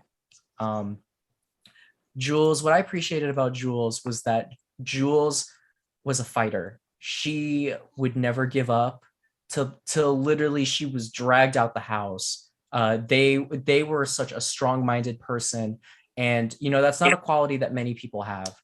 And I really hope that they're doing okay. And I feel bad that I might have been a little too harsh on them, but they're a strong-minded person, and I could tell that they have a huge heart. And I think that they're a great person. Robert, you are so petty, but you also have a really big heart, and I don't think people got to see that with you this season. The way that you comforted Aaron M after everything happened, I saw that as a personal move, not a game move. And you literally sacrificed your game for her. And I know you don't know it, but that meant the world to her. Like, you did a really good thing doing that for her. So my favorite moment with you was honestly probably it was probably when you were sitting there eating Doritos while Danny was getting votes. So cocky. Like, I was Not calling cocky. you but in a good way. Like, honestly, it was giving me Charles Manson a little bit, but in a good way. Because Honestly, you just it was hilarious. Like, I was dying inside. Wait, I'm through. Not Charles Manson. Not Charles Manson, honey. But in oh, a good God. way, because you had people wrapped around your finger, but you were it was great getting to know you more through hosting you. Noah was such a sweetheart. You know, he's a very young kid, and like, I think give him a couple years, he could be a really great game player. Mhm. I appreciated with him that I know that he left on a sour note, but he was another one that was a fighter, and he was another really genuine person. My favorite moment with him might have honestly been when we were at the vault. He was just like, I don't care who I got to vote for, I'm staying here. It gave me Sandra Diaz Twine, and I live for it. I loved his relationship with Mona as well. I thought that was very sweet. Lauren, my favorite moment with Lauren was my one confessional with her where we sat on the phone and talked shit for an hour because she didn't have much going on in the game. So halfway through, we just started looking at my old DeviantArt page. That was really fun. But I admire Lauren because Lauren, you know, when Danny threw Lauren's name out, Lauren could have popped off and been like, fuck off, Danny. But Lauren just sat there and just was like, whatever. And I really appreciate that about I Lauren. really respected that. And I forgot to bring that up to her because she did come up to me and say, you know, that she was never going to betray me or whatever and stuff like that. And Yeah. too bad she's not here because she is really a really great person. She is. Honestly, I've known her for years. She's a really great person. I love her.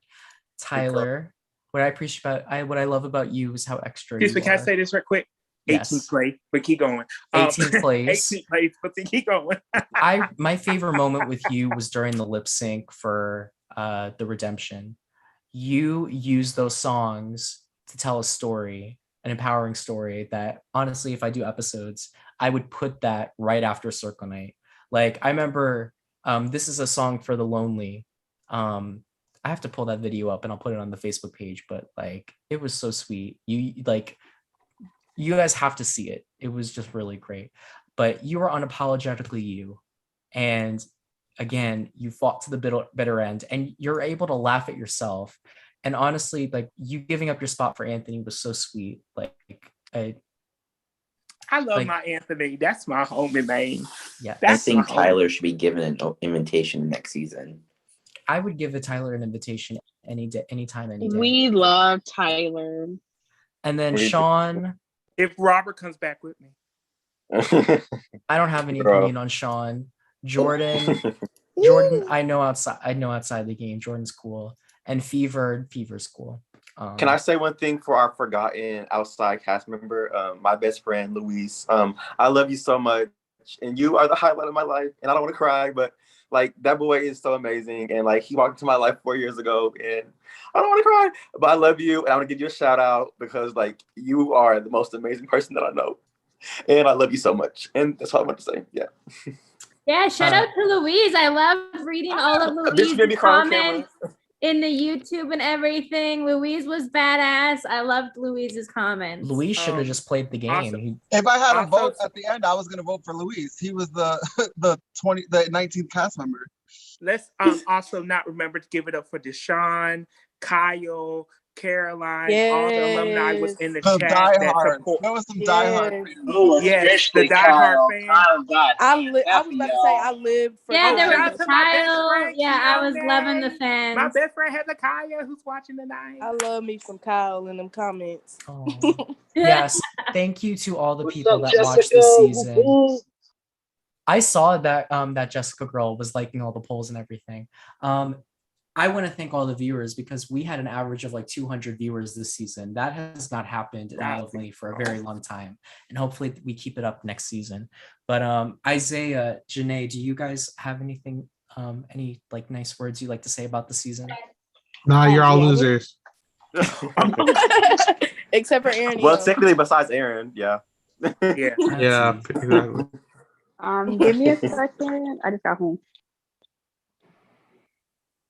Can I say this right quick? Yeah. Okay. I want to give your flowers. I want to give my flowers to Dylan tonight.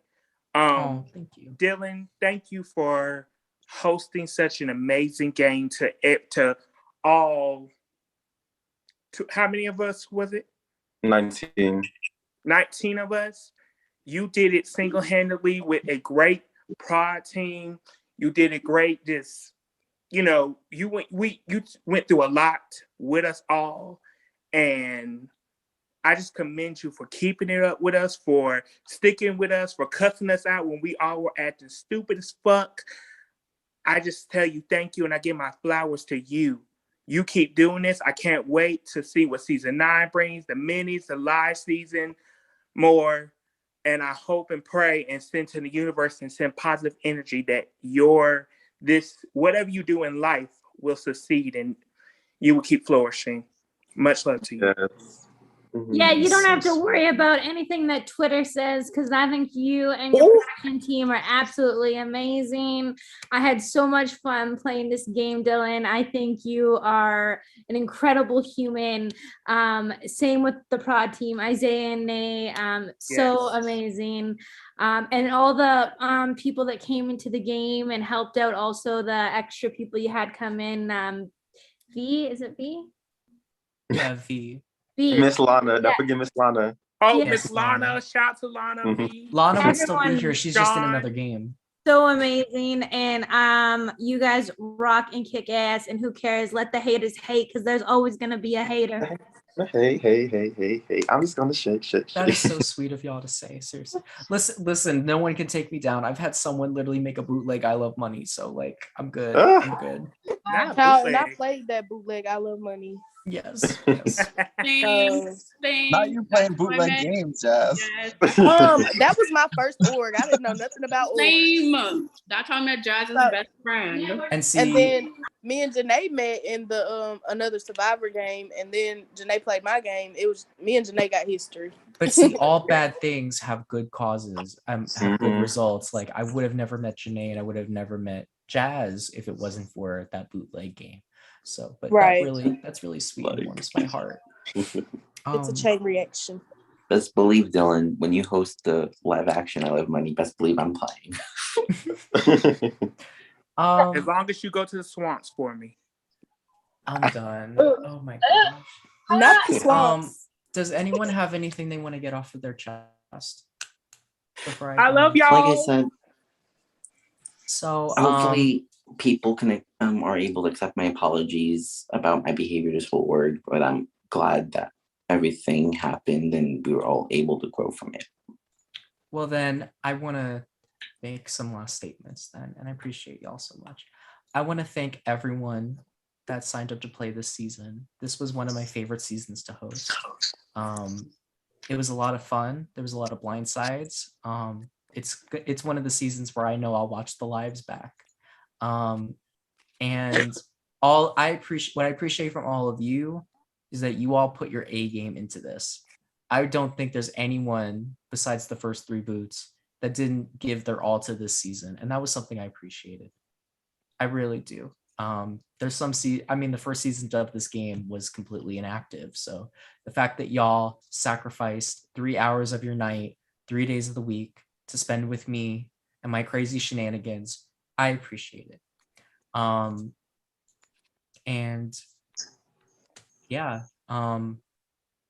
This was a really great season, and I thank all of you from the bottom of my heart. And I want to thank my production team. I want to thank Isaiah, who's been on prod with me all the way since season 5. I Love Money would not be what it is without you. I don't know how I would handle myself. I don't know how I'd survive. Thank you for your casting. You've brought us some great people. You're always the rational voice. You're always the voice of reason that helps me. You're a really great friend, and I appreciate you. And how much love and support you give me and my show. Janae, not the thumbs down. Janae, this was our first season hosting together, and you did it fabulously. I know you wanted to cuss some people out sometimes, but you held yourself back because out of respect for me, and like I appreciate that so much from you.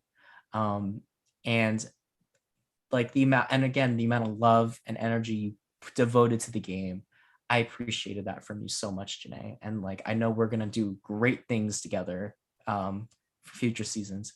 Thank you to Lana, who joined our production team again after All Stars and did a lot of great confessionals. I know she's not here tonight. Thank you to V, who again started hosting with us all the way back in season 5. You're always a great common voice. She was on the diary rooms. She was helping me run the challenges. I appreciate V. I also appreciate my girls Sharonica and Bria, even though y'all weren't here as much. Sharonica and Bria are still icons and legends, and they still kept me laughing and kikiing when we would talk about the game. And thank you to the viewers that watched this season, and thank you to everyone that donated to the cash prize this season. So we had one. This was the biggest cash prize in history, namely Robert and Mona Lisa and Louise. Like y'all donated a lot. And Danny and Sherry, thank you for your donation, like not taking your prize money and like donating it to the live game. Like that was so sweet of you. I really That's appreciate sweet. Can I say one thing? Yeah. Regardless of first place and where we placed in this game, we're all winners. And don't make these games devalue your self-worth, because we're all here. We're all winners here. We're all fabulous. We got a purpose here in life. I just want you guys to know that you all made an impact on my life.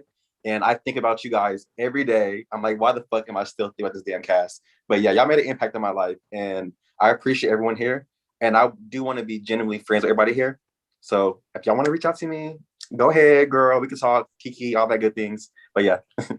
Robert, I still want you to come to Thanksgiving, bitch. Don't act like I didn't. Bitch, listen, I overlooked my comment. I invited you and you responded back like, yeah, but you never said, oh, I'm coming. Hold on, I heard Thanksgiving, I heard food. So Mona Lisa, where's my invitation? Anthony, I just wanted to say before this live that I love you to pieces, and I don't know where we went left, but I have nothing but love for you, and I really hope that we can like fix that, because I literally love you. And Dylan, I think you can attest to this. Like I genuinely she does love you since the beginning. And also, Nay, I know we've had differences of opinion, but I think we're very similar in a lot of ways. And you're my Puerto Rican sister. Like I have nothing but love for you as well. Like I just want you to know that. Mona Lisa, bitch. Best believe we're gonna Anthony- hang after this game. Anthony, I'm dead as fuck as you. Yes, Mona Lisa, we gonna hang after this game. I'm ready to give my goodbyes now. I love you. Okay. Oh, you saw that? Yes, I did. Nay, what are your goodbyes? And after Nay speaks, I have a few announcements to make. So go ahead. Let me wipe my mouth so I don't have like nothing white on him. I was just eating. And before I start, Dylan, this goodbye is for you, bestie. My sister said heavy on the crazy. You are crazy. Oh, yeah. Thank you. Yeah, that was her goodbye to you. Let's see, Robert. Bestie, I knew right when you liked Mona Lisa and then was like, I normally don't act this way in games. Bestie, you act crazy in games. You listen. Okay? You threw him all the way under the bus to me the first couple of days. I was like, ooh. Girl, she did. She was like, she betrayed me in the game. It was true. Moving on. Tyler. That's no positive things. I love your hairline. Best dress. I love your hairline. Best dress. Yikes! Tyler, you're one of my favorite people this season. You made me enjoy being on prod. Every time you or Anthony asked for me to do diary rooms instead of asking for someone else, you guys put a smile on my face. You guys had me hanging in there even though I wanted to like quit sometimes. So thank you for that. Jazz, I hold no animosity to your best friend never getting at me. I'm past that. I love you. You're like the sweetest thing ever. I don't know how anyone can't like you. You just like, you have the purest heart of everyone. No, absolutely. Daddy, oh my God. You just, as much as proud of love Taco Tony, you're the one that gave me life this season. You just, everything you practically did, I just enjoyed it. I loved it. Jenny, I'm glad that you realize your mistakes. I feel like once you finally get past that, your light is going to shine through and everyone's going to see how great you are. Don't let no one tell you different that you aren't great. Everyone has mishaps. You just learn from them and you keep it pushing. Mona Lisa, bestie. Listen. I came up with an international back talk because you're the one with the back talk every time I had to say something. It came from you. I was knew. in kindergarten, honey. You're not I knew. You won't be the last. Listen, I knew every time I started to talk, I had to say no back talk because you were going to be the one to have to say something. You're great. I just knew once you and Robert linked, I thought you guys were going to make it to the end until I realized you guys didn't trust each other. And I was like, well, that's not going to be good. You could have probably won it all. You probably could have won it all. Anthony, I just love me some Anthony. I just love you, honestly. Between you and Tyler, I love you. Honestly do. I'm going to visit you in Vegas. My flight is a 6-hour layover, so you already know. LJ, we didn't really get to talk, but I love your accent. I really do. You're really funny. Your time here in I Love Money House was cut short. They were jealous of you, bestie. They were jealous. That's all. Also, Isaiah, you should have got voted out first.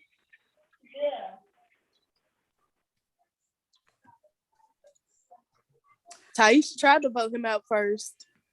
I'm dead. It And never Isaiah happened. couldn't. That's okay. All right. Well, so I have some announcements about what we're doing with the future of DH1 because obviously it's a new era, so there's new things to come. So the first thing I've already announced is minis are coming back. So if you don't know what a mini is a one night only game. They usually last about 4 hours, where we do a whole season in one night. We've had a really great mini winner circle so far. I think I'll show y'all the mini. I was Hall of Fame. robbed. You were. Let me open it because why not? That'd be fun. I seen you were posting to see if your season 1 cast would do a mini. This is the mini wording circle. Charles, Chanel, Isaiah, Ganjo, Raven, Barbie, and Bria. So as far as the minis go, I haven't figured out what our first one will be. I did give an invitation to all of the season 1 players, that includes Sherry from this season. If they want to do a redo of the first season, where they're all active, I would be willing to host them in a one night only game. But other than that, we're going to start minis again sometime next week. I'll start hosting them. So if you're interested in playing in a mini, you can fill out this form and I will send you an invitation as soon as we host one. I Love Money Live. It'll have a different name. I think the name will be Greed and Lust. That will be coming to you very soon. I'm working with Mona Lisa and Sherry and producing that right now. Isaiah as well. And we'll start a casting process for that very soon. It's looking like we'll be filming in Virginia. I may be doing a test run of it with people from my university up here in Albany. So if I do, I'll let y'all know so y'all can watch. It'll probably be juicy because none of them would have played in org before. But more than likely that will be sometime next year. But what about the online games? Because obviously we have to have an online long term. We can't not. So I have a few things in mind. Firstly, I can confirm that I Love Money will be returning for a 9th season. Next season will be I Love Money Bounty Hunters. So if you want to play an I Love Money Bounty Hunters, casting is not open yet. But if you're interested, this is the form. And more than likely, we will begin this season, I'm going to say sometime in the winter. Okay. Another thing that I can announce for y'all that I'm planning on doing is DH1 presents Charm School. We had a little vote and the public has spoken. I'm going to see about getting a cast of some of our most ferocious and iconic players, and we're going to put them in Charm School. So yeah, that's all I'm gonna give y'all on. But I've had this idea in the works for like 2-3 years, so be interesting to see. And this will be people from seasons 1 through 8. So one of you may get a call. And the last thing that I want to announce that I want to begin work on. I've wanted to do this for a couple of years, but I didn't feel I had the resources. I'm going to begin work on DH1's Drag Race. So I am in search of some drag talent. I will apply. If you are a drag queen, if you know a drag queen, we're gonna do the whole 9 yards, and Mona will be applying. Not like that bootleg Drag Race that I saw fucking on Facebook where they just like submitted. Yeah, that was terrible. That was terrible. No shade. Yeah, this will be the full 9 yards. Lip sync for your life live. Snatch game, acting challenges, writing a rap verse and performing. If I didn't love my beard so much, bro, I'll be on it, but girl, I love this beard. So I would actually play Not you that. love this. Though. I low-key want to be on production, but I would definitely play that. So No, those are Mona just Lisa, things- you need to play it. You would kill it. You would So kill it. those Yes, are you just some would. She things will to keep win. your eye on. Those are the things that are in the works. And last thing I'll say is that I'm currently working with some people on a merch line for I Love Money and DH1. So stay on the lookout for merch. Not the merch. Swamp Thing shirt, Shrek with a Yeah, wave just shirt. put like some ham on a shirt, and me and LJ gonna sell at the North Carolina Mall. Country ham. Not the North Carolina Mall. So I believe I covered pretty much everything. Is there anything else that we need to talk about? Deshaun and Lucito, the application, Dylan dropped it. I hope y'all apply and actually be in the game, not in the comments this time. So we could judge y'all asses. I mean, comment on y'all's asses. How about that? Y'all can see what we had to fucking endure. And as for the rest of you, I know this will not be the last time that I see any of you in a DH1 project. So Ginny for I Love Money All Stars. Not the campaign. No, Fever for All Stars 2. I'm Fever, girl, please. I'm sorry. No, excuse me. That's even better. Sean for All Stars 2. Anyway. Oh God, not Sean. Anyway, I think we're gonna wrap it up here. So thank you all for watching, and I will see you guys next time. So from outside the DH1 Network Studios, I'm your host, Dylan Andrews, with the cast of I Love Money 8 one last time, and we will see you all very soon.